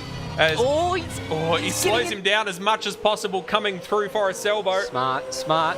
He's got himself a little bit of a jump, has Kurt Stenberg, and forces Ethan Warren just a few more car lengths to catch up in the slipstream. He's going well outright He's trying to cool his car, something else that is not modelled. No, he's trying to catch him at the right time, I think. He was trying to make sure that he had the pace right here to go down the inside, but he doesn't. And he has to slot in behind as Kurt Stenberg's tyre back goes right out. Bit of a wiggle. Oh, he's got the run all the way down. Whatever happens here, Kurt Stenberg has driven absolutely masterfully. But can he hang on for another 5 laps? They bump. They both bump coming through Murray's. They get the tail out. It's side by side this time. We've got Ethan Warren on the inside. They both missed the mirror that time. Into the first corner. Oh, he backs it in. There's going to be a switchback somewhere. There's no way through. Oh, Ethan Warren's got it. Ethan Warren has got the lead of the race. Clear air from the bonnet of the KART FX Blackshaw's racing car. I don't think that Kurt Stenberg can come back at it from that. He needed the slipstream that he had last lap to fight it into Griffin's. But what an absolute gallant defence from Kurt Stenberg in the VRS car. And all he can do now is sit there and hope that Ethan Warren has a little error, something that lets him sneak back through and put some more elbows out, because he's got 6 more laps to go in this race. His tyres are completely shot, I think. Yeah, I reckon that defending... Oh! I reckon defending... Right out sideways. Defending for those few laps has absolutely killed off what was left of his tyres. Dano35 in the chat's now saying Stenny won't make it, and I think this time this is on tyres as opposed to fuel. Yep, and if he has to pit again, then Thomas McMillan in the box seat for second place. We haven't even thought about Thomas McMillan and Sean Allen in about 15 laps, because this has been such a massive battle. I mean, this whole race has been building to this crescendo, and that was the battle, and boy, oh boy, was it worth a watch. Oh, if only it was 5 laps later. If that had been the climax, that would have been satisfying. It's still satisfying. Michael Zalavari says that would have made me climax. This is huge in Australian motorsport, says Matt Dunlop, and this is seat of your pants stuff, said Roadies Racing in regards to that battle. Absolutely agree with both of them. Awesome patience to Ethan, says Blair Warren, and I would have to agree. He could have forced the issue in several places and probably caused an accident. Well, here is the leading car now. I don't think they've led... Well, there's been a lot of pit stops, but I'd like to see how many laps they've led cumulatively throughout the race, but they're very much on target right now. Do you reckon he eases off now? I reckon, yeah. There's nothing to be gained by pushing too hard at this stage, and you know that your immediate rival behind you's tyres are absolutely shot. So you lean back a little bit, surely, and we'll see. That's what you and I say as mere mortals. I was about to say, I'm not sure if Ethan Warren's capable of leaning back, but the previous lap was a 209.3 as they were battling, and a 209.4 for Kurt Stenberg. Sorry, a 206.4 for Ethan Warren. So that was after he passed him on the start-finish straight. So I would say that he is probably leaning back a little bit just to nurse this KART FX Blackshaw's racing car home. And can this Virtual Racing School VRS car make it home with the tyres that it's got? Kurt Stenberg was looking pretty slidey. In fact, that thing is really, really struggling right now. The biggest question mark right now is whether Kurt Stenberg and Dane Warren can hold on to this second place finish ahead of Thomas McMillan. So we haven't seen Thomas McMillan for the longest time. Here he is coming through the cutting in third place. He's done a great job today with Luke Rosella. In fact, where are they tyre-wise? They might be in a similar boat to Kurt Stenberg. Just looking. They last pit on lap 142. Okay, so they're 10 laps to the good compared to Kurt Stenberg. And then Sean Allen in fourth place. They're a further 22 seconds behind. And his last pit stop was on lap 145, so he's 3 laps to the good of Thomas McMillan. Lucky 237. No more heart attacks, please. No guarantees. No guarantees. But it's looking like it'll be a calm one here on out. But you never know what's going to happen. Especially if Kurt Stenberg has to pit. So that gap has gone out to 5.5 seconds between Ethan Warren and Kurt Stenberg. And Sean Allen, the only runner who is, you would say, most likely no chance of getting a podium spot. Yeah, well, yeah, because even if Kurt Stenberg did have to make a splash and dash, he should probably come out ahead of Sean Allen. Mark Clarkson from the UK saying, got to go and do some in real life marshalling, but this has been a fantastic battle even with just 4 cars. Thanks for putting it on. Thank you very much for coming to watch, Mark. Tell your friends to watch this. It'll, of course, be available on replay on YouTube. So, fantastic to have you along It's been an absolute pleasure. Now, what are we? We're on lap 156, so after this one, 4 laps to go for the leader, Ethan Warren. There's Sean Allen. So Ethan Warren's just coming up to the top of the mountain on lap 157. So the gap between Thomas McMillan and Kurt Stenberg was 20 seconds when Kurt Stenberg and Ethan Warren were battling. It is now 12 seconds according to our live timing. So that's coming down leaps and bounds. Can that possibly compress at the very end of this race? Well, they've only got 4 laps. They don't have the luxury of time. No. And they don't have the luxury of tyres being quite so fresh. It's our other screen is saying about 16 seconds there, as opposed to 12. So it might be the live timing is a little bit out of whack. It depends on where there's an ebb and flow to the live timing. It's based quite on where delayed they as are well, at the track. because according to the live timing, they're only just coming into the parks, whereas on live, he's coming down the dipper. Let's just have a quick look at those lap times. So Kurt Stenberg's now in the 2-minute 10s, and Thomas McMillan is in the 2:07. So what have we got? 7.8. Gee, you know what? I don't think that is over. That might be a grandstand finish on the last lap for second place. Is it? What were the lap times again? Sorry. A 2:07.8 to a 2:10.4. So about 2.5 seconds, maybe 3 seconds per lap. It depends on just how badly Kurt Stenberg's tyres go off. If those tyres continue to fall further off the cliff, that could easily come into play. Let's see how it's going right now, because he would have had that sort of deflation after he got passed by Ethan Warren, but then he probably would have realised, well, hang on, we can still finish second. I've just got to bring this home. Just got to bring this home, and that would make it a Warren 1-2, which I'm sure Blair Warren would be pretty pleased with. Absolutely, would be chuffed to have such racing pedigree in his genes, as in GENES. Yes, I got that. Not in his Levi's. Clearly, Blair Warren's got some racing pedigree in his genes. El Caddy Studios currently got to pick filming in the hail outside or watching this. Mitchell This McGovern, wins. sorry to cut across you there, Mad, but Mitchell McGovern says Stenberg might not make it on fuel or tyres. Oh my goodness. So where's the good news? Yeah, for Kurt. So where is the good news for Kurt Stenberg? So if he's not 100% on whether he can finish on fuel, why is he staying out there on these tyres? They've committed to this strategy so long ago that they just had to do it. They had to pull the trigger. I mean, they would be in so much better position if Dane hadn't been able to stretch just 1 lap extra on How that long is the shortest? How long would it take to do the shortest stop you could possibly do? If you just come in and put like 5 litres of fuel in the tank, however much you need to get around it one more time. That might be a Matt Dunlop question. We haven't heard from Matt for a while. You've just been sitting back and enjoying the battle. I've been sitting back and enjoying a beef rice bowl as well, so I've been on mute for a little while, but geez, this has been phenomenal stuff. So if we're asking the question of how long it'll take to do a pit stop with just 5 seconds of fuel, we'll take, just gotta do some quick maths here, so it'll be minus 25, 65 seconds is gonna be total time lost. 65 seconds? If you're pitting to take 5 seconds of fuel, that's including the transfer time down the lane. So that would bring Sean Allen into play as a podium position. Correct. So it would. You can see why he's sticking with it. Yeah, absolutely. So even if he has to crawl through the last few laps, even if he loses second position to Thomas McMillan, he's got 40 seconds in the bag over Sean Allen that he can spend just nursing this wounded, starving car home. Now there'll be 3 laps to go after this one.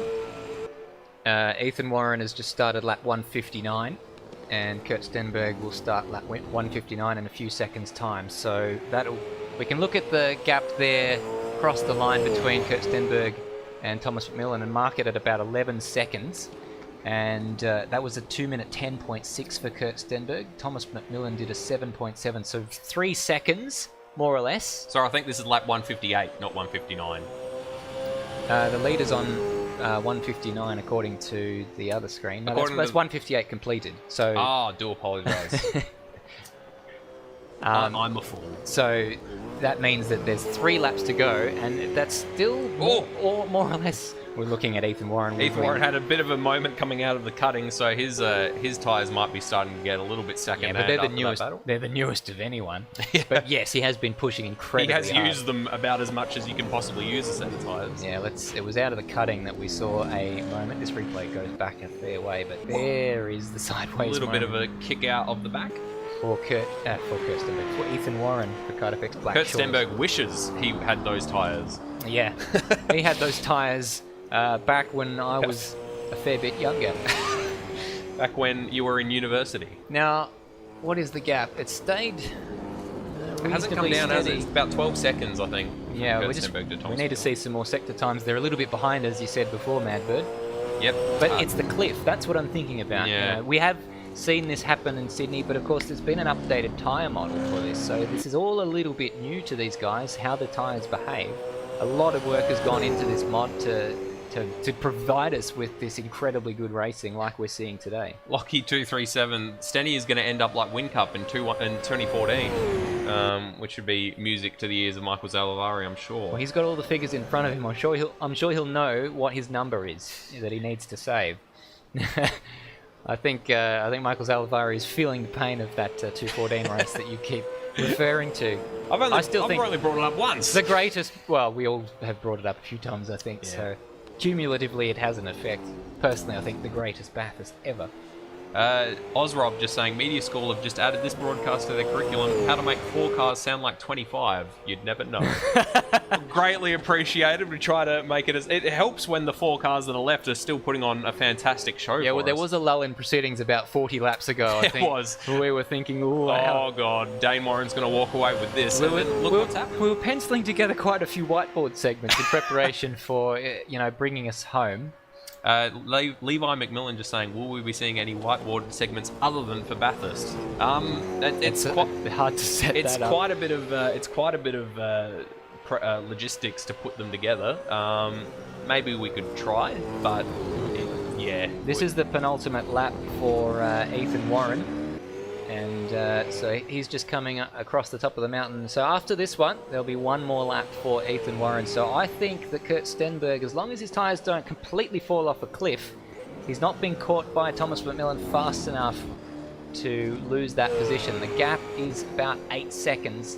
Thomas is going to get close, but unless there's a rapid change in the sort of delta between those two, I don't see it happening for Thomas. Can we get on board with Kurt Stenberg? I just want to see how much he's lifting down the straight, down Conrod especially. So it seems across the top of the mountain, it probably won't. Lifting and coasting won't cost you too much because you're never going flat out anyways. He's lifted off quite a bit before Forest Elbow. Well, I don't think he's going to lift until well down into the chase. Let's see how early it is.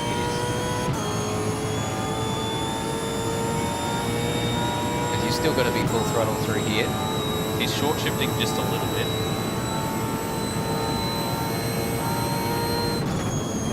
Oh. Yeah, well before the actual apex of the corner there. Yeah, he's going very easy. So I wonder just how marginal he is on fuel. I wonder if anybody who's watching his stream can let us know. Ethan Warren has started the last lap of the race. This is the final lap for Ethan Warren as he makes his way up Mountain Straight. He and Colin Warwick have done an absolutely phenomenal job today. They've negotiated a drive-through penalty. That car has been through the pits 9 times. Oh my goodness. Today, and they have just played an absolute masterstroke, putting Ethan Warren in the car when he needed to on the fresher tyres. A quick stint to end the race. Kurt Stenberg's flashing the lights on our other screen, so I'm not sure if that's flashing the lights in SOS or if it's flashing the lights to say, oh, no, I'm good.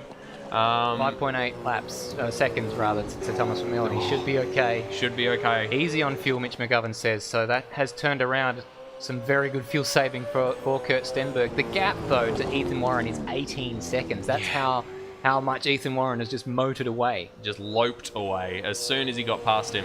And Kurt Stenberg, yeah, if it had been just a couple of laps that he needed to defend, I reckon he could have done it. But for almost 10 laps that he would have had to defend, there was just no way. As he's, He's giving me mini heart attacks. Heart attacks. He's giving me mini heart attacks out the corner of my eyes. I see his car just sliding in places that you really don't want it to be sliding across the top. Brute's trying to add a little bit of drama, saying he reckons the tyre could blow at the chase because there's nothing left. Well, we'll see. But now we've got Ethan Warren. We're just going to bring Ethan Warren down Conrod Straight. He's just got the length of this straight, the chase, and then Murray's Corner to negotiate, and he will become an ASC Bathurst 1000 winner. We thought it might be Dane and Kurt, but Colin and Ethan have put together an absolutely stellar campaign tonight.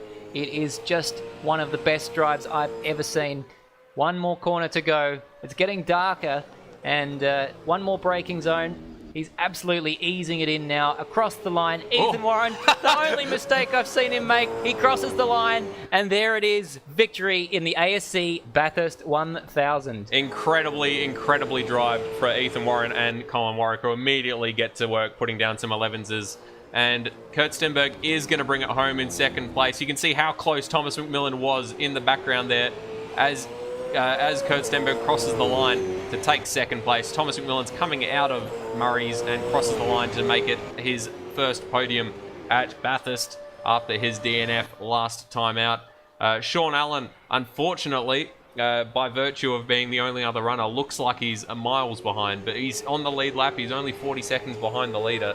It's just nothing but DNFs from him on down, though. So Sean Allen, just the last corner through Murray's. He comes as we'll just catch that and crosses the line to finish off a very, very good Bathurst 1000 for him. And here are your first and third finishes, with Kurt Stenberg presumably hitchhiking at the bottom of the mountain. He had 300 millilitres left over the line, apparently. That was very close. That's according to Brute in the chat. Thank you for providing us with that information. Basically nothing left on the rear left tyre as well, so that is about as close as it gets for Kurt Stenberg. So the fact that he actually brought it home at all, let alone in second place, was well played. My goodness, Des, what a cracking end to a marathon 6 hour and 3 minute race that we've put on here today. 6 hours and 3 minutes. They made good time. They didn't quite do under 5 hours like last year, but of course we had 3 safety car interventions, and we're just watching Ethan Warren. Oh, he's got rubber to burn. He does. Kurt Stenberg wouldn't be able to do that. He'd be on rims already as he puts it down all the way through McPhillamy. I bet you Colin Warwick is an ecstatic boy right now. Ecstatic boy? He is one ecstatic boy. One ecstatic boy.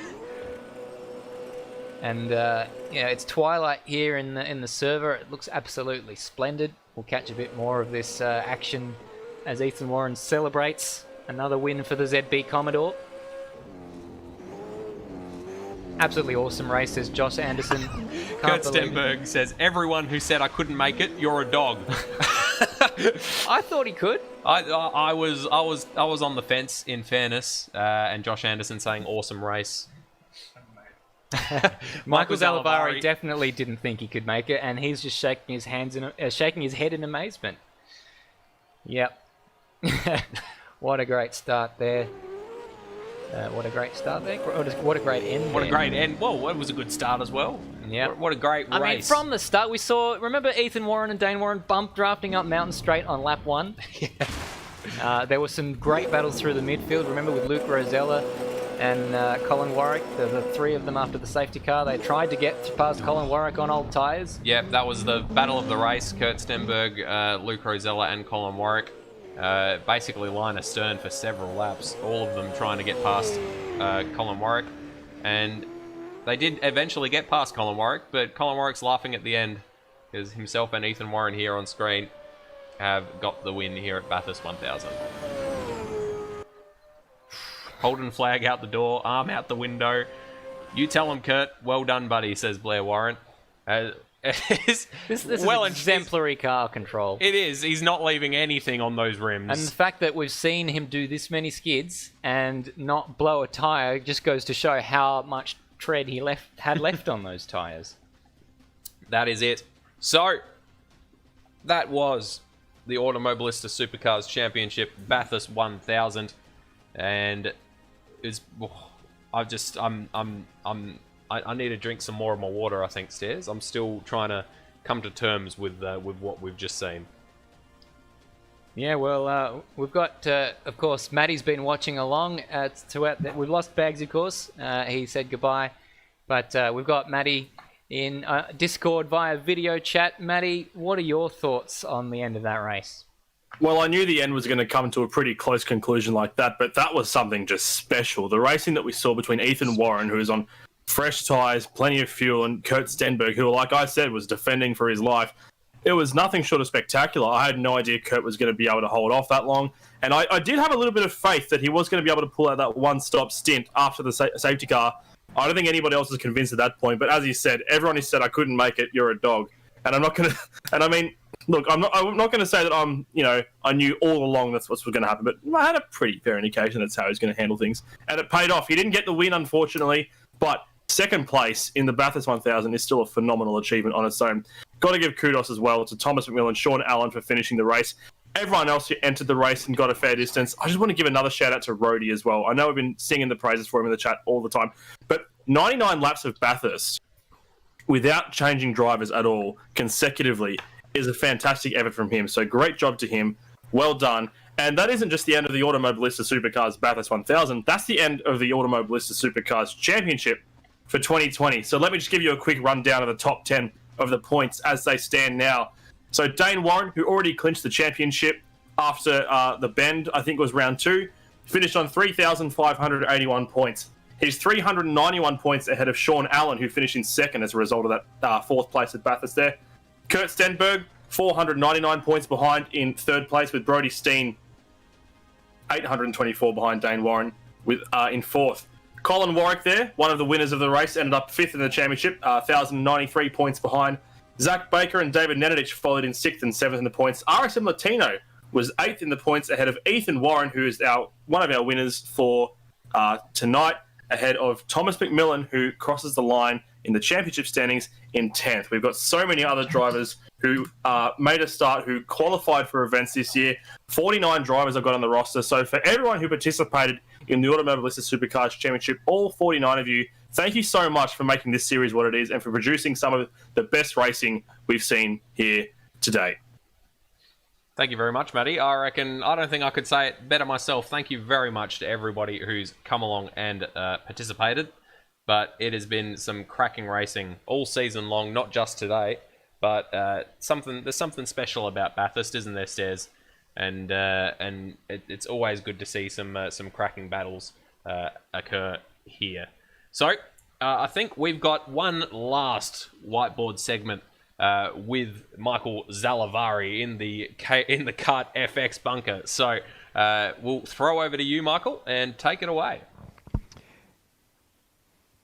Yes, thank you very much, Madbird. Thank you very much, Stairs. And last time out in the KART FX bunker. Finally, thank you very much to KART FX for sponsoring today's ASC Bathurst 1000. It's been great to have you on board, and I'm going to be keeping this for quite a long time. But let's have a look at how that last segment of the race played out. So we had the safety car come in on lap 108, 107, which saw everyone come into the pits. And this sort of shows you how everyone split that last part of the race. So the first pit stoppers were Thomas McMillan on the red line. Then they were followed in by our eventual race winners, Ethan Warren and Colin Warwick on the blue line, Brodie Steen and Sean Allen on the green line, and then this one here, the black line, was Kurt Stenberg and Dane Warren. Now, the gap after Ethan Warren had stopped here was about 50 seconds between Ethan and Kurt Stenberg, and then once...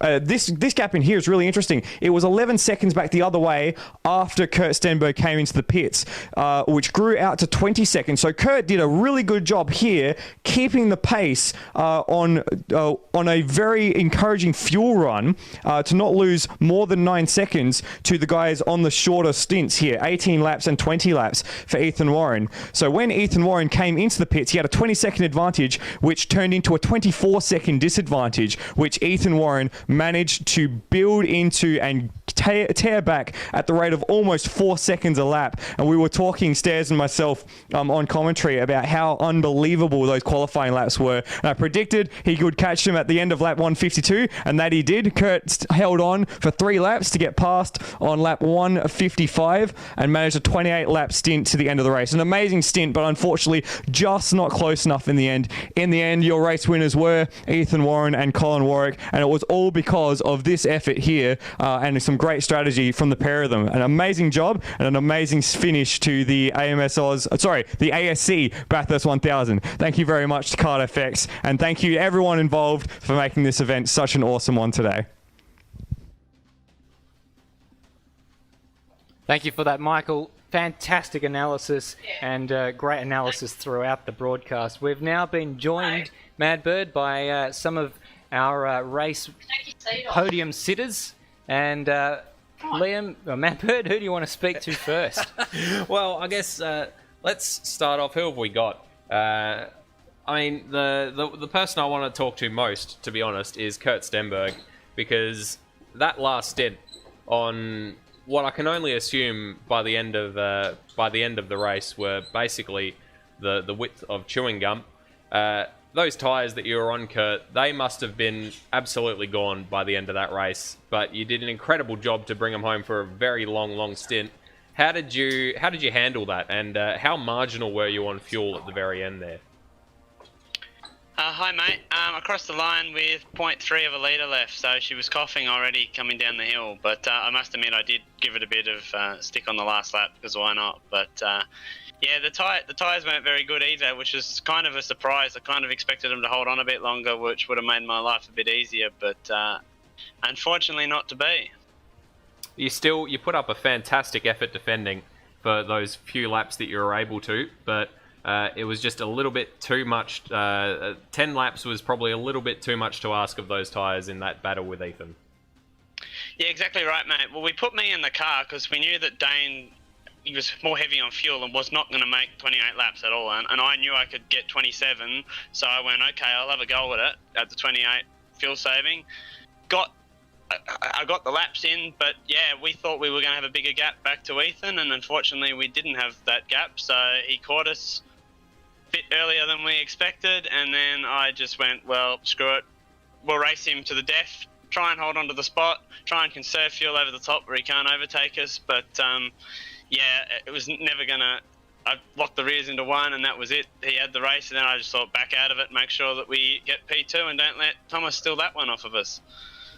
Yeah, well, you still, as you say, still got P2. And Dane, you didn't get the win last year, and you didn't get the win this year either. But you did get that P2, and as Kurt said, he did about as much as he could to hold on to that position. How did you find the race today, Dane?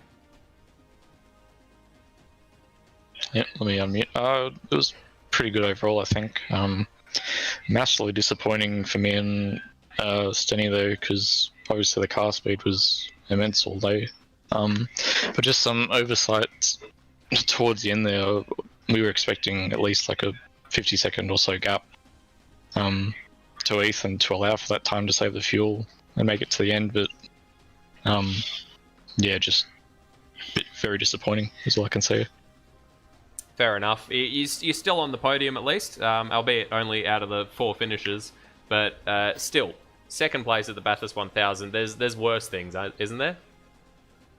Absolutely, and I think we have to mention just how close everyone was, considering, I suppose, the lack of cars. Like towards the end there, we had I think 3 or 4 cars battling with not too many laps to go. So the racing was like surprisingly good, like I said, for the lack of cars. So can't fault that. So overall, I think it was a pretty good event.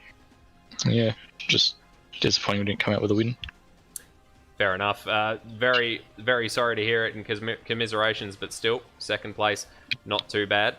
And Thomas McMillan, yourself and Luke Rosella were Stairs' outside pick for a win today, and it looked a couple of times like you guys might have the pace to do it, and you had a couple of cracking battles, but in the end, just not quite close enough to steal second from Kurt.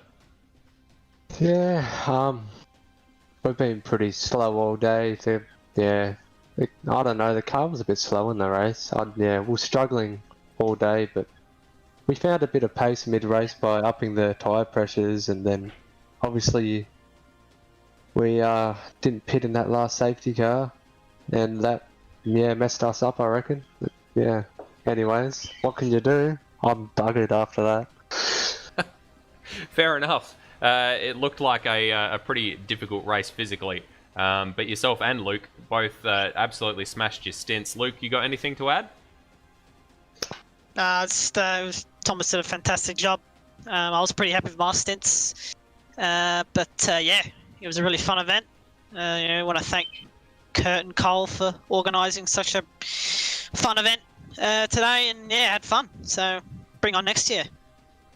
Absolutely, bring on next year indeed. And Stairs, I think you've got race winners Colin Warwick and Ethan Warren. Where on earth do I start? Ethan, you put the car on the front row and was bump drafting your brother up Mountain Straight on the first lap, and then you handed the car over to Colin. Tell us about your day. Yeah, overall it was an up and down day, you'd say. A few mistakes here and there. Obviously, you saw me boggered in the sand coming to the pits. But the start was good. We knew we didn't have the pace for Dane, so we just sort of sat back and did the best we could. Handed the car over to Colin. He did a great job all day. And then, obviously, my mistake coming to the pits. That was sort of our day done, we thought then. But luckily the safety car came out and that sort of saved us. And then the decision to put you in the car right at the end there, Ethan, were you still, I guess you just mentioned this, you think the safety car saved you, but were you still thinking it was possible to win when you got into the car for those final stints? Yeah, Colin did a great job with the strategy. We saved fuel in the second last stint, which we were hoping would allow us to undercut the guys ahead, which it did. And I just had to put some qualifying laps in at the end to try and catch Stoney, and we were able to catch him. Well, huge congratulations on a very, very well-deserved win there, Ethan. Yeah, thanks, and huge thanks to Colin. He did a great job all day, made a good setup, and I can't thank him enough. Absolutely there, Ethan alluding to Colin Warwick there, the mastermind behind this win with the strategy and the setup, and of course as an admin putting in a huge amount of work behind the scenes. Colin, how do you feel? Relieved. That's one word. Pretty good. Last year we sort of felt ripped off because my shifter kept playing up, so I couldn't really get the times out of the car and everyone just blew by us. But this year I was able to put my head down and just do what I needed to do. Couple of mistakes here and there, but that battle with Luke and Stenny was great until Stenny's throttle broke. But other than that, it was good all day. A few scary moments. The safety car saved us because looking at strategy, we were one stop behind everyone because we didn't stop for that first safety car, which we should have. But other than that, we're pretty happy. Absolutely. What a as Madbird you said, relief. Colin Warwick, congratulations! You're an ASC Bathurst 1000 winner. No worries. Thank you. All right, Madbird. That's our drivers, our podium sitters. We're going to take a quick break, and then we're going to come back with a little bit of a wrap up, and then we might just call it a night. So we will be right back. All the information you want about the Automobilista Supercars Championship is now all in one place. Visit asc.rocksolidmates.com for all the official ASC content, including season calendars, results and championship points, broadcast information, rules and regulations, lap records and more. You can also get updates on our official ASC Facebook page. And don't forget to subscribe to our YouTube channel and hit the bell notification icon to get notified whenever we go live for all championship races. The Automobilista Supercars Championship is proudly brought to you by RSM, Rock Solid Mates, ARW, Apex Rear Wing, CW, Colin Warwick Designs, and Jinx Shifters.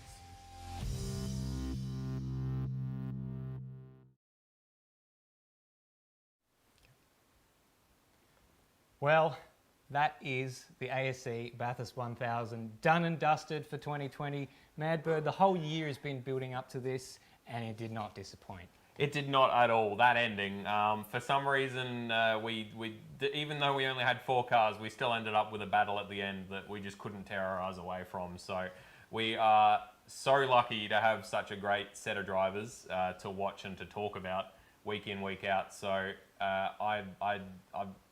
honestly, it's a fantastic group, and I always love talking about these races with you, Stairs. So, and of course with Michael and with James behind the camera as well. It's been Josh Baggsy, of course. And Josh Baggsy and Matty Dunlop. It has been a fantastic day. It has been, and of course we couldn't have done it without all the viewers. So many great comments coming through from an engaged viewership throughout the race. Lots of banter. That's exactly why we keep doing this. It really makes it worthwhile. It really keeps you going, especially during the lulls. Having a bit of back and forth in the chat really helps. So we cannot thank everyone that's watched and has commented and has liked our video and has had a chat with us. Can't thank them enough. So thank you very much, all of the viewers. Well, that's pretty much all the time we have today. We can't wait to see you in the new year for more Automobilista Supercars action. Bye for now. See you later.